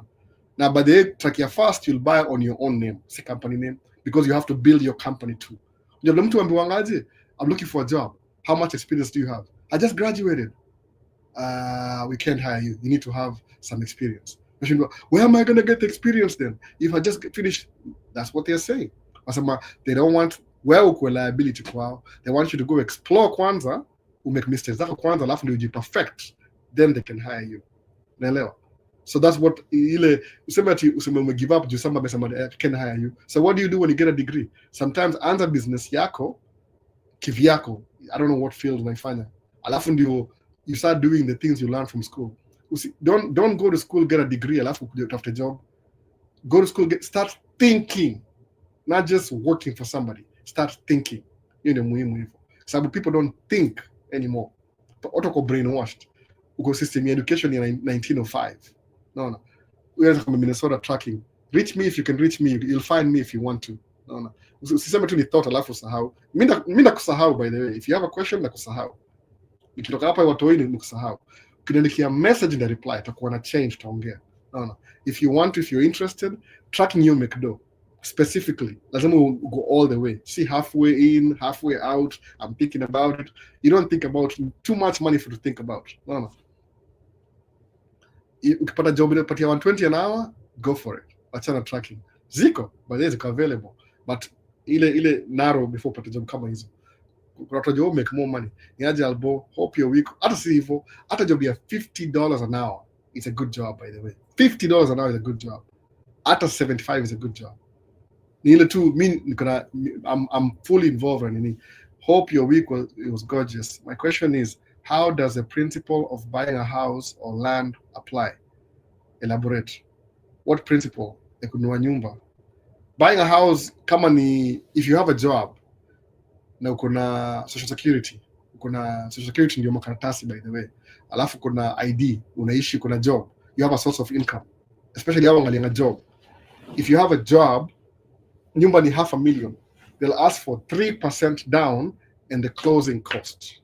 Closing cost ni ile mafee, zile za exchange nini, whatever. They'll ask for 3% down because you have a job. But mortgage yako you'll be paying more on interest. Kama kuna business, weka 20% down, alafu kumelipa nyumba 20%, then you finance 80%. Itakuwa poa sababu you'll be paying less on interest. Sababu shalipa ile 20% upfront. Alafu utasave na ile mortgage insurance pia. Kwa vitu more because hizo aspects. I'll talk about this on a different video, step by step. So, you kununua nyumba au angalia employee. Kama ni kuna employment. Naona, it is from East Coast. Nani huyu? Nasema Has Banja East Coast, nani East Coast, TikTok. So kubuy how kuna process fulani iko involved. Naongelea juu ya different video. Siwezi answer in few minutes. Hapa ni live. But that's what you do. The principle ni ile unakuwa na good credit, ni ina make sense, good credit, you have a job, kuna stable income, then you qualify to buy a house, pre-qualified. Then unatafuta house na realtor, whatever house you like or you can afford. Sometimes you don't buy what you like, you buy what you can afford. You like so many expensive houses, $2 million, but you can't afford it. Income yako ni, unless uko na business or something. Kama unga wife tukinunua nyumba, atafuta job tununua nyumba, tuseme we are very broke. Alafu tununua nyumba ile cheap na income yake. Alafu to bring income ya business baadaye. No, itakuwa hivyo. Lazima learn ku play ku system, which is the best way to beat the system. Inakuwa very important. Beat system, that's how you make money, by the way. No. Most of the money I make mujilipa kwa mura na credit card. Like if you're going to run a credit card, 100% credit card. Why? Mupata cashback. Is cashback important? Not really, by the way, because I have to spend first before they give me cashback. But how do I buy my toys? Cameras na nini? Cashback. Points. Kama ninasukuma 1700 from points za credit card mbili, nichukue hizo points zangu ninunue camera. Nishanunua camera already, by the way. That pay off na points. Did I spend my money? No, I didn't. Alafu nasema Kenya Vini na Guru Visuals wako na camera. Next week, hivi 2 weeks from now, they'll have cameras. New GoPro 11. Poa sana, by the way. Nothing wrong with the GoPro, sababu I have to spend that money before the end of the year anyway. Stuck it all over. Nijue how much money they paid me this year. So nimelipia na camera. Do I feel bad about it? Should I invest that money? These are the points of credit card. Yes, I could if I was wise enough, but ile my pet project mupenda kununua camera anyway. But if somebody can pay for my cameras, why not? No. So either way, I'll spend my money to unnecessary. So if the credit card points on your credit card, kuna moja kwa 1,200 ingine sijiko. Kuna so much money extra. In terms of points, and the convert alafu na kwa dola alafu na pay off na credit card. Si ati ni cash. Alboni pati, this is not a cash, by the way. So kiniomba do, that's msamanga hivi. The only money mu give away ni ya YouTube. Kwa nini? Yotoka kwa YouTube inakuja kwa account yangu, then I have the money, then I give it away. No. Hii ya business mtu ni credit card. So by the time I can pay off January itakuwa March, I'll be paying off for January. The check inakuja. So I'm living on credit all the time. So because I'm using credit almost full time, napata points. Because now I'm making the money. I think I'm making the money in a way. That's what happens. So that's what I use to buy my cameras. These are my quality of the video easy. Si sahi by the last year I got my own money. Niko na job. I used to go and use jimudu YouTube. Nime do less. Nime reject jobs zote last year, by the way. Every job they reject. No. I don't think if there any paid gig last year. Hakuna hata moja. Zero. Sababu nilikuwa very busy. Every weekend nataka kudu video ya car reviews, something. Hata sijai post hizo video, but unfortunately nimepost zingine, but post zingine. But it was so much fun doing that than working for somebody. When you're working for somebody, alafu nakulipa peanuts, you go under pressure. Alafu nakusumbua, we need our video. Man. Mudu yetu fana connection video, that's it. But siku hizi nampanya video nampatia naenda nazo. Tumeagree, anipatie hard drive, namdownload nampatia naenda nazo. Inakuwa poa hivyo. Because hata hiyo video zake si content nyingi mmezoea pia. Hizo ni anataka promote ngoma zake na band zake na ma live events zake. So hiyo imesolve your problem. So extra money, nanunua more cameras, more phones, everything. No. Hii kama nataka upgrade microphone, by the way. Inapatiana hii pia. Nataka upgrade. Napatiana hii microphone na inapatiana, lakini sijapata mtu kutuma bado. Mtu kutuma na before amesema vitu zake zimejaa. I'm still trying. I'm giving away, napatia mtu podcast. Sasa niko na hii kitu, unaona hii? Hii ni podcast, by the way, kwa na hii. It is a podcast. Inaitwa Zoom F3 field recorder. Inakaa hivi. Very tiny, small. Natumia batteries za kawaida, 2 batteries hivi.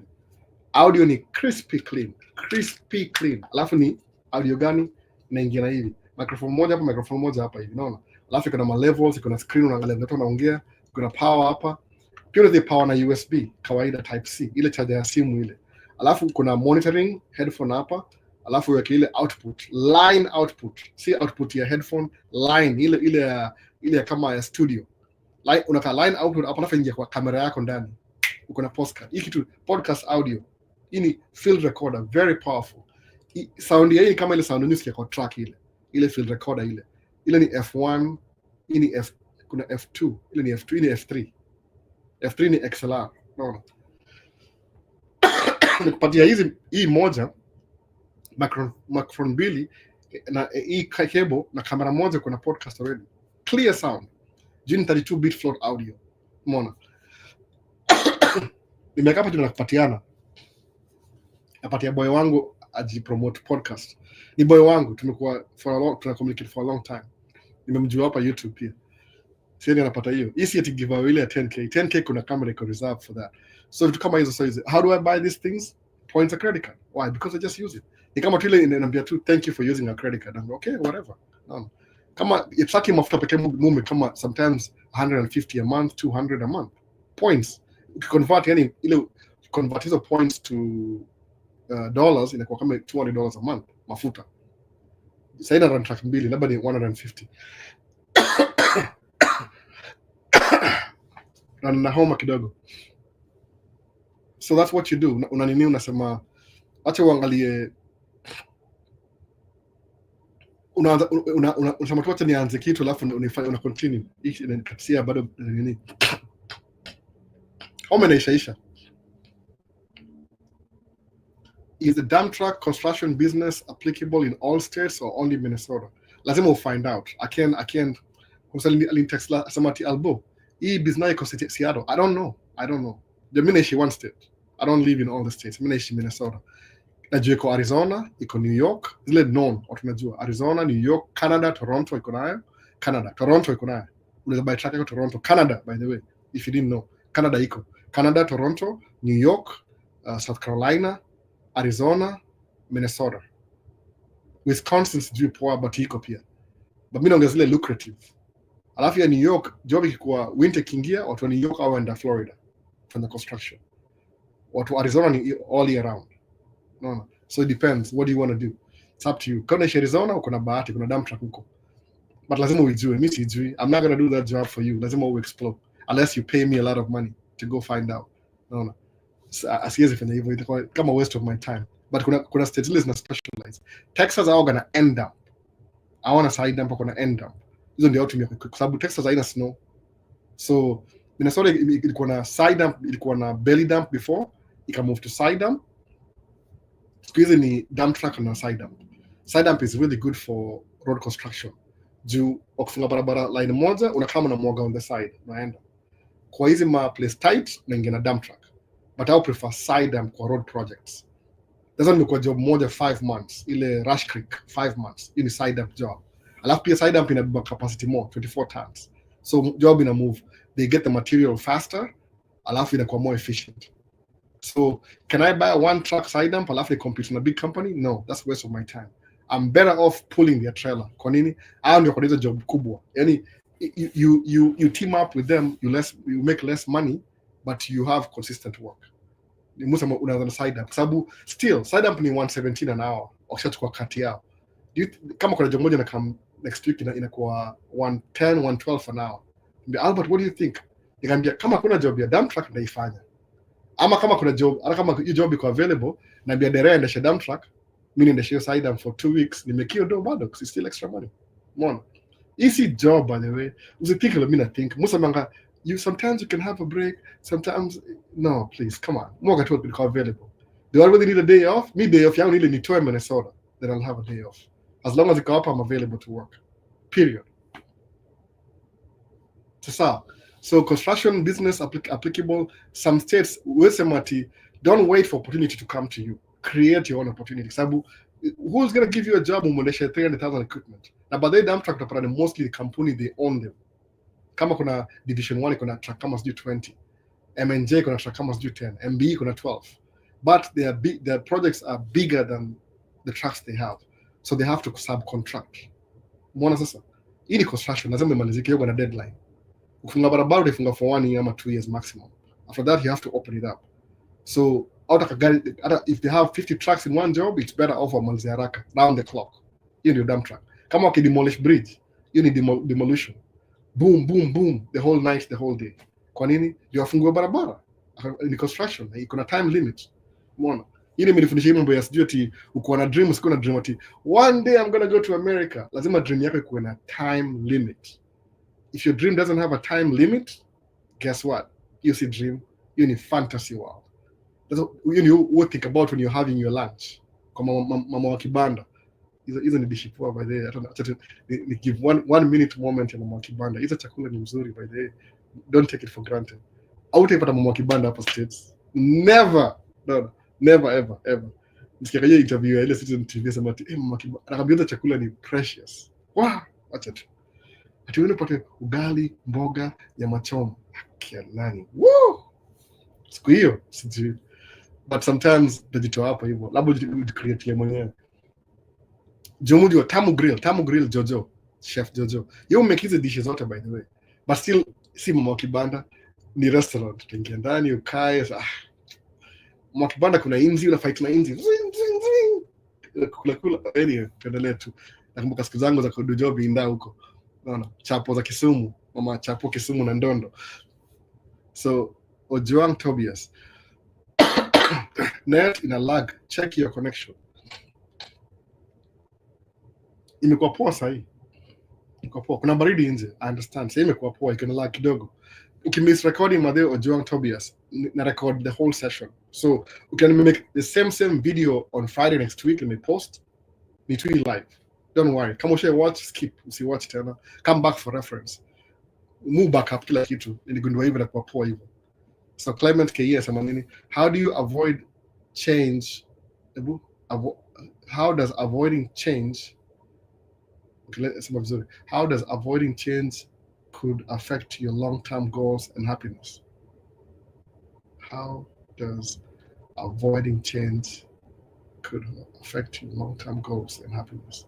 One of my New Year resolution is to face my fears. How does avoiding change? Yeah, it will, because I would have a handicap. Utasema hivi, whatever you need to do, utasema Clement utasema naza YouTube channel. Sawa, alafu sema I'm going to start a YouTube channel. Most resolutions either die the first week of January. No. Musema hivi, usema naza kwenda gym. Hapana. If you want to go to the gym, go exercise. Usianze January 1st. Under October 2nd last year. No. Ufanye ile upatie momentum. So ndio January ikifika, mimi ni diet yangu ilianza September the previous year, the previous year. So January nisema tu full effect. Kunishaanza already. Una pre-start, 3 months pre. Because kwenda gym, under gym last year. So by January utakuwa full force. Useme I need 10,000 steps kwa treadmill every day. Uone okay, uko holiday, usiseme kama uko holiday. Ushi practice before holiday. Ni easier to watch live ya 4 hours holiday. Si practice leo uko job, inakuwa hard. Umeona sasa? Kama hizi sema hapo naweza kaa hapa 4 hours, siwezi kaa hapa 8 hours every day. Juu watu wengi ingechukua kesho, we need to buy shopping lazima zinunuliwe. No. Au kula nini? Si try kusema watu wengi kuna chakula balance. Tunaargue nao kila siku. You need some oranges, you need some this, you need some that, but I want chocolate. No. So to skip shopping. Ile tunaenda saa 10, jina wako holiday, wako home. No. Mimi nienda kwa Tuesday nikabuy vitu, kufill up supply, but kesho tunaingia rat race. Ni Monday, they have to go to school. Hakuna option. Ni kuenda. No. Watamka asubuhi, lazima uende, amka. So leo tunalala by 8 kila mtu tazi mzimu. Hakuna game yote, no games anymore. No sasa. So ni hivyo. Ukisema if you call a goal sema naanza January 1st. By the third week utakuwa shata hiyo story ya gym. Utaingia job, ugundue uko broke, watu wanga broke. Unlike mimi sikuwa broke mimi. I'm never broke. Pole ni nyuo sema broke. Kwa nini? Mmekuwa vacation Kenya. Alikuwa ni aje nitumie do ya Chrissy. Why should I send you money and I've been working and you're not? Wako holiday mimi alafu nini bana wewe? Ati nitumie pesa ya Januari mfuko mbaya. Na mimi nimekuwa job December na January. Alafu wewe unaenda vacation, alafu tena you want me to pay for your extra vacation. Which isn't it? Don't ask me for money. Hata sasa kupata kulenga tu sahi by the way. Jana mimi silipwi, nalipwa March by the way. Hii job hii nalipwa March. Hata ime crossover, sijui ndio account aje kama ni labda itakuwa this year. Juu last year nilibidi hivyo. Silipwa tumechelewa sana by the way sometimes jobs zingine kama hizo private. Naweza insist nipate mapema but wanachukua 3% ya hiyo total. Sitaki msacheza na do yangu wewe hivyo. Acha ningoje tu tumia credit card. So usiniombe do sema album mfuko mbaya hapana. Kama una watoi, mimi sikuwa na ukimekaa watoi, ulikuwa peke yako. So kama unataka school fees, lipa school fees yangu August last year. Nasema tu sababu ya last year, what happened last year. Niliombwa dona wasema shindo, what's happening? Everybody's asking me for money. Mimi nimekuwa job December mkikuwa holiday. Paka truck imegongwa nafaa kupeleka ikuwe fixed na insurance, bumper. No, ni $1,000 nimeshanga sana na blink, but I don't have to pay for it. Mmoja wao anipigia simu next week, nitaifix. But after time ile fixiwa by the way. I'm on to be a do cause alafu naifix on my own time. So kama umekuwa vacation alafu niombe do na mimi nimekuwa job. Please, nakulanga mbaya hata sikujui. No. These are no feelings. Nakulanga kabisa. Situmii mtu yote do, nimekuwa job mimi. Na ngoja tu do yangu pia mimi. Na pia mimi niende vacation. So if you avoid changes, lazima make change ndio towards whatever you want to do. Unajua na generalize. You know what you want to do. If you want to lose weight, mimi niko overweight. Maisha iko very overweight. 235 pounds. Kama sako 5 moga 5'9", 5'8", 5'9". Sema hivyo. You accept something to the nearest 10, 5'9". But it's like 5'8", 5'9", depending on the weather. Singine mo grow tall kidogo, singine grow short. So 5'8", niko 235 pounds. That's too much. That's too much for me. No. BMI nasema nafaa kwa 160, 150, 160. Ili kama kwa hivyo nikuwa way overweight, obese. Sema I'm gonna lose weight. Nianza October previous year ku prepare. By January nikaingia full muziki. Full kabisa. Skuli yene na kula tu every 3 hours. Nika lose juni 40 something pounds. Nikamaliza. Nika realize ukimaliza diet uta gain some weight. Kwa nini? Ili lose pia muscle weight. Na body weight at the same time. So nataka to make, how do you build muscle weight? Unaweza kupiga tizi sasa. So mtu akipiga tizi siku hizi, nazao nilibuy Apple Watch. Sorry, Apple Watch nilibuy. Hata na activity hapa na break. Mimi sipendangi my watch by the way. Ina buy tu juu ya healthy. Nikiregulate everything kwa kichwa sasa, I'll give away this watch too. I'm telling you. Mimi sipendangi mambo ya watch. Hii ni hasara hii. Imenisumbua kichwa sana by the way. Oh, I forgot my watch. Mtu gani hizi tena? Hata miwani inisumbua ni vile too much aioni. So ukimekio goal na make unaanza na unaendelea.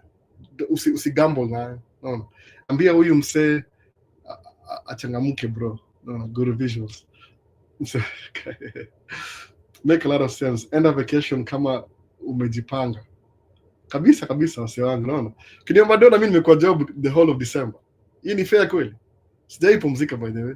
Na persona wazi pumzika ni nini? Ndakwa labda na do live hapa hivi. Mtu akana watu wangu wamekuwa wagonjwa sana by the way.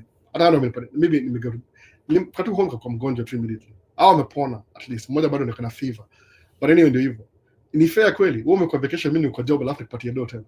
Kama jipange bana. Naona. Wewe si mtoi wangu. Nani mwingine? So ndio hivyo. Climate ma KE. What are you choosing by not making a chance in a specific area of your life? Are there fears or beliefs holding you back from making the change you want? Beliefs are very strange by the way. Also are very convicted in Christianity. Oh, many Christian, I can do this. Most of them are very simple. Investigate your Christianity. When he baptized there, how was baptism formed? When he evangelical iko formed wapi? When he Pentecostal iko formed wapi? Jehovah's Witness iko formed wapi? Mormon, Seventh-day Adventist iko formed wapi? How did this church come by? Nimesahau gani nyingine? African something AIC iliko formed na nani? Kama iko 100 years old ama 200 years old, so wala watu wengine wako naishi before your Christianity, how did they survive without it? When Muslim iliko formed wapi? Ilianzia wapi? Ikaenda wapi? Iligrow aje? Effect ya Muslims ni watu, how do wale kwa hivyo na feel about wako hivi? Naona angalia kila kitu. Investigate vitu by the way. So kwa nini? Inakupatia clarity. Sometimes uko hold back your religious beliefs, alafu kuna vitu you're supposed to do, but religion will keep away, and the things you're avoiding are the things that are supposed to make sense to your life. Unaelewa? Sababu si utaoffend Mungu, watu sawa kitu very simple principle. Sijui ilisema nini? Ilikuwa inasema ati spiritual, mental na physical. Watu waamini ati Mungu yuko pale, na mimi niko hapa. God is over there, niko hapa. He is watching me and he punish. So which means your God is a micromanager. A micromanaging God. Hebu niambie kama hiyo ni kitu omnipotent, everywhere at the same time, alafu ni micromanager. If your God is a micromanager, umemreduce squad yake na kuangalia ati I'm waiting for you to do mistakes. How many times do you sin? Kwa hiyo definition ya sin every day. 24/7 you're a sinner. So how do you solve that theologically? Oh, let's just assume Christ's blood washed our sins away. Let's just assume. A solution to a problem really exists. No, sasa. Alafu unasema tu, mimi naomba tu Mungu, nangojea, waiting for the Lord. So bado ni micromanager, nangojea nini akupatie jibu. Who has actually taught? Anyway. Uko tu kwa, you're in your spiritual realm, basically. Spiritual realm. Nothing kwa kichwa yako tu, yani those things are trapped in your mind. No. Steve Jobs, to assume tu niende to create Apple. Let's just assume that. Actually quite specific. I'm not to Elon Musk. To assume Elon Musk will invent Tesla. Let's just assume of course by the way. You guys are kidding me. What does it matter? No, genius mgani. Anyway, to assume he create Tesla. So, I got an idea for mine. But it was to let's just for the sake of argument. Make it clear. Bila kwa nchi. Mimi kwa kwa X by the way. I listen to X because stay waste my time huko hivyo. Kuna Maisha, I don't even participate anymore. Niko Twitter before. Hata Twitter siko very active. So huu ni msatu wa propaganda. Si msewa nini? You tafuta ni businessman. No. Ni kama Bill Gates invent Microsoft. Hapana, hao ni business people by the way. Wanachukua opportunity and they have connections. That's it. Hakuna kitu kingine. Na mmoja believe zao underground were very very scared. Because you iPhone, Steve Jobs. Think about your iPhone kwa kichwa yake. Si ameredi sahi, she is dead and buried. So you had the mind ya iPhone kwa kichwa yake. Akwambia mtu. He kept the secret. Akufa nayo. Nani akona iPhone sahi? Hakuna. Nobody has an iPhone. Kwa nini? Ilikufa kwa mind ya Steve Jobs. But what did he do? Alikuwa na idea, iPhone. Assemble a team together, by the way. See, that's smart. Nobody's that smart, by the way. Msamanga, tumefigure out kuna track tatu kwa biashara. Support system yangu ni gani? Wifi ni support. Track moja ni yake, blackmail. Track moja ni jina yake. Hiyo make hiyo check. That's why I'm very broke, sababu hiyo kula check yangu. Hiyo ni investment yangu, but check ni yake. So track ni yake. That's how I pay her to run the business. Na madera wawili always idea. Because they're the ones driving that truck. See me, I'll drive your truck. So what makes me money? Madera wawili na wife. Na kuna mseo wa dispatch wa kuko ule su communicate na yako kampuni. Na kuna team fulani you make it possible. I'm not the only one. Me too ni one aspect hiyo kitu. I get to control some stuff, but kuna kitu team in support every day kumake hiyo do. That's what I'm trying to say. You create your own path. So I don't make my own money peke yangu. Alibodi patie pesa hapana. Dere yu mungu nipa dere hata before nilipo. Immediately namlipa. From my own money nampatia pesa. That's what I say. I'm working hard in December. By the time I check in I come through, dere hata kwa job. So get the job hivi, what am I gonna do? Nda alipa na pesa yangu ile nilifanyia wao kwa vacation. Ningoje check yao catch up na mimi sasa. How long will that take? I don't even know. 2-3 months maybe. Ni catch up. Last year ni catch up sijui August. Nianza sijui March. Umeona? So mu make sure niko na do ya kulipa madere ukianza job lipo every week. So ngojangi 1 month or 2 months every week. This week, next week check ya last week nalipa. So every week check na come every week Friday kuna check. So hizi ngoja tiumo sema I don't have money au ni juice familia yangu. Hata bro siwezi mwambia hivyo. Lazima nilipo bro immediately. Bro ashalipo already on Friday immediately. And the wife pay him quick maliza. Una assemble team. So when you have an idea kwa kichwa yako, hiyo ni spiritual. Alafu unajiblock kwa spiritual. Hata ujaenda the second phase ya mental. No. Sema ni spiritual, the deepest you're going deep spiritual. So you're spiritual. Wewe ni spiritual. I'm a spiritual Christian. Unaomba, you communicate with God in your own ways, whatever. Alafu ujai manifest ku hata uko deep in God, deep kabisa. Uko ndani kabisa spiritual. Uko locked in kabisa kwa spiritual. Okay. So, good for you. More power to you. Ujai got to bring your idea kwa mental. You go to spiritual. How are people ever gonna know what you're thinking about? Because mental nilo unataka visualize. No. I said, okay, you think about phone. Okay, I'm gonna create the phone, mental, and I visualize. I want it to be a touchscreen phone, one piece, no buttons, and interact on a screen. Sawa. Alafu, you talk about it. Alafu samaji unishaka physical. What's the physical aspect? You're taking action. Spiritual, mental, physical. Skill level. Spiritual, mental your visualization. I visualize. In your visualize mental. Alafu physical would take action. Hii iko mahali nilipata, sijui ni wapi ilikuwa by the way, but even more na think life yangu. If I'm thinking about something in my mind, you need thinking. Lazima nitry ni visualize. Okay, ni buy pickup truck kama ni buy van. Na buy van gani? Mental. Physical. Na mkasubu na kwa dealership ya Mercedes.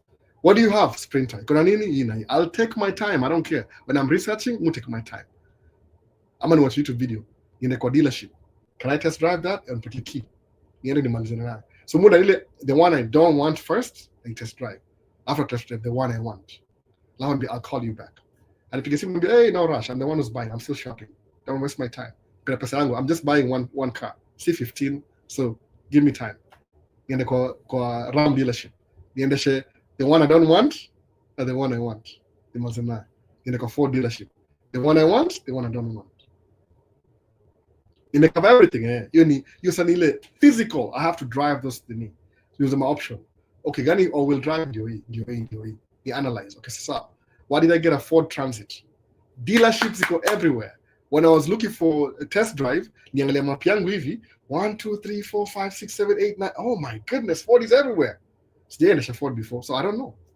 Mwendesha Audi. Audi na dealership ngapi? 3, Spanish. 3. Kuna Minneapolis, St. Paul, Bloomington. That's it. Nikienda Minneapolis, they don't have appointment, napigia Bloomington. Wakisema walk in, naenda huko nimaliza naye. Kama inawezekana na drop gari huko hivyo, niendesha gari nyingine mpaka umalizane naye. That's it. 3 dealerships. Toyota. Uko na ngapi? Niko na hiyo Minneapolis Toyota, iko hapa karibu. Kuna nyingine Brooklyn. Toyota iko na dealership more. But Toyota does it have a transit van? I want a transit van. Of course, I don't even know why they don't have that. Because I'm okay. What about Ram? Ram ni gari ya Europe. Wali bring up kwa ile badge tu. The front wheel drive, na Minnesota. I need the all wheel drive. Nishe koma before kwa parking lot. Nashinda kuenda. Ndio wacha gari huko the whole night. Juu tire mbele na spin, nyuma i spin. Koma tu hapo hivyo. Singe afford tow truck. Ni bring gari nyingine kai pull out. It was very simple. Gari likapala sijui karibu 24 hours. Imagine. So what do I need? All-wheel drive. You can do it for transit. Ninua gani? You can do a brand new, but you buy a brand new and it's not making me money. I ain't gonna make any sense. I bought a used one. The best used one I could get. Ninua. Come as a research. So ilianzia wapi? Spiritual van, mental, ile mind ile so visualize, mental. Hapa hivi spiritual, mental, physical. That's it. Ukikwamia spiritual, nakwenda state spiritual. 3 years ago spiritual. Nobody knows. Lazima ikuwe physical. Uenda embassy nyimwa visa. Au nilinyimwa visa. Okay, sasa what do I do next? Sasa umeanza the rubber is meeting the road. Unaona sasa inakuwa real sasa. But ukiongea una fly too up in the sky in spiritualism. Mimi ni Christian, hujaishi the gospel, unafukuzwa mtu kwa nyumba yake, waambie you stupid Christians. Hujaiambia vitu kama hizo. Hujai face resistance in religion. Na unaona tu unaishi kwa your own Garden of Eden, which is Kenya by the way. Garden of Eden in Kenya by the way. So juangi hivyo fikiri. Oh, the center of the world ni equator. Equator vita hivi, Kenya iko na equator. Half Kenya juu, half Kenya chini. Center of the world ni wapi? Ni Kenya. Mount Kenya ndio Mount Sinai. Guys, think about it. Mimi ndo nawasema hata ufikiriage mara mbili useme ati Bible imeandikwa aje kwani? Bible imeandikwa aje kwani? Wanaishi wapi? Wanaishi Egypt. Egypt ndio iko nini river Nile flow kwenda Egypt. What does that mean? Like Victoria iko higher than Egypt. Egypt iko low. Sawa. So river ina flow hivi. Hizi flow opposite ina flow hivi. Hapa si Ukambani ina flow hivi. Naona sasa. So ukisema Israelites wakaishi wapi? Egypt. Wakaenda kwa wilderness for 40 years. Wilderness ni wapi? Sahara Desert. Ni wilderness. What did they settle? It was the land of Judah. Hapo ni Nigeria by the way, land of Judah. Hao ni Bantus. Waka huko hivyo ndio wakaanza kuspread around South Africa na kila kitu. Africa ndio the Garden of Eden. The east of the Garden of Eden ni wapi? East Africa. Oh, Bible lakini niko sijui Saudi Arabia. Kuna which desert exists between Egypt na Israel? Hakuna. Hiyo ni ile mlimko brainwash vitu kabadilishwa. Wilderness ni Sahara Desert. Kwa sababu ukiangalia kwa map za ilikuwa which how many 200 years ago the land of Judah in Nigeria, Gold Coast. You're Nigeria huko by the way, the land of Judah. So the east of the garden ni wapi? East Africa. Oh, center of the world. Oh, kwa sababu ile ilikuwa the center of the world. Hata jina ya Africa ile, the original name of Africa inamaanisha the Garden of Eden. Ilikuwa nini? Imesahau jina. Na postia baadaye. Also should always vitu usema, okay, so but I don't believe it because my preacher said I was born in my spirituality and like a physical, what I call it, physical things. If you stay in a desert for 40 years, wilderness, which desert exists to this day? Sahara Desert. So do you think they were moving that way or they were moving this way? Nile River, you flow the opposite. From highlands to lowlands. Oh, but Kenya si unaishi kwa equator bana. No. Mount Kenya, Wakikuyu ndio hizi vitu poa kabisa. Hata sema Wakikuyu ndio wako na nini ile the Ark of the Covenant. Hao ndio wako nayo. Kwa nini? Anyway, itakuwa fake sababu jandiko chini. Endo soma hizo book tena. Advice meaje? Wacha nisome na believe history. Endo soma tena uone inasema nini. Me the one thing really to the states, really one thing to the states. Hizi vitu mtu usoma kila siku na fundisho kila siku na kwa brainwash kila siku. The world iko opposite from the way you think. Unafikiri utakuwa successful ukienda chuo. Endo mal degree alafu utafute job alafu uone. People will be laughing at you 40 years. Ulienda job okay? Utashangaa sana. Sababu vitu unafikiri ni normal alafu nakwamia hapa hivyo spirituality ile. Enda mental, enda physical. Kusema hiyo 3 levels in the spiritual, what to visualize alafu take action. You'll see things you've never seen before. Won't take action too. Si kila kitu by the way, kuna limitation. Kama my action ingefaa kuja Kenya this December vibaya sana. Na mtoia kwa 1 year old. Sawa. Hiyo mkasubira nitafuta. Hata kama niko job nitafuta bado. So, how do I explain to mtoi wangu ati niko Kenya? Siwezi muona. Labda niishie na yeye. Bado kuna immunization mpaka 18 months. So there's no way that come Kenya maybe next year. Maybe. No, hata sijui kama ni feasible. Kuna vitu gani start doing, taking action. Utashangaa sana. Unasema ati I'll just live in my spirituality alone. Too many Christians, they equal challenge. Nobody's ever challenged the Bible. It's the word of God. Sijafikiria ati wilderness ni Sahara Desert ama the land of Judah ilikuwa Nigeria. Sijafikiria hivyo by the way. Mbona sijafikiria hivyo? From Egypt unapanda juu, una go up. No. Labda tukue world ubadilishe hivi. Useme okay sawa, South Africa niko north. Kwa sababu kisema mtu analenga history from their perspective. By the way, what's your perspective? Iko right ama iko wrong? Unasema mimi naishi northern hemisphere na mahoma juu baridi. But what advantage yangu ni gani?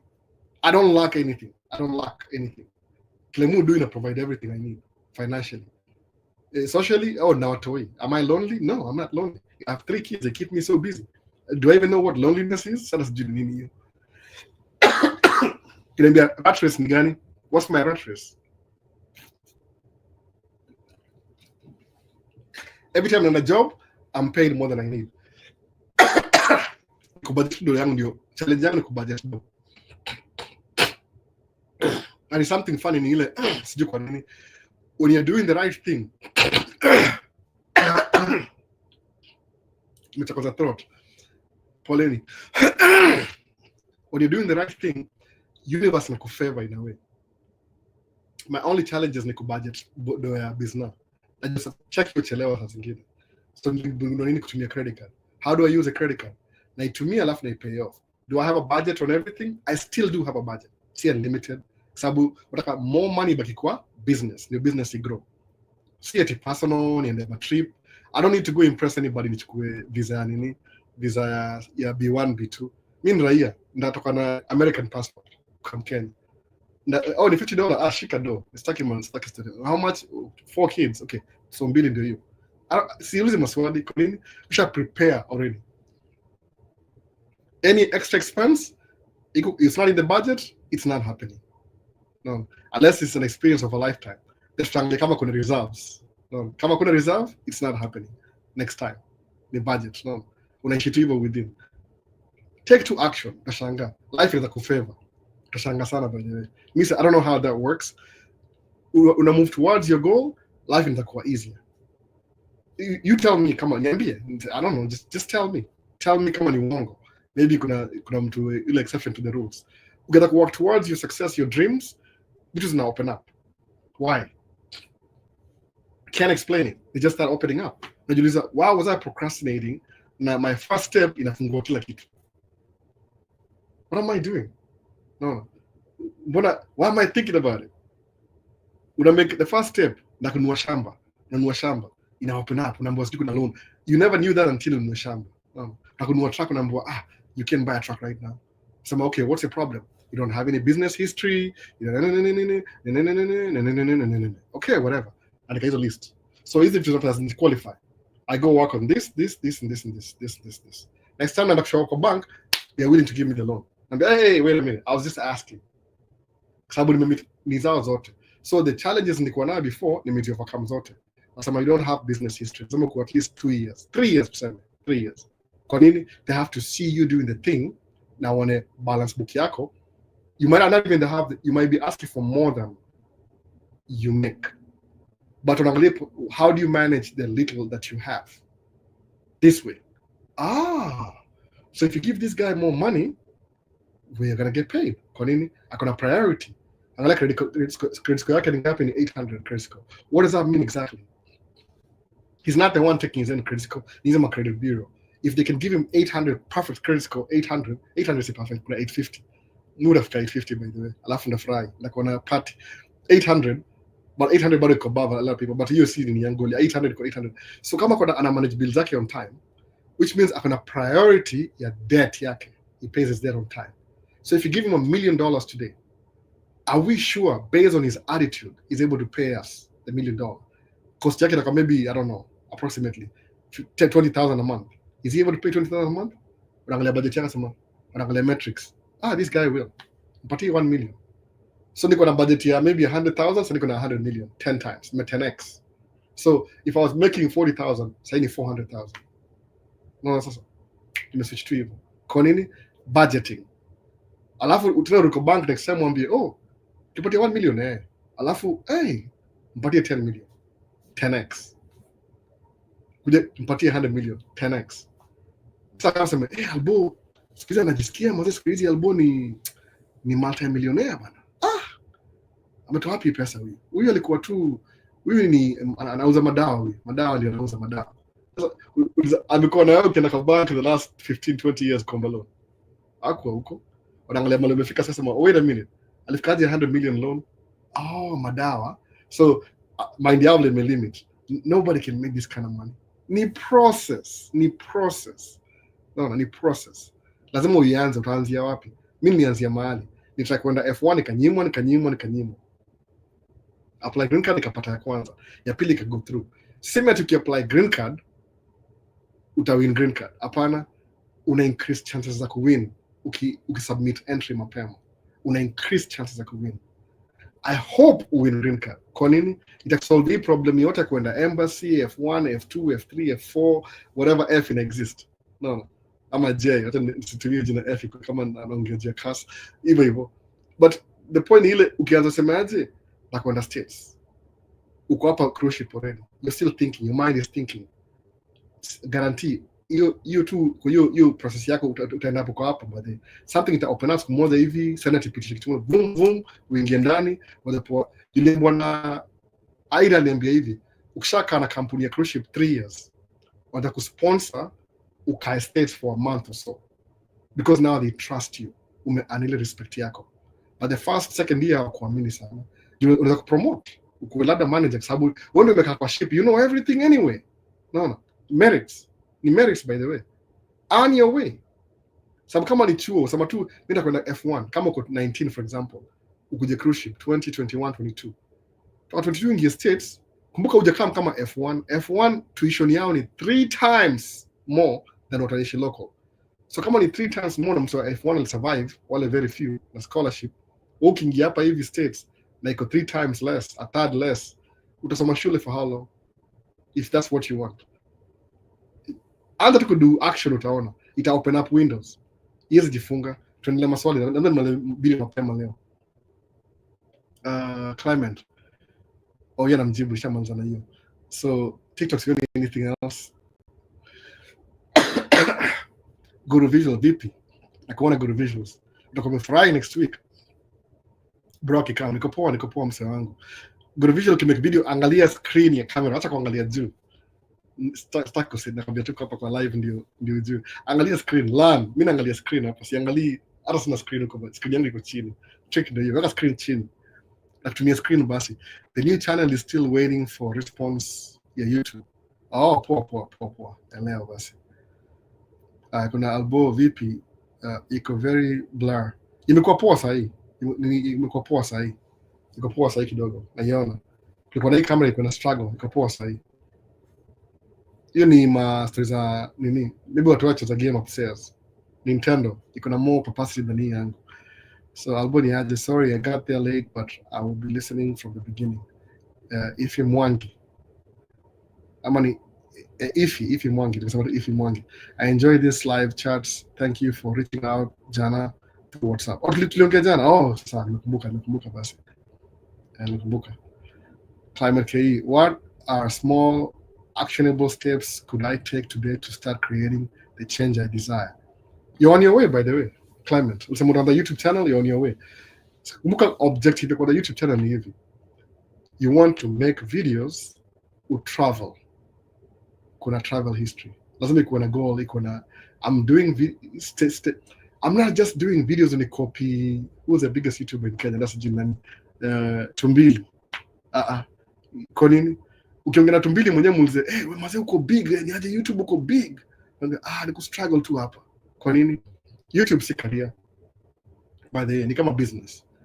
Iko na high, iko na low. Jaribu depend na YouTube alafu uone. Jaribu uone. There's a reason I'm doing full time YouTube because I know. Niseme, let me make it more valuable. Kwa nini? Niseme I'm doing it for free. Kwa sababu you can do for free, ni kama unanunua points kwa Mother Nature. Nasema hivyo jina. You're buying points kwa the universe. Give, you'll receive. Mwana hivyo. So could YouTube you give for free? Alafu na receive in my own way. In terms of camera, nataka in the mood recording. I never used to, niko too lazy kusema hii camera imekaa tu. Actually sijatumia camera anything public for around 6 months. But siku hizi mtu nimerecord hapa hivi. Ya photography, mpiga picha on the side, but post some things only. Start kulipwa anymore. I don't want to get paid anymore. It's too much pressure. I don't have anybody's work this year. Last year at least. This year maybe something will come out. But last year I don't have anybody's job pending. Hata mmoja sina job ya mtu ilimazanaela 2 years ago. So anza tu pole kuwa na goal. I'm doing this because of this and this. I'm doing this because of this. I'm not going to do this because of this and this and this. Other something that you want, forgo sahi uende kwa needs kwanza, alafu you'll come back to it later. Itakuwa poa sana hivyo. Delayed gratification. What you don't enjoy right now, uta enjoy later. Sijali sana. Sasa pole, anything you want. I don't even know what it is. I saw you driving a semi in one of your videos. Would you recommend getting a dump truck or a dump trailer with a semi? Dump trailer si yangu, Ifi Mwangi. Dump trailer ni ya kampuni. I sign up with them, I show up na truck yangu. Ile truck yangu kichwa peke yake. But kichwa ni cheaper because you can buy a good used day cab. Good used day cab at 800,000 miles, doesn't matter, as long as it's in good condition. Mileage doesn't matter, tracking. Body may be repaired every interval, you can tell. And if it's not repaired, at least it can run you for 6 months in the beginning. That's good enough. Alafu you can repair badai because you'll make your money in 6 months. Anta na ile dump truck trailer, kwa nini? If you try and get a dump truck full from day one, now Jake, we're in business for 2 years. Kuna limitation. You've now been in business for 2.5 years. You don't have money in your account. You don't have another existing business. Hauna track record. Itakuwa difficult to go through a dump truck. Ukipenda itakusumbua about the why. Sababu you'll be making a lot of money. Utakuwa under pressure. Anza na dump saa ile nunua prime tractor kwanza. Endo pull trailer ya mtu for 8 to 9 months. Save your money. Even when you're making that big check, act like you're doing small check kwanza. Alafu kisha build your income, you're building your business portfolio na hiyo side up. Ata run for 2 years. Alafu enda kwa bank waambie, I want to buy a dump truck. Wangalie record yako one, mpatie pesa, unapewa pesa. Alafu usiuze ile dump side dump, nunua dump truck, weka dereva, endesha mwenyewe, weka dereva, winter endesha mwenyewe, in the good weather weka dereva 9 months. Alafu na winter endesha wewe mwenyewe. That's what I'm doing. Hiyo ndio game plan yangu, by the way. That's why na gari mbili. Winter hata sisumbui dereva, truck ni yangu, dump truck. I don't even, unless namuuliza kwanza, hey, I have a job, do you want to work on a daily basis? Sema yeah, naambia kuja, una key? Na key, kuja uendeshe. Na hata nimwambia rudishie key yangu. Askari kama asubuhi nipate gari imeenda na sikumpatia authorization. Mwombe nipatie key, niko na key. Sababu truck inakuwa yangu tena in the winter. In the summer napatiana inaenda. No feelings, truck inaanga feelings, by the way. Mwana sasa, anza hivyo. Najua ni mgeni, na repeat jua ni mgeni. Ama umekuwa silent, I don't know, but will communicate. Dump truck in the beginning from day one itakuwa hard kununua. Sababu ni 300,000. Do you have 300,000? If you do, don't buy a dump truck. Ingia real estate. But if you don't, anzia ile the cheapest truck available ya entry level. Unaweza anza na truck ya dump truck entry level mzee. But I don't recommend kununua dump truck mzee. Ndaongea baadaye, acha nisiongee sana. To move on. Like Manza live. Moas hapa locked from Los Angeles, California.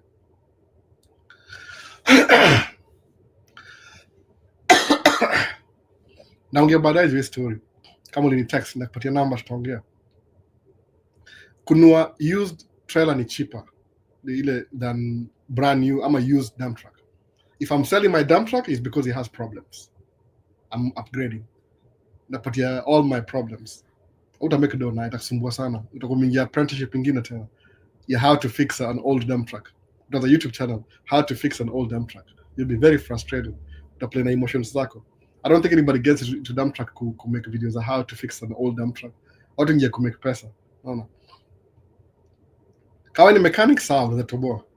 Sasa, so tuendelee hapa hivi. I'm currently saving for the DJI Osmo Pocket 3 camera. Yeah, please do. Hiyo camera poa sana, by the way. Mwaga nayo, I don't use it as much as I could. But mwaga nayo ni poa sana, by the way. Quality yake hata kwa giza usiku.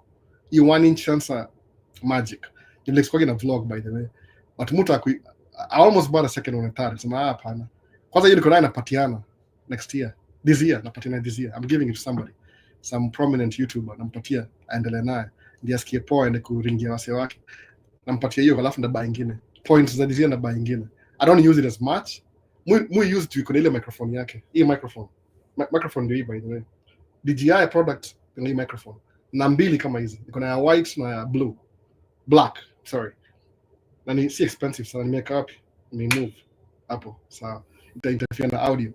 Save nunua ile bundle, the whole thing. Ina mpaka wide angle. Save ile $800, $700 and something. Kama ukunulie, I think it's a cheaper in America. But huko Middle East, in the same price, by the way. Kenya ni expensive. Save nunua hiyo camera, ni poa sana. But don't, isikuwe ni reason why you're not doing YouTube. Anza na camera moja cheap kwanza ndio uzoee.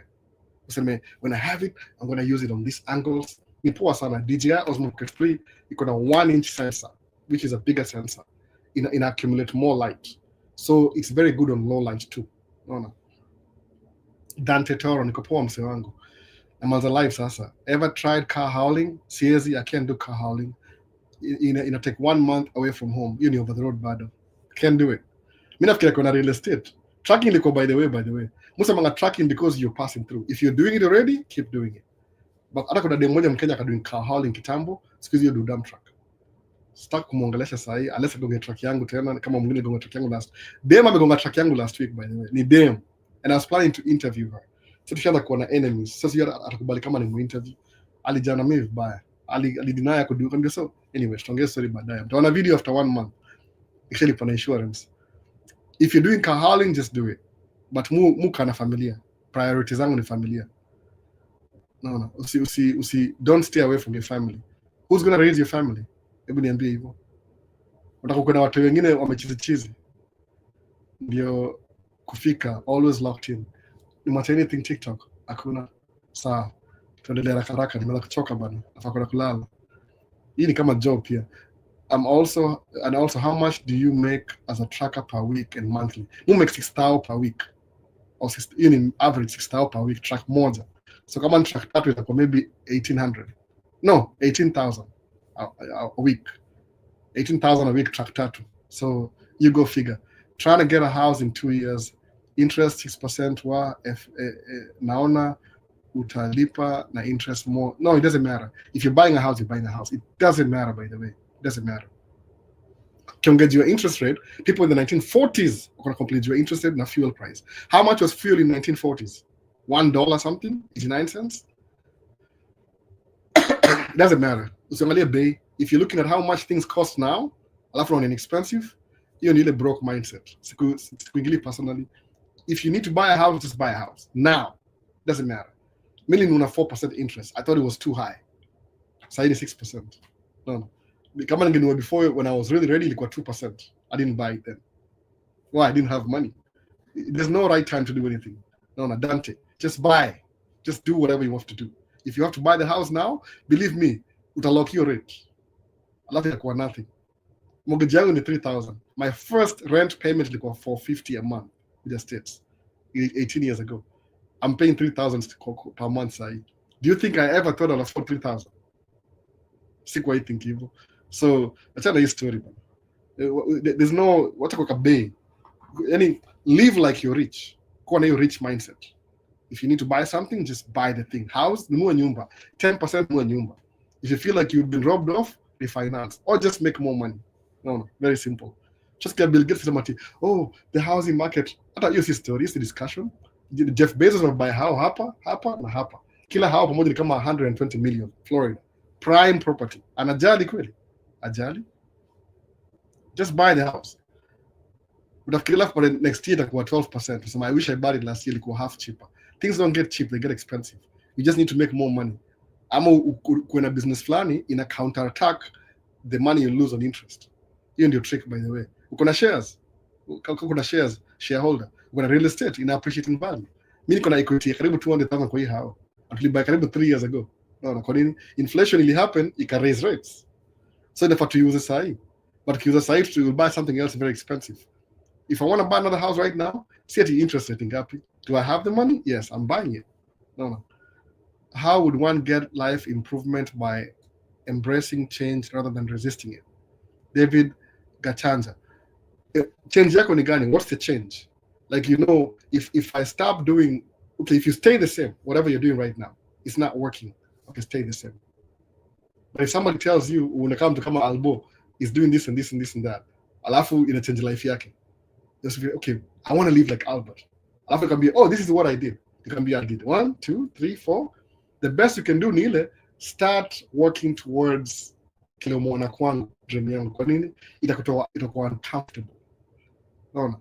So one would get life improvement by embracing change. Exactly, you have to change.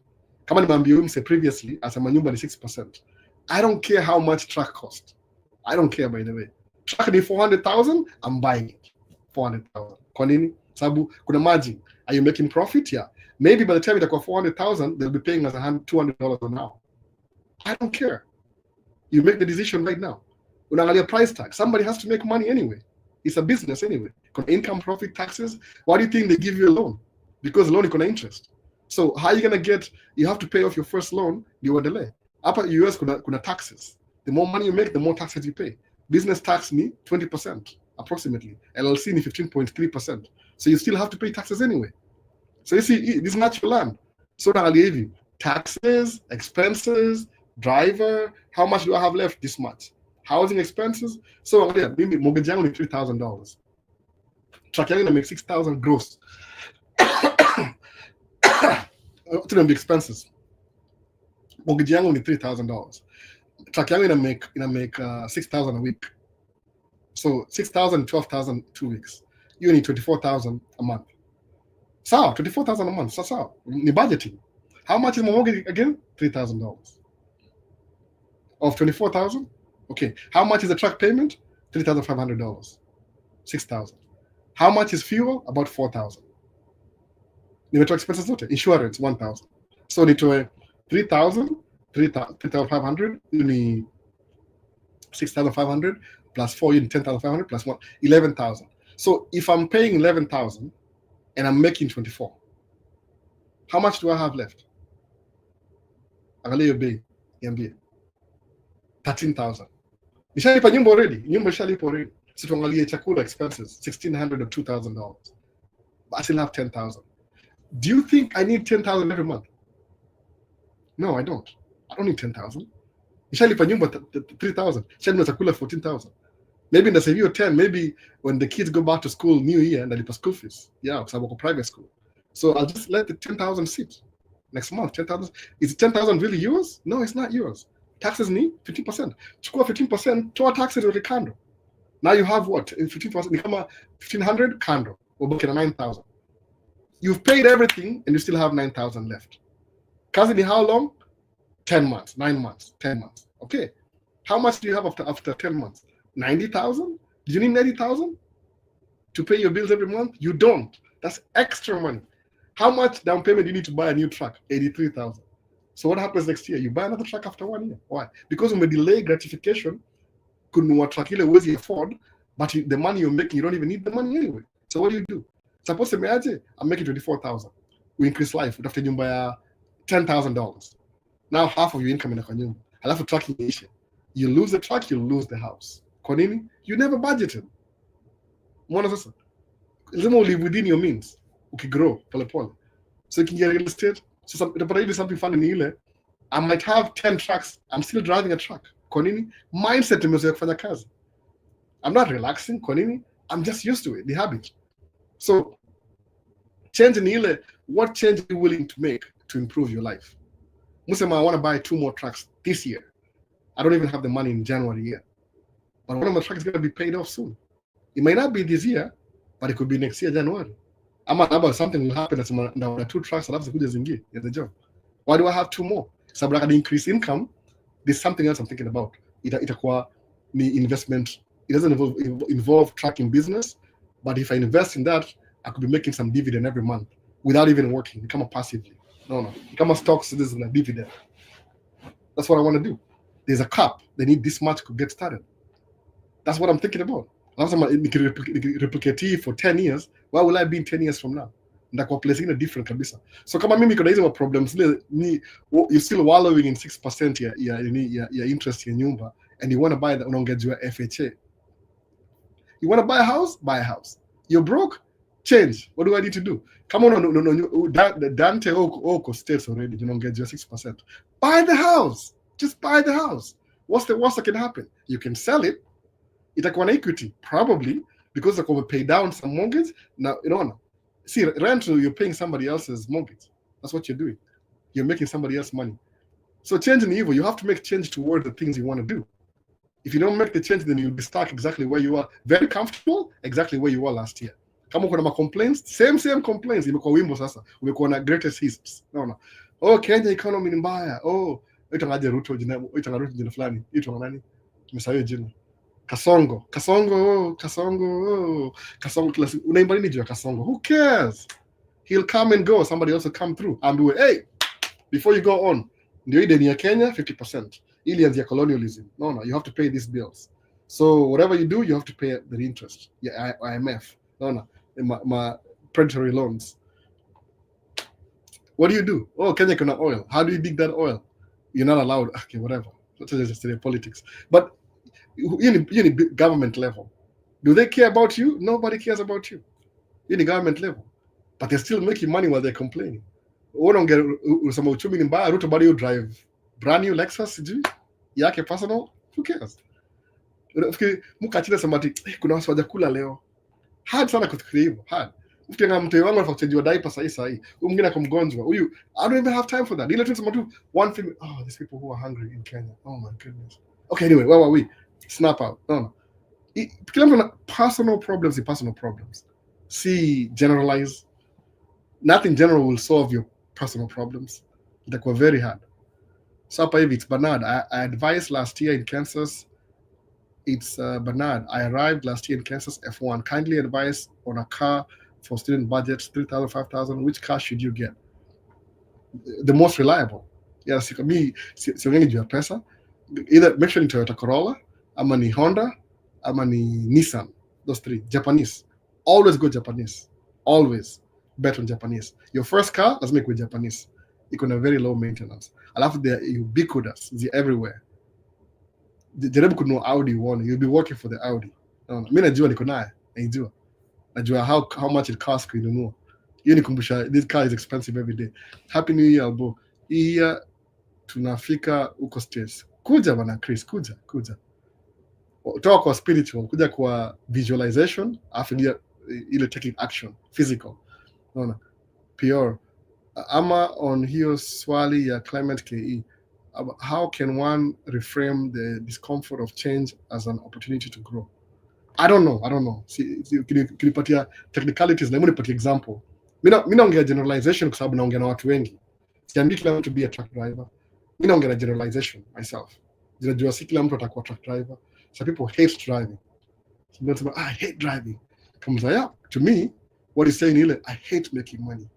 That's what, yes, I hate driving. Me, nasikia, I hate making money. After mwangalia muza, do you make any money? You don't. After someone, you hate driving. Good for you. But am I the one that changes his mind? Lazima uione, lazima visualize. Spiritual, physical, mental, electrical, physical. You have to manifest. Do I want to make 6,000 a week? Yes. You need average. Sometimes in 7,000, sometimes in 5,000, sometimes in 8,000, but even out to 6,000. You need average, by the way. No. So if you sema generalization, siwezi jua kabisa. Labda nipatie specific example. Specific. Mimi naongea in general because I'm talking to a lot of people. Kama kwa 38 sahi na hapa kuna watu 15, si wengi. Ama 13 sahi. No. Generalization. Si ukiniambia general again nipatie kitu naweza pinpoint. Mimi naongea tu because I know I'm covering watu wengi sana at the same time. So change ni ile nipatie example ndio easy kuongea. No. I'm kind of winding down. Your civic awareness is so deep, bro. I try to be aware. No. Nigundua hiyo kitu spiritual level yangu. I keep repeating this. Siwezi waambia exactly what I'm trying to say. But Mungu na vitendawili saa zingine sababu ya hii historia ya YouTube. Nisemaje? Spiritual manifestation ni mental, physically taking action. Siwezi waambia exactly what I'm trying to say, but get your point. Mungu na vitendawili na way sababu ya hii algorithm ya nini. Spiritual ile kwa kichwa yako, kwa peke yako, in your own mind. Mental, you're visualizing the thing. Physical, you're taking action towards it. No. Even that's what I'm trying to say by these things. Kuna jina ingine hiki tunasema, but I'm using this kama vitendawili ndio ni go through hizi mastori za social media. Unaelewa? Kuna TikTok hapa hivi niko live na niko YouTube live. So lazima niongee vitu coded in a way. No. Naongea vitendawili. Ukinipigia simu nakwambia exactly what I'm saying. So itakuwa private phone call. Wakirecordia nasema this is a private conversation. Naweza wasu. Alafu tuko millionaire through suing somebody. That's another way to make money in America. But ni si chances always when you case you never know. Muona sasa. More awareness is your number one priority. Most Kenyans don't understand the phrase "we the people." Kwa kitambo hiyo time. That's what it is. You're we the people. We the people nyinyi mko on top kabisa. Nyinyi ndio president kila kitu. Yani mmehire ma representative wa represent kwa because you can't all go to the parliament. No. But I understand we the people. In America, we the people doesn't exist anymore. Mimi niko American by naturalization. Mimi si we the people. Niko under Congress. No. Representative nini. But in Kenya say constitution of Kenya, it makes you the top. We the people in the top. I'm understand your document nini. Hii ni Miran America, by the way, constitution. Kama Kenya ilikuwa hata Tanzania should do the same thing. Sababu most of the countries of Africa, the constitution that was handed over from the colonial governments before them. Badilisha constitution. Kuwa na referendum. Alafu pati ile we the people. Mko na hiyo strong. Mko sovereign. Sababu we the people mnakuwa kama mko the same level like king na queen. No, king na queen hapa hivi. Sababu hao ndio wako na ultimate authority ya hiyo land, Kenya. Sovereign state. Understand we the people ni nini? Huko Kenya. Useme tu I don't know what that is. Ambia mtu explain. Enda utafilm mtu wako sijui itongaje watu wako explain what we the people mean.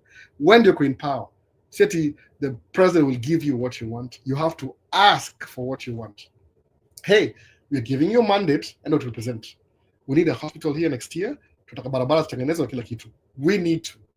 We ask you to go get it the funds. No, from the central government. Tenza hiyo barabara. But if you don't ask, mnapoa bribe mnasahau. Alafu gavana kwa busy kulipa madeni za bad debts za IMF. No, bad debts. Then it's weird. Mbona mnakomba mtu deni alikuwa na how do you go back to your oppressor to go ask for a loan? It's very stupid. Maybe people didn't really know that. Me najua because I've been in credit card debt. I know that. No, I know. We sacrificed 4 years people deni. Kusema I will never do this again. Credit card ni 28% interest. You're making them rich every day. Hata bado mama wife I understand you kitu. Mwambie kila siku, do you know how much money you're paying on credit card? Haujui. Ukimaliza hii deni piga hesabu uone. Utasema the reason why you're broke is because of credit card. Say I only put in a point squeeze because I use your credit card efficiently. Nisemangaje, I'm not going to complain about credit card. I will learn how to outsmart the game. That's it. Nasema hivyo. Una beat the game. Ukibeat unataka benefit. That's what you do. Uko broke sahi. Si uko broke by the way. Ujiangalia mind yako vizuri. Fungua mind uiangalie kwanza. Enda uangalie spiritual na mental. No, utashangaa sana. Uja exploit bado. Naongea vitandawili hapa hivi ndio wanakuja kuunderstand what am I trying to say. Uko na hiyo akili, you have it. Change, you know exactly what you need to do. The way Kenya is sahi. Kwa sababu Chris says, "Oh, Albo, Kenya ni home." Akisafanya hivi. Toka Kenya enda nje. Angalia perspective. Then uangalie Kenya from outside. Utaiona vizuri sasa. Unaona? Utajua equator mali iko, utajua 6 to 6 ni nini. Mimi niko hapa hivi temperature ni below 0 sijui. Najua mimi nimevaa Kenya sasa hivi mnajua below 0 ni nini? You get outside, your face hurts. How cold it is. Uka 5 minutes inakuwa frozen. Ufanye out of key. Tunywele tunasimama zote hivi. How cold it is. Naweza kupiga demonstration na hot water. Unachukua maji moto hivi inakuwa ice hata before you land. Maji moto. No. Moto yakudujia kitu ni very dangerous. But anyway, that's how cold it is. Lakini Kenya mali uko we the people, I'm doing nini? Sijui niwaambie nini. Na ungeje mtandawili juu YouTube. Sitaki kupigwa nje. Itakuwa unfair. No. Sitaki fight na wase unnecessary. Vipi Albo ndio naingia. Nimechelewa job sana leo na nitafuatilia recording from the start baadaye bro.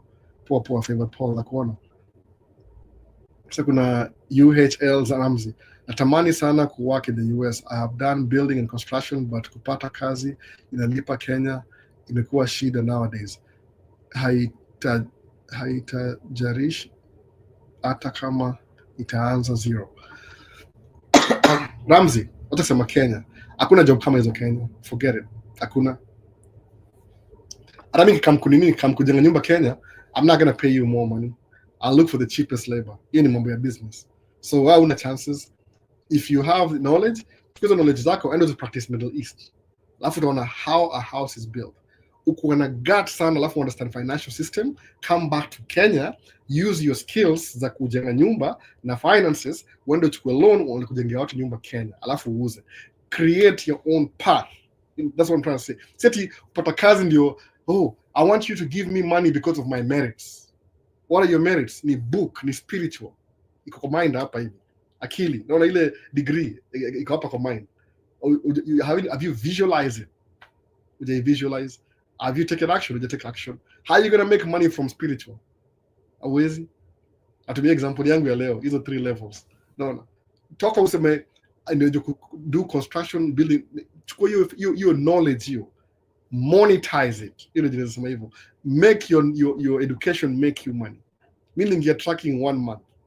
Tracking alone won't make you money. Lazima learn some few business skills na budgeting na kila kitu. That's what makes me money. See tracking, but tracking is one of the majority 70% ya driving ndio inamake dough. But hizi zingine ni kumanage pesa pia. If you make money and you spend all the money, is not how much money you make, is how much money you keep. Naona. Au niko na degree hii na hii. Hakuna job. Toka enda nje. Uncomfortable. Enda nje. If you need to sacrifice watoto wako, mimi kama ningekuwa Kenya ningeacha watoto wangu Kenya. Kwa nini? Kenya ningekuwa kuna family, kuna ile nitwaje? Kuna ile village. Kuna auntie, kuna uncle, kuna watu waweza kusaidia kuchunga watu hoi. States mimi sina mtu, niko mbele nyuma ni mimi tu. No. My closest family actually kwa naishi 3 hours ago walihama wote. My sister-in-law sasa yuko California. Sister-in-law. Watu wake ni wakubwa wote. So hata hizo chunga watu hoi ni mo. My mother-in-law kwa Colorado. My brother-in-law mmoja kwa Minnesota bado na watu wawili pia ni mgonjwa. My other brother-in-law yuko Tennessee. So angalia, California, Colorado, Tennessee.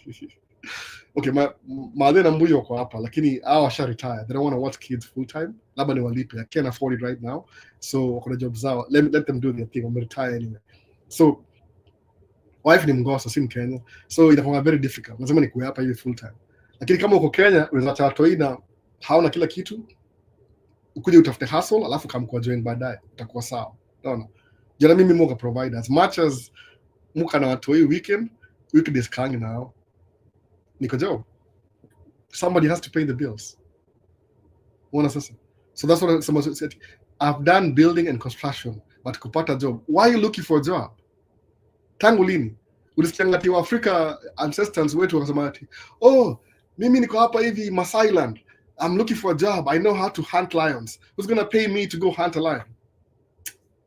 Think about you. Rudi back to ancestors. Maybe itakuwa na clarity of mind. Toa ile the centuries of brainwashing. Rudi back to the beginning.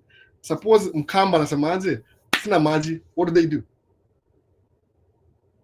Mkamba kwa pale Ukambani. That's some example. Hakuna maji. It's too dry. But akasema, oh, I'm looking for a job that's going to pay me money so I can buy water. Una solve problem. Unatafuta mali kuna river, the nearest river, mna move karibu na huko, mnakaa huko. In America, most cities are built around rivers. By the way, Minneapolis, St. Paul, Mississippi River inapita hapa hivi. Ukienda Missouri River.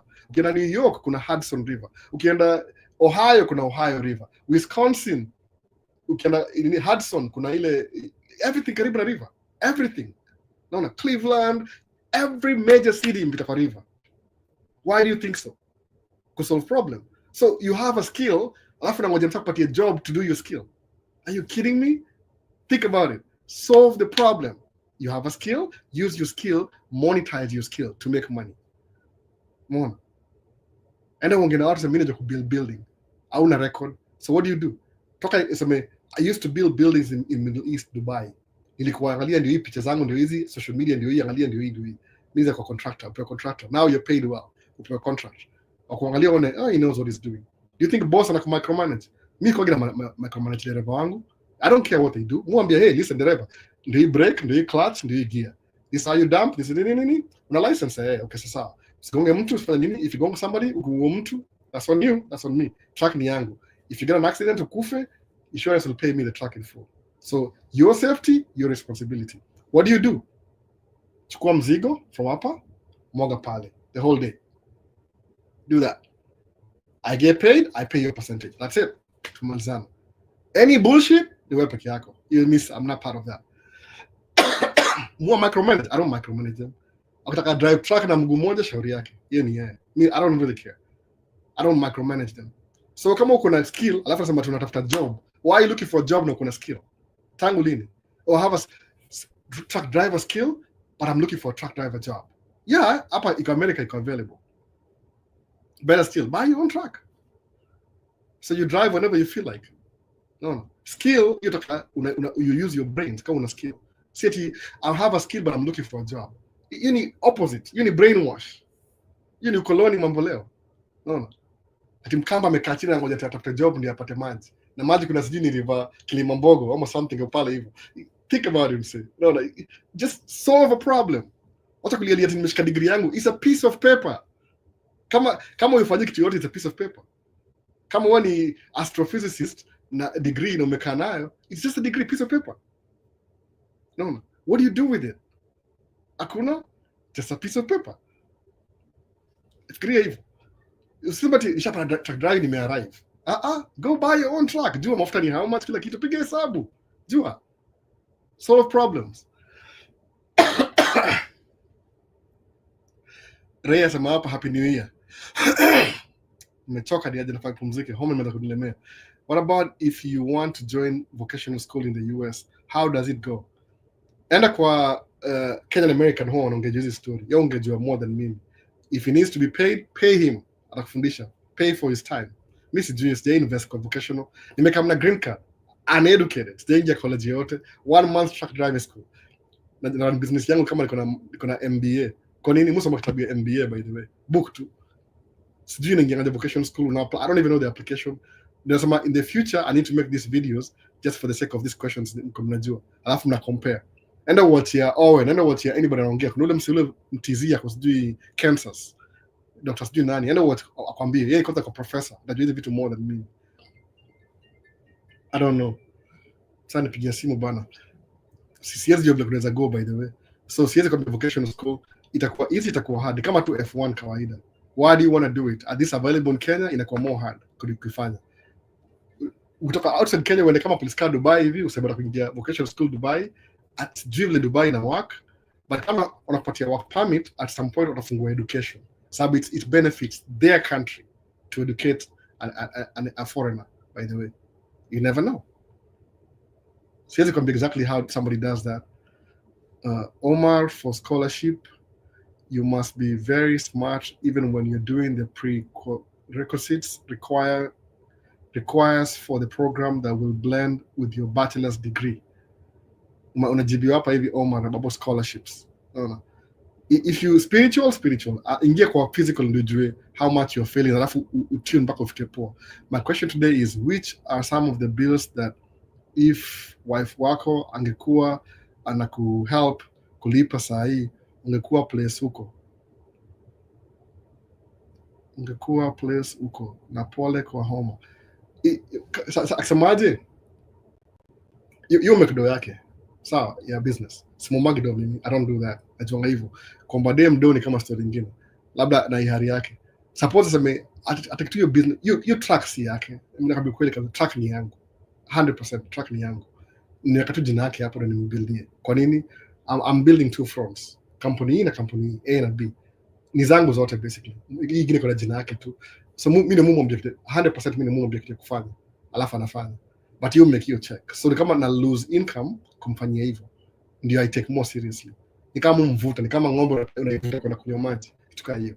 Suppose angelipa rent, I have 3,000 extra. Asema anunua chakula, niko na 2,000 extra. Asema ajilipia simu yake na simu yangu kiss personal, labda niko na maybe 200 extra. Asema analipa sijui some few things, everything analipa ndakuwa hiyo ndio inarudia mimi. So then what would I do? Ndakuwa na at least ndakuwa na ability to buy 2 trucks by beginning of this year. But because I live hizo bills anaishi tu for free, pesa yake ni ujinga whatever anafanyanga mimi sijui, alafu asema bills zake, but I don't even know. Sababu you jaribu kuargue na dem juu ya do muone how far mtaenda. Kama umeoa by the way, hakuna mali utaenda by the way. No, hakuna mali. In America divorce rate when kama sijui 60% sasa kitu kama hiyo. Cause number 1 ya divorce ni finances. Number 1, finances. So musa mangaje mtu akubit stereotype. If I think like that, very resentful. Why am I paying nilipia mtu bills na afanye kitu? Nakumbuka hiyo fanya ni kweli kabisa afanye kitu. Yeye ndio kana watu wengi. Sawa. So if it's a price I need to pay, akaina watu wengi, I'll take it. But one day itaisha, see forever. So kama nina range yangu, acha ni hold on mpaka watu wafike 18. Alafu tuone. Alafu nikata kila kitu jianpe chini, nirudi kwa apartment. Sina watu hiyo anymore. I don't need a 5-bedroom house or whatever. Mbona sasa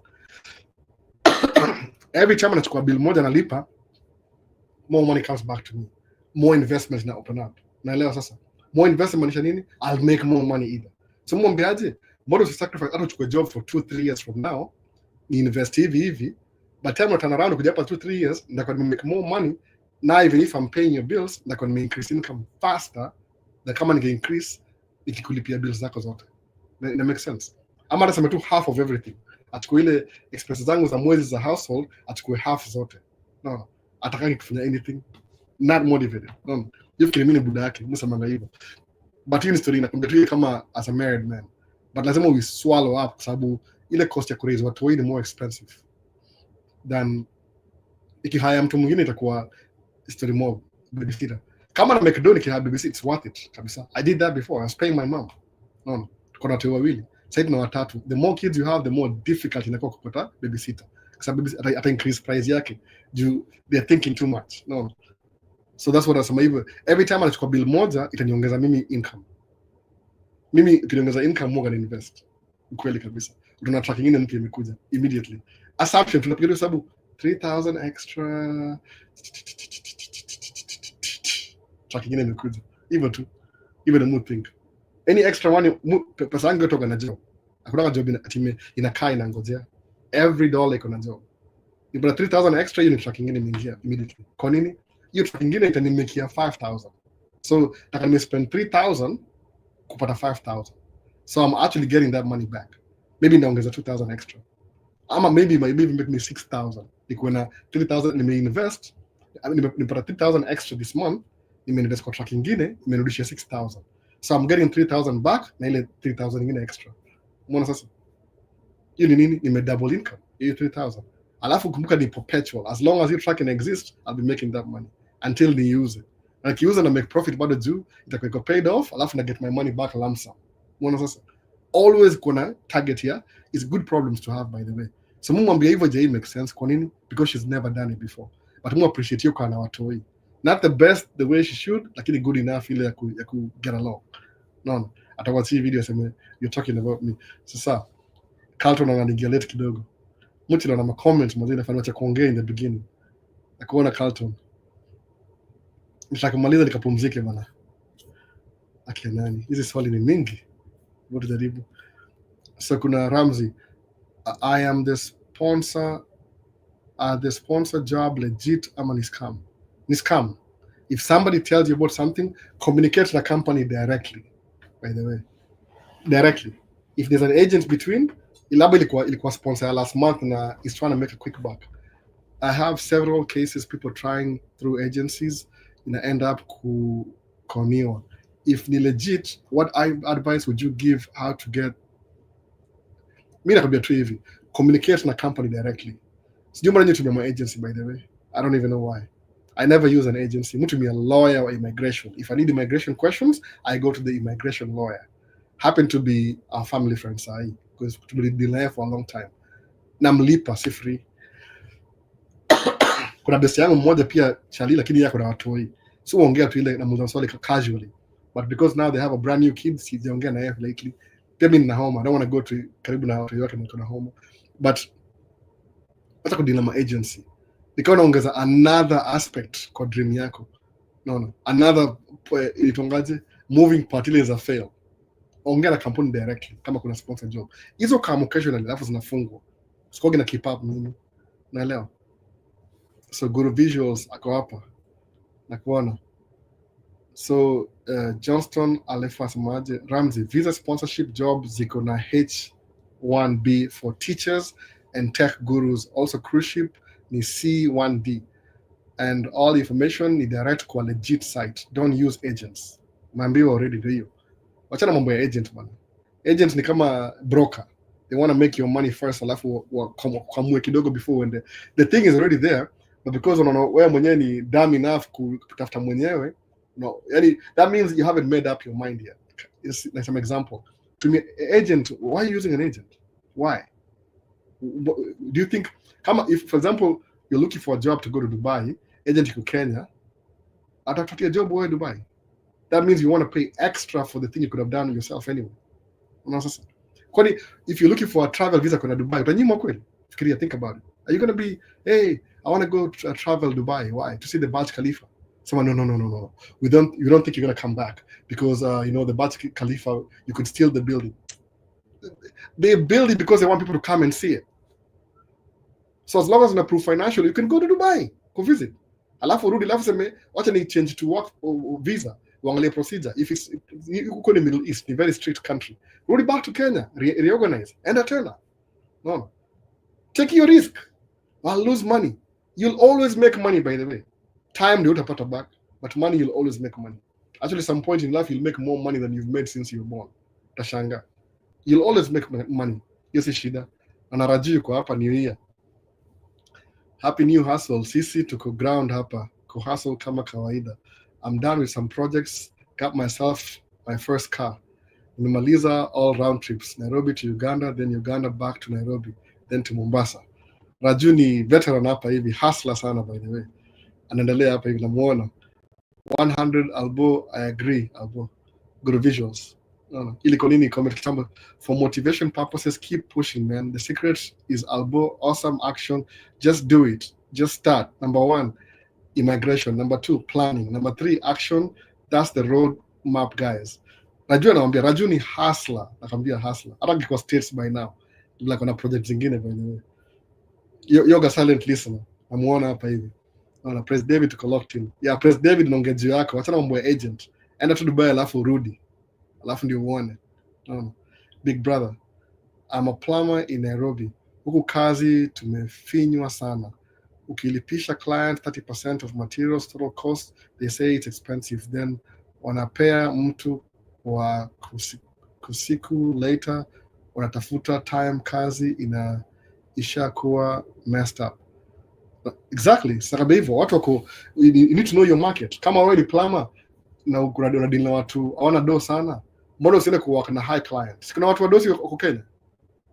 There's rich people in Kenya. Wanaishi huko very few, lakini si wengi sana. Mbona do your plumbing services for them instead? Au ongeangi juu ya expensive? Ama kama ukipata competition ni hard sana, what do? Relocate. Tafuta place hakuna competition. Uone how you'll thrive. Why do you think move fanya kazi December? Because I have kids, I can't travel, so what do? I take advantage.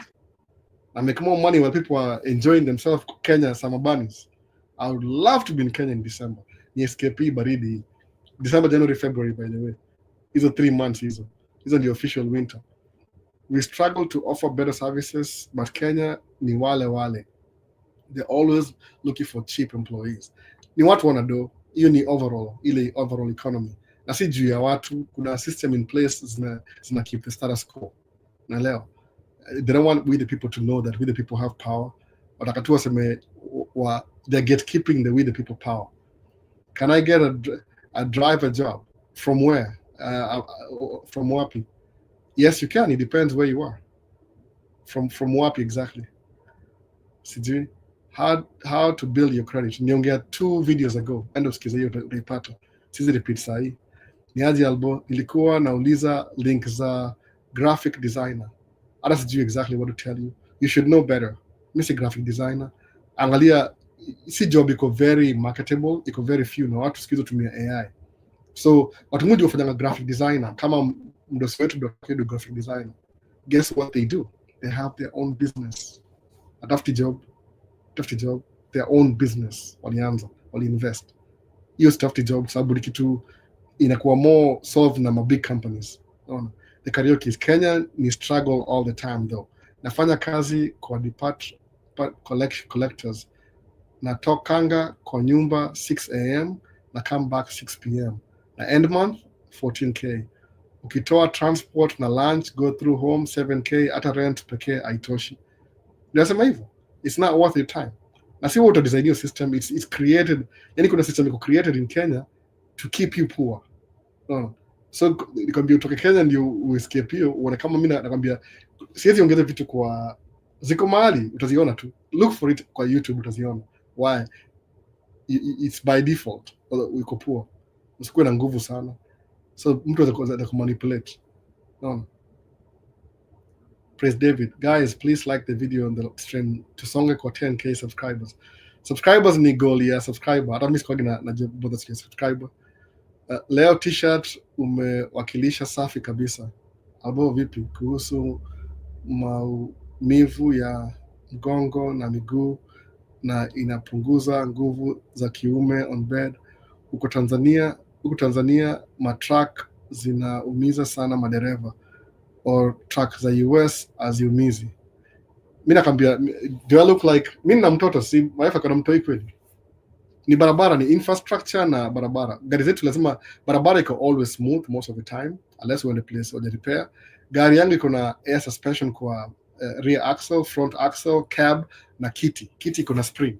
So kuna suspension, kuna airbag na suspension kwa kiti, kuna airbag kwa cab na suspension, kuna airbag na suspension kwa tires. So kuna 3 levels: tires, cab na kiti. So sangapi mina, so una very comfortable. Iumizi kitu yote. Hizo labda ni gari za Tanzania na mko na ile shock, ile ma springs, ile ma leaf spring, alafu barabara ni mbaya. Si kila mtu hiyo.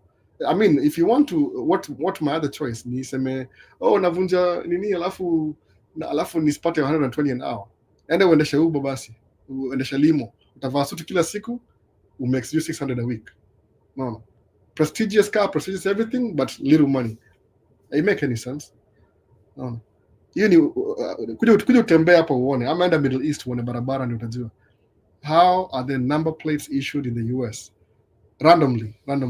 I've seen every vehicle given a number plate according to the state vehicle located.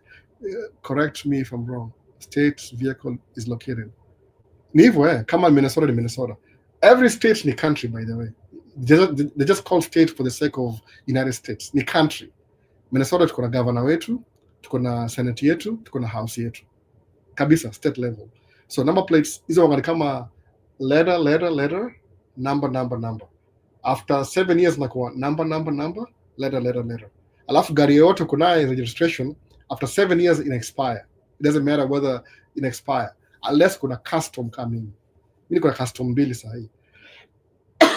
Moja ni Maisha, ingine ni Alhal. Alhal ni kampuni yangu, Maisha ni Maisha States. So haita expire hiyo. What I do ni ile, if I need a new one, I'm paying for that extra, $30 extra just to have. So both $60.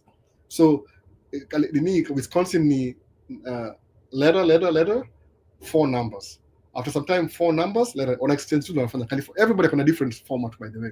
Louisiana huko Tennessee, only back, hakuna front license plate ni back pekee. Alafu hiyo bike imeandikwa county na nini. Everybody kwa sababu who's collecting the taxes. Ibe unaangalia. Minnesota ni state. So the whole state inapatia the same number plate. Nini Tennessee ni county. Each county collects their own taxes kwa plates. Naona sasa hivyo. It depends. So ina vary. Hata siwezi kwambia everything. Nasema tu example. Ni plates tu, by the way. Ni number tu. Kwa distinction. Ile huwezi kuwa the same number. Lazima ikuwe different.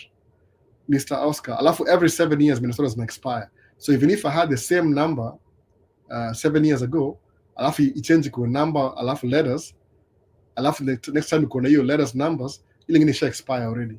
Nobody will have it. Hata gari ni bado kama kana gari 15 years uko na 3 different plates. 7 years license plate expire kabisa, inakuwa brand new,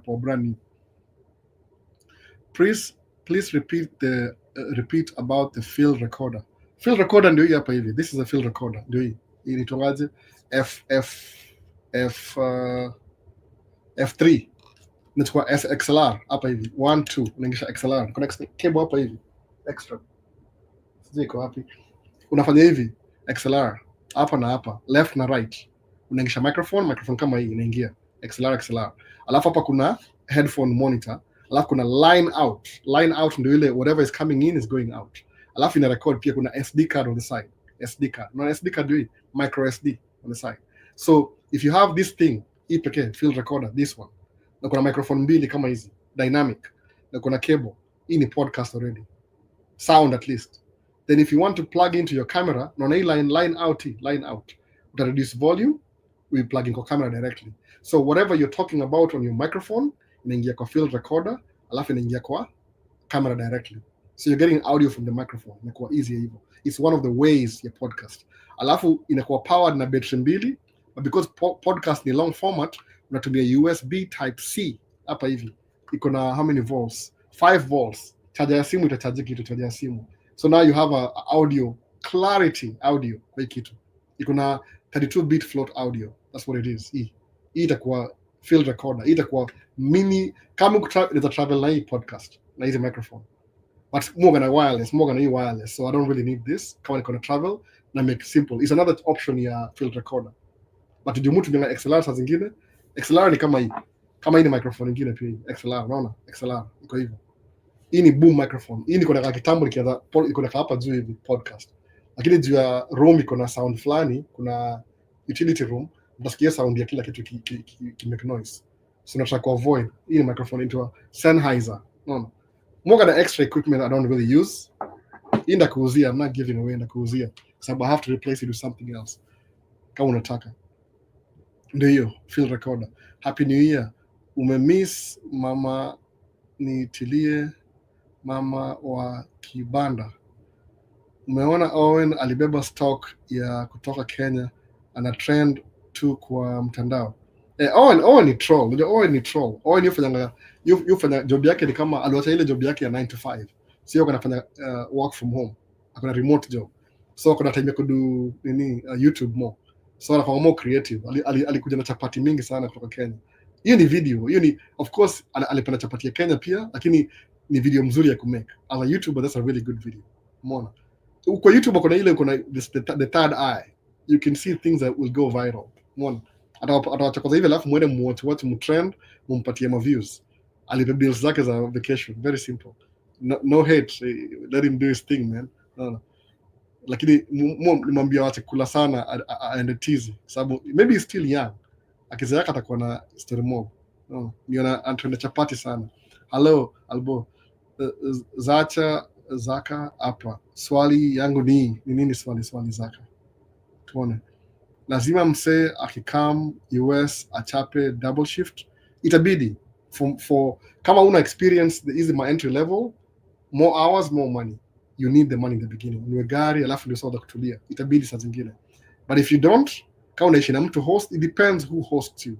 Unaona, mimi host wangu alikuwa Makuzo, pia alikuwa na struggle, so nikianza job hivi kuna share bills.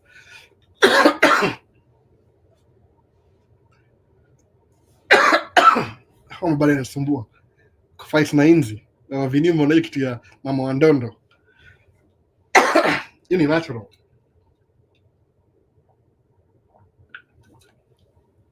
Hapa states muona inzi sama peke yake, sama peke yake muona inzi, alafu muona mosquito spring peke yake, alafu zinakufa zote, weather na change. Unaona, micromanaging God. Unaelewa kile mimi nasema micromanaging. Watu fikiri Mungu fanya hivyo kuna kiboko. No. You're cool but you really do brag a lot. Anaingilia. Maybe you should take some tutorial on how to do a friendly vlog in huge audiences. I can't. You see, I brag a lot by the way. I'm not gonna brag a lot. No. Ikona Apple Watch. Kuna simu mbili. I'm so bragful. I'm just bragging. Look at me, man. No. I brag a lot, mimi. No. Cognito. I brag a lot, mimi. I'm just too braggy a lot. No. Sijali sana msee. Sijui unachungulia nini. Niko na hizi vitu. I'm not gonna kid. Niko na F3. Niko nayo. Si ati kitu sina. Yani, I'm not bragging. Niko nayo.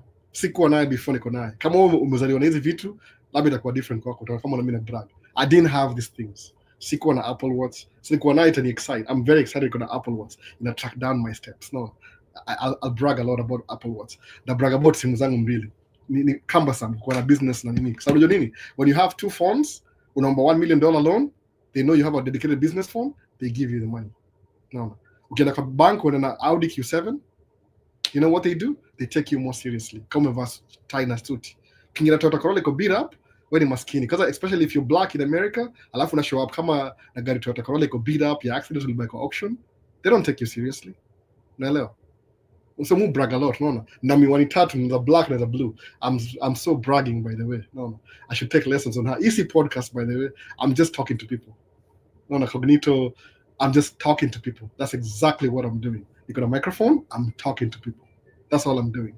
Ningenyamaza kwa kona yangu, but people, somebody walisemaje, kuja kwa live so you can ask you questions directly. So if you think I'm bragging, it's because you have these things. Good for you. Mimi grow bila iWatch. No. Mtani pigia simu sahi in a ring. I can do that. I can brag. I don't even brag, by the way. This is my life. Unfortunately. Kamsa anatrack kuingilia. It's my life. If you think I'm bragging, I'm so sorry for you. I'll never change. Utakam kesho upate the same thing I was doing yesterday.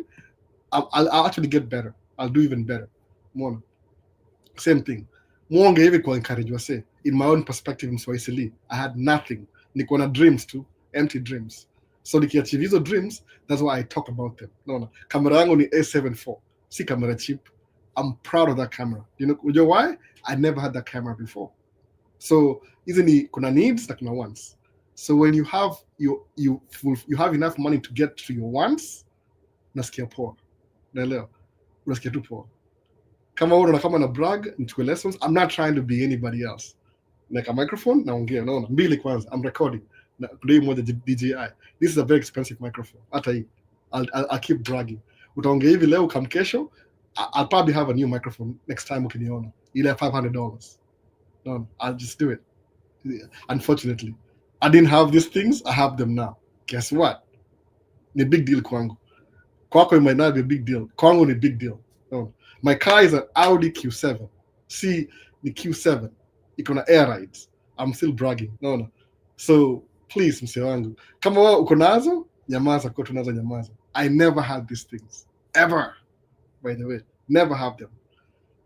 Nimekaa hapa chini, I'm very comfortable. Niko na air purifier, niko na gym. I have everything that I didn't have, by the way. That's why, come on, if you think I'm bragging, let me be bragging. I never had these things.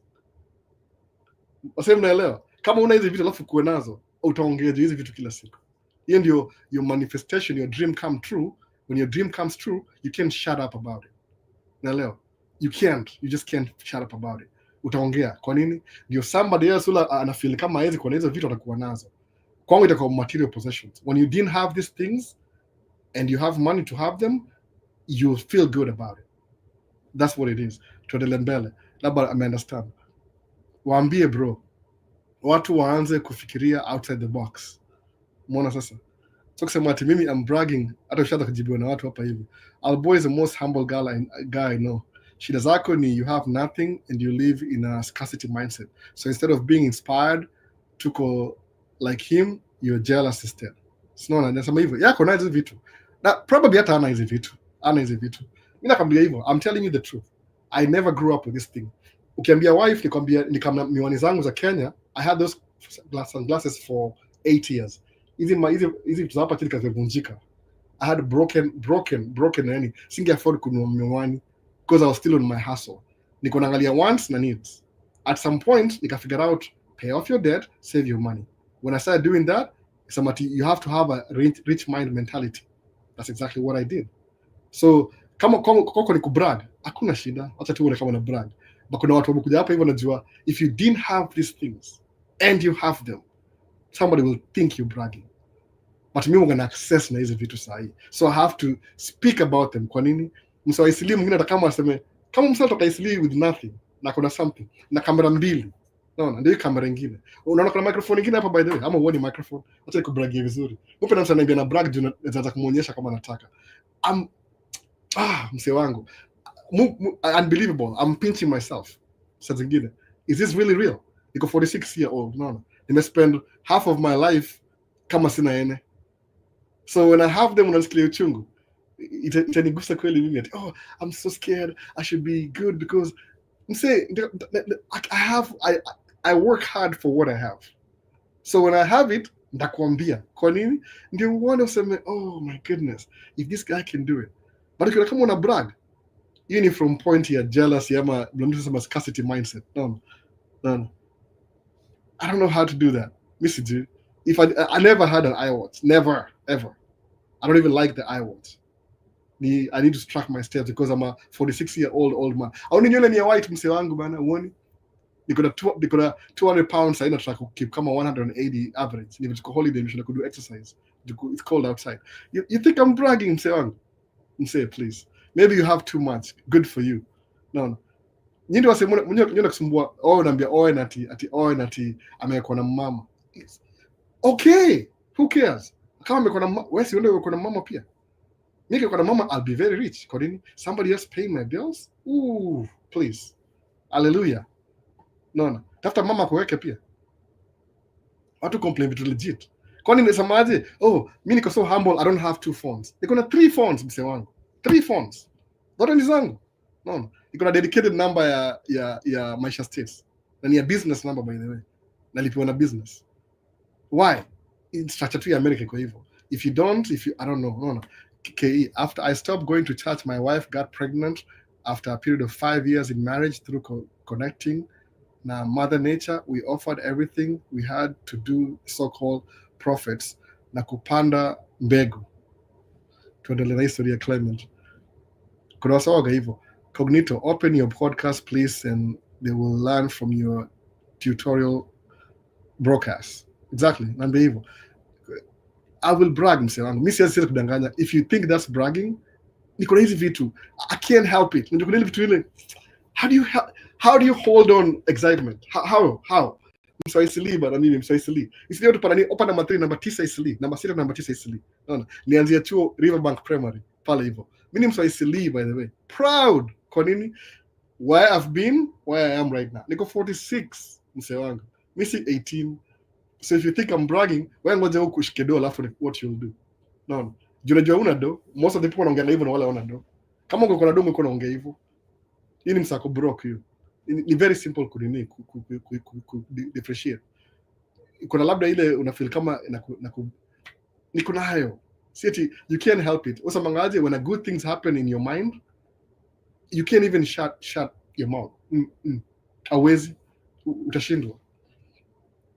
Climate care, you don't know that the military has always been looking for chaplains and all over the world. You can upgrade to that degree if you can. Sasa amekwambia hivyo, ndicho nasema nini? Enda uanze podcast yako by the way. Cognito, enda tu uanze podcast. Go start your own podcast. No. Alafu ni mashua microphone. Kama unaweza afford by the way. Kama unataka kuafford bonga na mimi nakutumia free. I'll give you this for free. Everything. Alafu ndabuy zile mpya zile ma SM7. Zote 3 mpya. I'll give you this. Nakudonatia.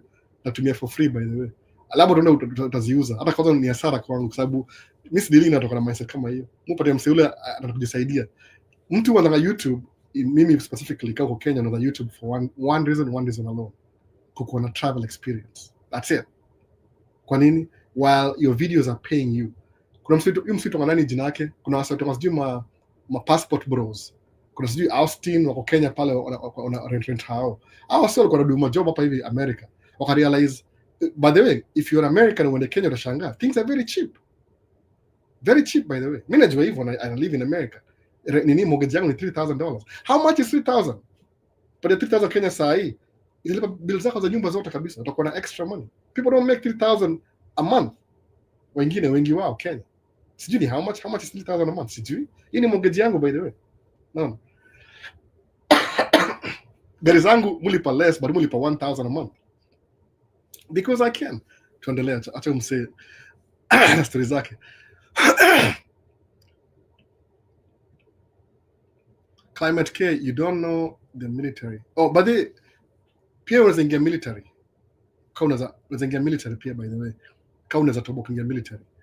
Ni poa hivyo. Chaplain all over the world, you can just upgrade to that degree if you can. Inasaidia sana by the way. Kama military unakuwa raia very fast. So unaona mse wa Citizen TV, ule mse yule akona interview. Kama una pepa ingia military. Ni very simple by the way. But kama uko na green card, angalia options zako kwanza. One before you get military. So 1960 na Nagato yuko hapa hivi locked in. So Ed, well noted. Somaji Ed, Climate KE, please do so. The answer is one step away. People do not want to study theology, but it's a high demand in the military, US, UK, and globally. Ukweli kabisa. Theology si kwa pastor. Wife yangu kuna theology degree by the way. Kuna degree mbili. Kuna theology degree na kuna psychology. So hiyo msaidia ku manuva zote mbili. But kuna theology minor, alikuwa naye theology. Atakuwa chaplain pia. Hisabule priorities imechange. Akona jiangalia kama as a single person what options are available for me. Fanya nini hapa hivi naongea na Siri? Acha na hii story. Siri naongea na mimi hapa.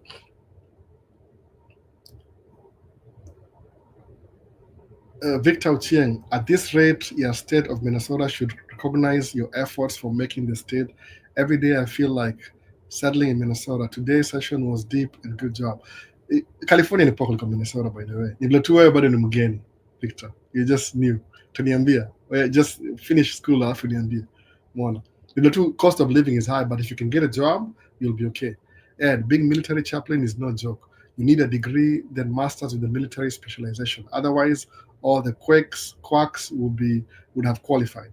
Jaribu do, jaribu. Don't you go try it yourself, alafu fail. Useme I tried and I failed. Usisikie opinion, musemanga hivyo. Never take anybody's opinion. Ever. Hata yangu sichukue opinion. You try what you want to try, do it, fail, then move on. Sababu you never know. When you utakuwa ile lottery winner, ndio wewe. No, a great podcast, Kimani. Much appreciated for the time you take to create this space for gents. One love, one heart from California. We'll reach out next week.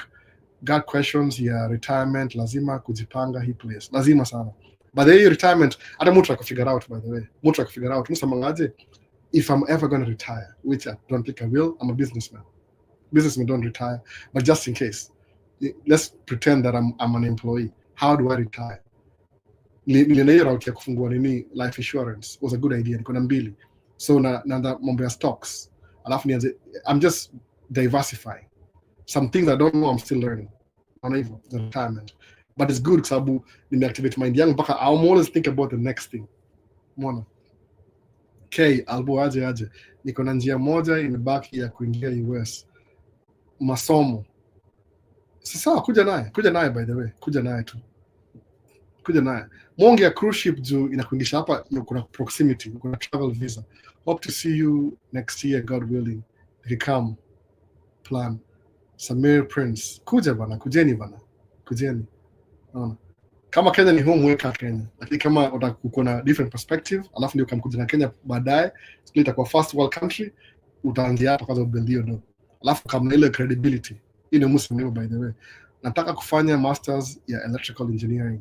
From your experience, will be marketable with those skills? Nikifika hiyo path itasaidia kuanza business yangu. Wewe kuja tu mzee wangu, sikwambii kuja tu. Unajua kuna vitu siwezi ongea, sorry man, acha ninyamaze, but kuna it's tu kuja tu. There's so much information iko behind you, I want to say it, but sema tu kuja, tunawatia hapo hivyo. Wewe kuja tu alafu utaona. No. Kuja tu utaona, nothing will happen if you take action. So tuendelee kwa nice to listen. Nimekaa 4 hours na leo na homa, nimejaribu sana. Hi Jera Interior, above is my registered company name. Nikipata chance ya kuingia America after nimesettle, would my company work ama I will have to register a new one? Labda nikibayo jina yako sahi naichukua. Uko sawa mse, don't worry about name kwanza. Utakata uende uishi kwa, unajua America kuko na immigrants, but then nikiongea juu ya Minnesota, I'm not the only black man, mimi ni minority mbaya. Ile tu I'm representing Kenyans in Minnesota, mimi ni minority mbaya. Hata kwa hii nyumba mimi ni minority. No, I'm the only black guy kwa hii nyumba, that's it. Sababu wote wangu ni mixed wote, alafu wife ni white, so mimi ni minority bado. Hata kwa neighborhood mimi ni minority, so I'm very minority by the way. Ile tu I'm a loud mouth minority, ndio sema hivyo. Your company kudini depends who are the immigrants. Because in a place flani, sometimes you need to change your name to fit the environment. Sababu kama uko na kama wewe ni interior designer, unaangalia what's your market base. Kama itakuwa interstate, ili itakuwa inavuka east state to state nyingine to state nyingine, utatafuta name, utakana professional, they'll give you the ideas that will work with the region. Ndio hivyo. Sababu sometimes your name matter sana brand. Ni ile who are you selling your product to? Ile kama ni jina friendly na McDonald's. No, ni burger. McDonald's has nothing to do with the burger. Sababu your company by the way, what do? They own real estate. Burger is a subsidiary. That's what they sell in their real estate. But the franchise company, our own real estate, in the McDonald's. But because of so many years kuuza burger, wako associated with the Big Mac. No. Name ina kama yangu Al-Hal. Ikifungua Al-Hal niko na very good intention. Al ni jina yangu, Hal ni background yangu imetoka transportation. My idea ilikuwa tu kutumia jina moja, iko tu haiko attached na tracking.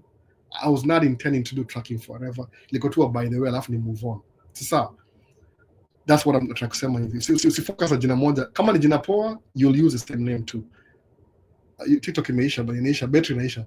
Na ndio wasa TikTok baadaye imekatika, battery imeisha. Sasa so tuendelee kwa YouTube. Tumekatika yenyewe na sijaambiwa kwa heri. Thank you so much for finding time to offer such knowledge. Peace. Nimaliza pia video hapa hivi. But joining the live video a bit late. I'd like to know whether it's possible to change visit visa into student visa without leaving US. It's possible, but lazima ukue hapa for 90 days kwanza. In process. Nitumie message nakwambia. It's possible, lakini kuja hapa kwanza ni visit visa kwanza. Alafu utaangalia options zako 90 days. Alafu utabadilisha. Utaangalia immigration law utapatia options. Unaona? Agnes Miro, unisaidie na kupambana. Unanisaidia kupambana zaidi, piga kazi kama yangu. Agnes, kupiga kazi kama yako na unanisaidia. Sasa ile motivation ama kitu kama hiyo, na mazoezi ni live ina karibu 4 hours. Cognitive lazima kubrag hizo vitu tuku grow nazo.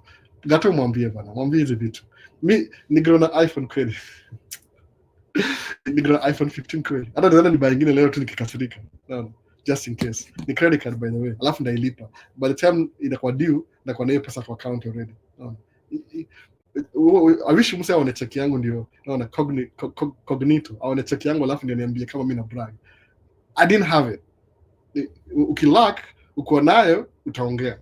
Si mse wangu bana. Wewe unacheza nini? Nafikiri mko kaudi na shindo hii gari ni yangu kweli. Hata hii couch nafikiri mimi couch kama hii. Hii ni recliner by the way. Ni recliner. Cheza nini? Angalia, ni recliner. ndavunja vitu hapa hivi. Kama uko naye, that's one more authentic. I didn't have it. I'm so sorry msee wangu.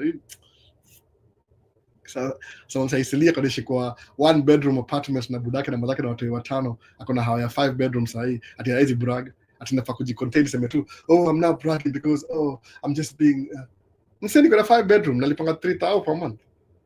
No. Hata mimi siamini. Kumbusha Cognito wewe ni kijana wa Isili. Namwambia hivyo. Kwani Isili ni nini? Ni ubabi ama nini? Liko 1 bedroom 5 kids. Kwa living room, kwa kitchen, kila kitu. Unamka asubuhi unaenda ni kama mko camping kwa nyumba yenu. Unaenda kishika hiyo. Watu ngapi wameishi hivyo? Most majority watu wameishi hivyo by the way. No. Alafu na kama tuko na room yako kuna man cave. I don't even know what a man cave is. Nikamkurealize kuja hapa hivi ndio man cave. Hapo nafikiri hii jina man cave ni bure tu. We didn't have these things. Msewangu yashinda yeye bana. Ati nikana van imekaa pale nje na gari. If I want to drive I can just drive to Wisconsin. Nafikiri kuna Wisconsin kesho ndio make video moja ya St. Croix. Na make video kesho. Kama sitakuwa na homa karibu 8 days. Dawa zangu zinaisha kesho. Unaona? Msiamini bana. All you have was dreams. Now you desire to get ajui kitu bana. Cognito ajui bana. Ndio jina lake ni Cognito. Ajui hizi vitu bana. I can tell wewe unado. I can tell. No. Kwa nini ndio alafu niambie. Utabrag. Ushaona ule mseto wa nani ule wa Kenya ule kwa governor nani? Ule utembea na ma gold watch. If you didn't have, you didn't have. Uta compensate. No. Na ungejo hii next week. Sasa joge mimi na gonna brag. Mimi naambia msee it's possible kuwa na iPhone. Ni iPhone tu at the end of the day. No. Just get need na wants. So msaisilia hapa hivi kapanda matri kila siku asikiza kuna gari. No. Hata sisi tukifika lazima tu brag. No. Ujagrow nayo lazima watu wajue ziko. Yeah, sisi tunapenda lazima mwambie you're doing something good. Msee wangu brag if you can. You are the brag ni nini? I'm not trying to impress you. I'm just happy that I have these things right now. Ina show nimeachieve dream yangu. Hadi kufa leo if you're contented. No. Aki ya nani? Ati kubrag that jealous. It's scary story, man. There's nothing wrong about listening. What you have, it's inspiring others. Kama kunaye. Audi Q7. Mimi na Audi Q7. Mimi. No, labda uaminingi. Labda fikiri mimi ni Alboni Audi Q7. Hapana. Didn't have. Maybe I won't have again. I don't think nina Q7 nyingine. Nishamaliza hiyo taki. Hapa sitanga Royal Flash. Ukishame kidogo tena ujaribu kabisa ujenge mwili. Umeona? Ukiona kinua chapati G250, wacha ninua chapati 200, acha nunue. Nini? Wacha nunue bana. Kwani nini bila kwa shia nini? Ukisema mmekuwa na mama, wacha wekwe. Si pia utafuta wako kuweka pia alafu usikie hiyo feeling. Basi mbona mna hate. Kuna asset leads hapa states asset leads aje, we will show our life. Kwa nini? Ndio muione. We're not bragging, we're just showing. YouTube ni hivyo by the way. Kila mtu YouTube ufanya hivyo. Mtu mianga A74. Suppose hata mwambia hivi. Nimenunua iWatch, wife akanunua iWatch pia. Sijamnunulia. Akona pesa yake. Anajinunulia anything she wants. Akanunua brand new iPad. Tuna iPad 3 sahi. Ati ya mtoi. Nikacheka tukamwambia tu hata ile mimi kununua iPad Mungu anauoga bado. Ile sijaiamini mpaka leo. Yaani kuna vitu that's why some end to place watu wanaishi. You mean mtu anaweza ingia military atoke B1 B2 visa, so kuna kama ume overstay inaweza. Kuna vitu Kevin nini Gadecha unaweza ingia military. Inquire mse wangu kama uko stress already ama uko happy, but mse wangu ingia military. Serve your time yako umalize. Bora usikufe, please don't die. No, we need you to. Shaka do it in effect. If I know you and you die, man, you'll kill me, man. I don't know. Don't do that. Don't die. You kweli kana kujua. Don't kill me yet. No, ni waburi. Ingia military tafadhali. Sababu nini? 3K ni kama ngapi? 300 and ndio hivyo sijui ni samani US dollars. 3K US dollars ni kama 387 100 and that's a whole annual income for most people. Sinaambia msee hivyo, naambia mimi mortgage yangu ndio mortgage yangu ni annual salary ya watu wengine. Do you think I'm special? relocate to. That's what I did. Peke yangu hapana, nili apply green card. Ilikuwa one time nili apply tu, alafu hapana, nili apply for a long time. Nimetaka kuongea kama niko all the states or 18 years sahi, 17 16 years nimetaka kama niko states. What was I saying about YouTube? Ilikuwa tu, I was doing some English YouTube. I was trying to be white, ni do English version. I could make sense sababu I don't think in English anyway. No. Mimi naongea, nilisemaje, nili choose my audience. Nitaongea na watu wa home. So ukiniona kama niko na iPhone, utakuwa nayo pia. Labda utakuwa na hiyo gold watch. Mimi sipendangi ma jewelry. Hata miwani tu vile macho haioni. No. Hata hii ni juu ya steps. Nisha master steps zangu hivi, game over. No. 300,000 nimelipa hao. Imagine Kenya shillings. Alafu naambia ati anajua hiyo ati angalia value, it will make you crazy. Ukiangalia value ya Kenya shillings, how much you spend. So msema tu wacha ni keep mind states. Alafu niambia Vinia kuja states pia. Umeona sasa? Akuja pia amekido, watu waseme Vinia amechizi siku hizi. Ali change. Why should you not change? No. Albo, uko sawa brother. You share the motivation. Usijali msee wangu. Kwanza nani make video na Q7 they make for a long time. Ndio uone ukasirika zaidi. Hii Q7 yangu kuna kitu kama hizi by the way. Leather kama hii, leather. It warms up my ass below zero temperatures. Kuna steering wheel heater. No. Msee wangu, unbelievable. If you had it, kama uko nayo. Kama hauna, but the fact that una comment, I guarantee hauna hizo vitu. Uko na bado ile yani kama unaona kama ukisikia uchungu itani change mimi. Utakam 2 months from now, but I have better things than I had 2 months ago. Like on a new microphone, because I'm napatia na microphone for free. No, napatia tu msee hivyo bure for free. So what I mean for free, credit card points. No. Musema, let me use it first and justify. Albo, if nobody is putting food on your table, let no one akuanzie uongo. Hata mimi nitabrag nikifika huko. After all, we all live once. All this you've earned it through your hard work. So naambia utabrag. Please brag. Please brag, by the way. Ona niambia kwa nasini Toyota Forerunner. Ikabidi aiuze ni minivan. Naambia bro, unaelewa sijali. Naelewa. Tukaongea conversation. Brag msee. You didn't have it. Please, anyway. Be very intentional. More gonna show off just ndio hii. Simu yangu ndio hii hapa. Unaona simu ndio hii. Angalia 1 2 3. Ndio hizi zote pamoja. 1 2 3 phones. Am I bragging? Hapana, niko na 3 phones. Ni weird, very weird. But I'm trying to score $1.5 million loan ya real estate, invest in real estate. The first thing requirement ni nini? Lazima uwe na dedicated business line. Dedicated. Sawa. Do I use my phone for business? I do. Everything job ni inside. Everything job. Hata ilifaa kwa personal juu camera. Hii ni camera by the way. Hii ni case ya camera. Inaitwaje? Shift cam. Unaongeza ma lens hapa inakuwa wide angle. Unaona hii ni shift cam. Hii ndio personal. Inafaa kuwa opposite. Hii inafaa kuwa business na personal. Unaona sasa? I'll brag. I never had these things. Usinilaumu by the way. Never had them. So when I have them, acha tu ni brag. Msana ananipatia road aje. Mwambie uongo, uongeze effort. Hiyo ni jealousy. You don't have to know the pride that one has for the sweet hustle ikijipa mpaka upate utamu. Msee unasikia poa sana.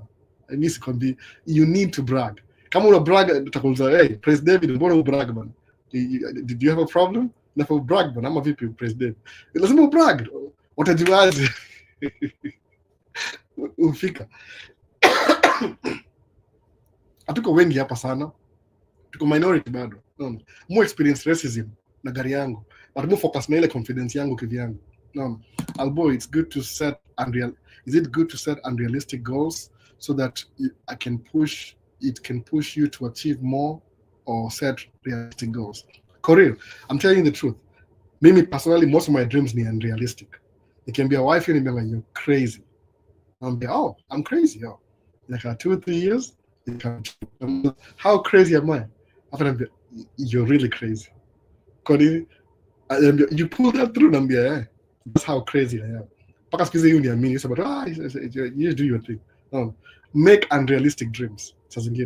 Bigger than yourself, 10 times bigger than yourself. Of course, you're bigger than them, but for illustration purposes. No. Make unrealistic dreams. Spiritual, manifest, mental, take action, physical. Alafu uone what's gonna happen. Unajichuna kama mimi. No. Unajichuna useme hapana. No. Hapana. Usi mimi. No. Unajichuna by the way. More gonna stuff. Stuff doesn't make you happy. but I needed to buy the stuff in the ecosystem. No. They don't make me give you a tour of my studio. Atahepa umse. Nashinda umse ana vitu ngapi? Abundance. No. Niko na vitu ngapi niko nazo hapa hivi. I don't even want to go through that. There's a make a video anitafute ni make a video personally. I wish ningempata nimwambie hii ni yako hii. Ndio hii hapa hivi. And I'm giving away, not declutter this year. I'm giving away everything extra ile to me. Na nishailipia niko paid off na patiana. Unaona sasa? Jipatie unrealistic dreams bigger than yourself. Naona? Tumetoka ghetto, lazima tu brag. Akia nani hizo vitu uziuko ghetto, aziko ghetto, wasee wana hate bure. Ghetto mwambie bwana, mwambie msee hata jongo ghetto kuna kangaje. No, aji ghetto hata uwezi kuna TV poa, itaibiwa kesho. Umeona? Mimi sijaibiwa gari, by the way. It's funny thing. Mbona sijaibiwa gari? Nimepark van hapo nje. Alafu something funny ni ile, still if you want. Just kuna dem fulani amegonga gari yangu karibu bumper. Bumper ni 1000. Akaanza kunisumbua, nikamwambia wife, I'm just gonna go pay for it in this house story. Nikimwona nasikia uchungu kila saa. Akaniambia hapana, I'm the business manager. Acha nipige insurance simu, kapiga simu akapora hiyo information. Tushaget information yetu sahi. Tunangoja tu nini? I will brag. Sijaikuwa na hizi vitu by the way. Nakwambia exactly, mimi technically vitu mudu ni hivi. Mudu media. So there's a reason why I'm using this microphone today specifically. Kwa nini? Hii nakohoa. Unaona hii ni Rode microphone. Nakohoa. Watu ngapi tumia Rode kwa YouTube? Niambie. Watu ngapi? Hii ni $350. Na mbili kama hizi. I'll brag ghetto. Umsa ghetto nakwambia everything. No. So wana student brand name in the beginning. Baka uzoe. When I become wealthy na kana notes za kawaida. Junisha kwa hiyo do already. But sasa sina hiyo do bado. You can tell I'm bragging, kwa ile bragging stage. No. I'm fake it until you make it sahi. Shati yangu move hii shati once. Una shati move watu once. Bado ni mpya. Nimekaa nayo sijui 3-4 years. Move once. Sasa ndio nioshe kimali ilikuwa ya Kenya. My favorite shot. Hii ni ile unaona show off. Unaona mimi na brag. Mimi Kenya bana, I'm bragging Kenya. Ngale. Bragging, keep bragging rights. Msawa ghetto bana. Ama jogi ghetto ni nini? Mimi ni msawa ghetto mbaya sana. Usikia naongea shenga ghetto. Maybe ni shenga si shenga present sahi ya kitambo. Mwambie Kateba, mwambie bana. Naona Ismail, mimi niko hapa Uganda na nina brag sana. Sembuse, nikifika USJ, my gauge itakuwa msee, nakwambia wewe kuja ni gari ba. Please msee. Kama ni Range Rover nunua Range Rover. Bro alikuja kanunua BMW. No, bro, BMW kaniambia tu just because I feel like it. Kaniambia msee, go for it. No. Ikamsumbua karibia kanunua wengine. Kaniambia tu, "Halbo, ndio kweli singenunua hiyo BMW." Kaniambia, "I know, usijali. Itoe kwa system. Safisha ghetto."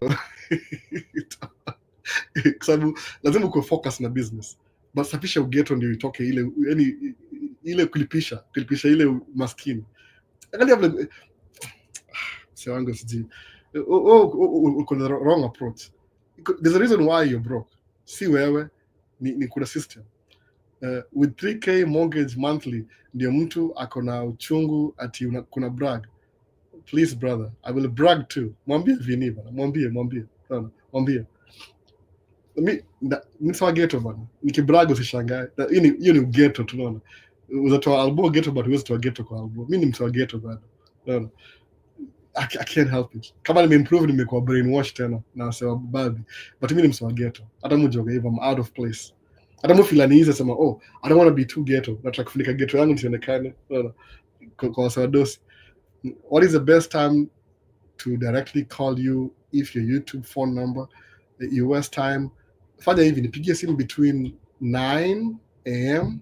to 5 p.m. Ukini text back and forth, kama na text. Alafu nipate time naweza kupigia kama naweza kupata. Yote moga nimekaa chini, niko na mtu yeye amelala, alafu sina kitu na do. Na natafutwa. Sasa ni mzee story. Vincent, naona. Fanya hivyo, nitumie message kwa hiyo namba, tunione. Lazima tutajua. Yes? I'm done already. I'm done. Somebody saying that I'm bragging. Yeah, I'm bragging. I'm a Kenyan. I'm just bragging that I'm Kenyan. I'm so braggy like a braggadocious. Okay, I'm coming. Let me finish up. I said tumalizana basi. Video ndio hiyo leo. Naona. Mse kama ulikuwa huko na do, utakuwa na do, endo brag pia wewe. Naona. Onyesha wase kile uko nayo.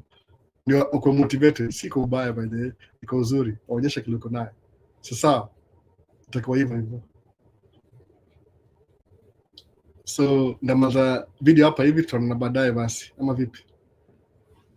What? Okay.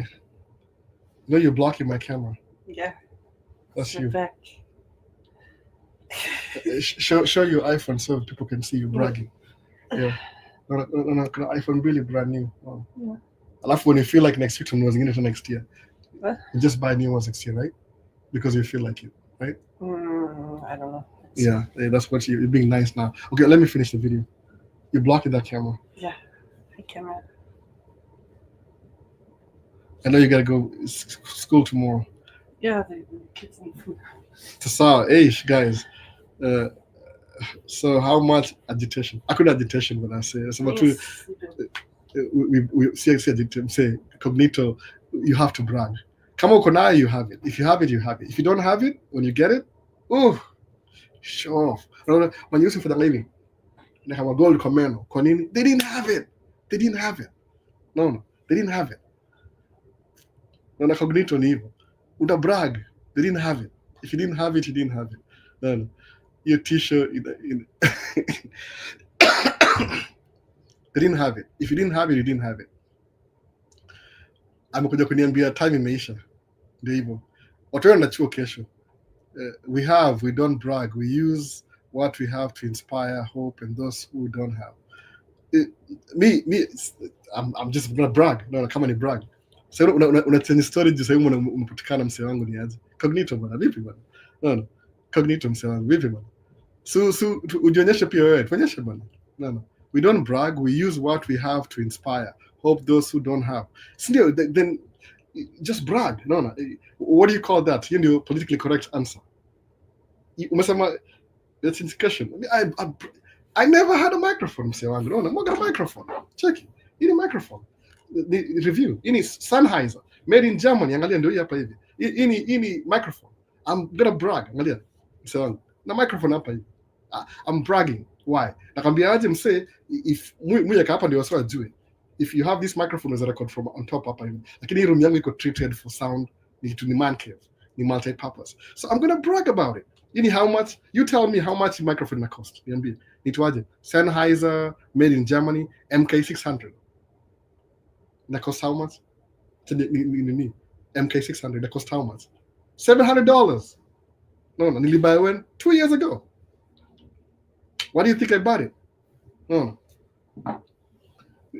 Show vitu zako pia wewe, show ndio uniambie kile uko naye. Show. I'll be proud of you. Why not? Cognito. Show. Mimi nakwambia good job. Weka gari yako hapo tuone. People brag all the time. Ona msakostes ata brag kila siku. Na si ati mimi enemy wako. I don't really care. I'm not your enemy. He's trying to sound politically correct right now. Sinaambia hivyo. Ameshangaa sana. We brag, we show gari yako, onyesha watu mahali unaishi, mwambie this is my house. Ongea. This is not the best house by the way. Ishishi kwa how ya iko nini? 5,000 square feet. No, and it was cheaper than this house. Due inflation. Sasa ni more expensive of course. Tumalize video bana. Watu wanaingia chuo kesho. Nimeongea paka nimepona. Hope nimepona bwana, hope. No. So you're not bragging. You're proud of what you've achieved.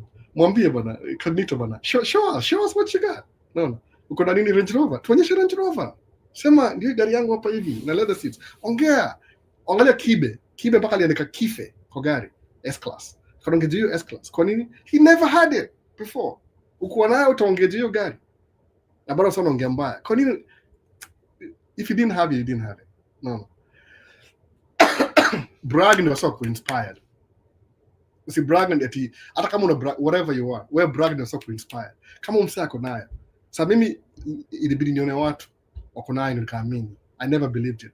Paka nione. Ukiona album wako na watch ya ini 10 by the way, ini 10. Ini tongaje I watch 10 na brag. It's just a watch. It's stupid watch by the way. You've been ripped off. No. ni watch to iPhone, I watch whatever, Apple Watch, whatever it's called. Mi na track down my steps zangu. That's what it is. Ni 10 ile mpya. Do I care? I don't really care. I even regret why I bought it. Lakini ni ile I need to count my steps. Sababu mwa natembea randomly, I don't know if I'm exercising, alafu nijue what I'm going to eat in the evening. Calorie count. No. Kwa nini? I'm an old man, niko 35. If I don't take care of my body, nakufa. No. Bring another topic. Creative. Maybe in the skip next week for every other week. Nawaambia, I'll inform you everything.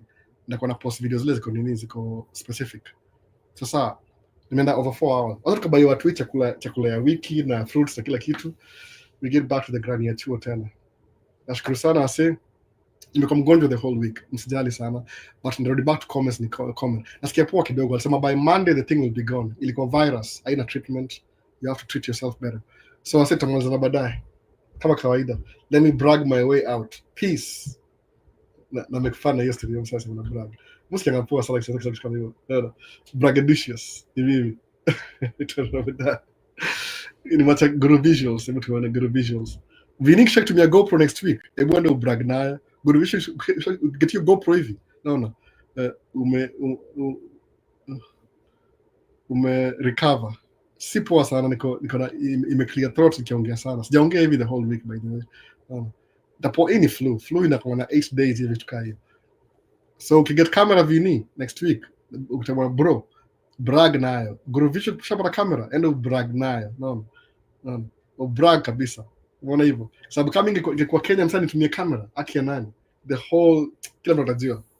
Kila mtu atajua. Nibusa manga hivyo. Sasa sitaona baadaye. Kevin, fanya hivyo. Get in touch. Kama niko job naweza ongea. Bakisha siko job. Naenda kwa medical, isijita kwa how long. Baadaye basi. Peace again. See ya.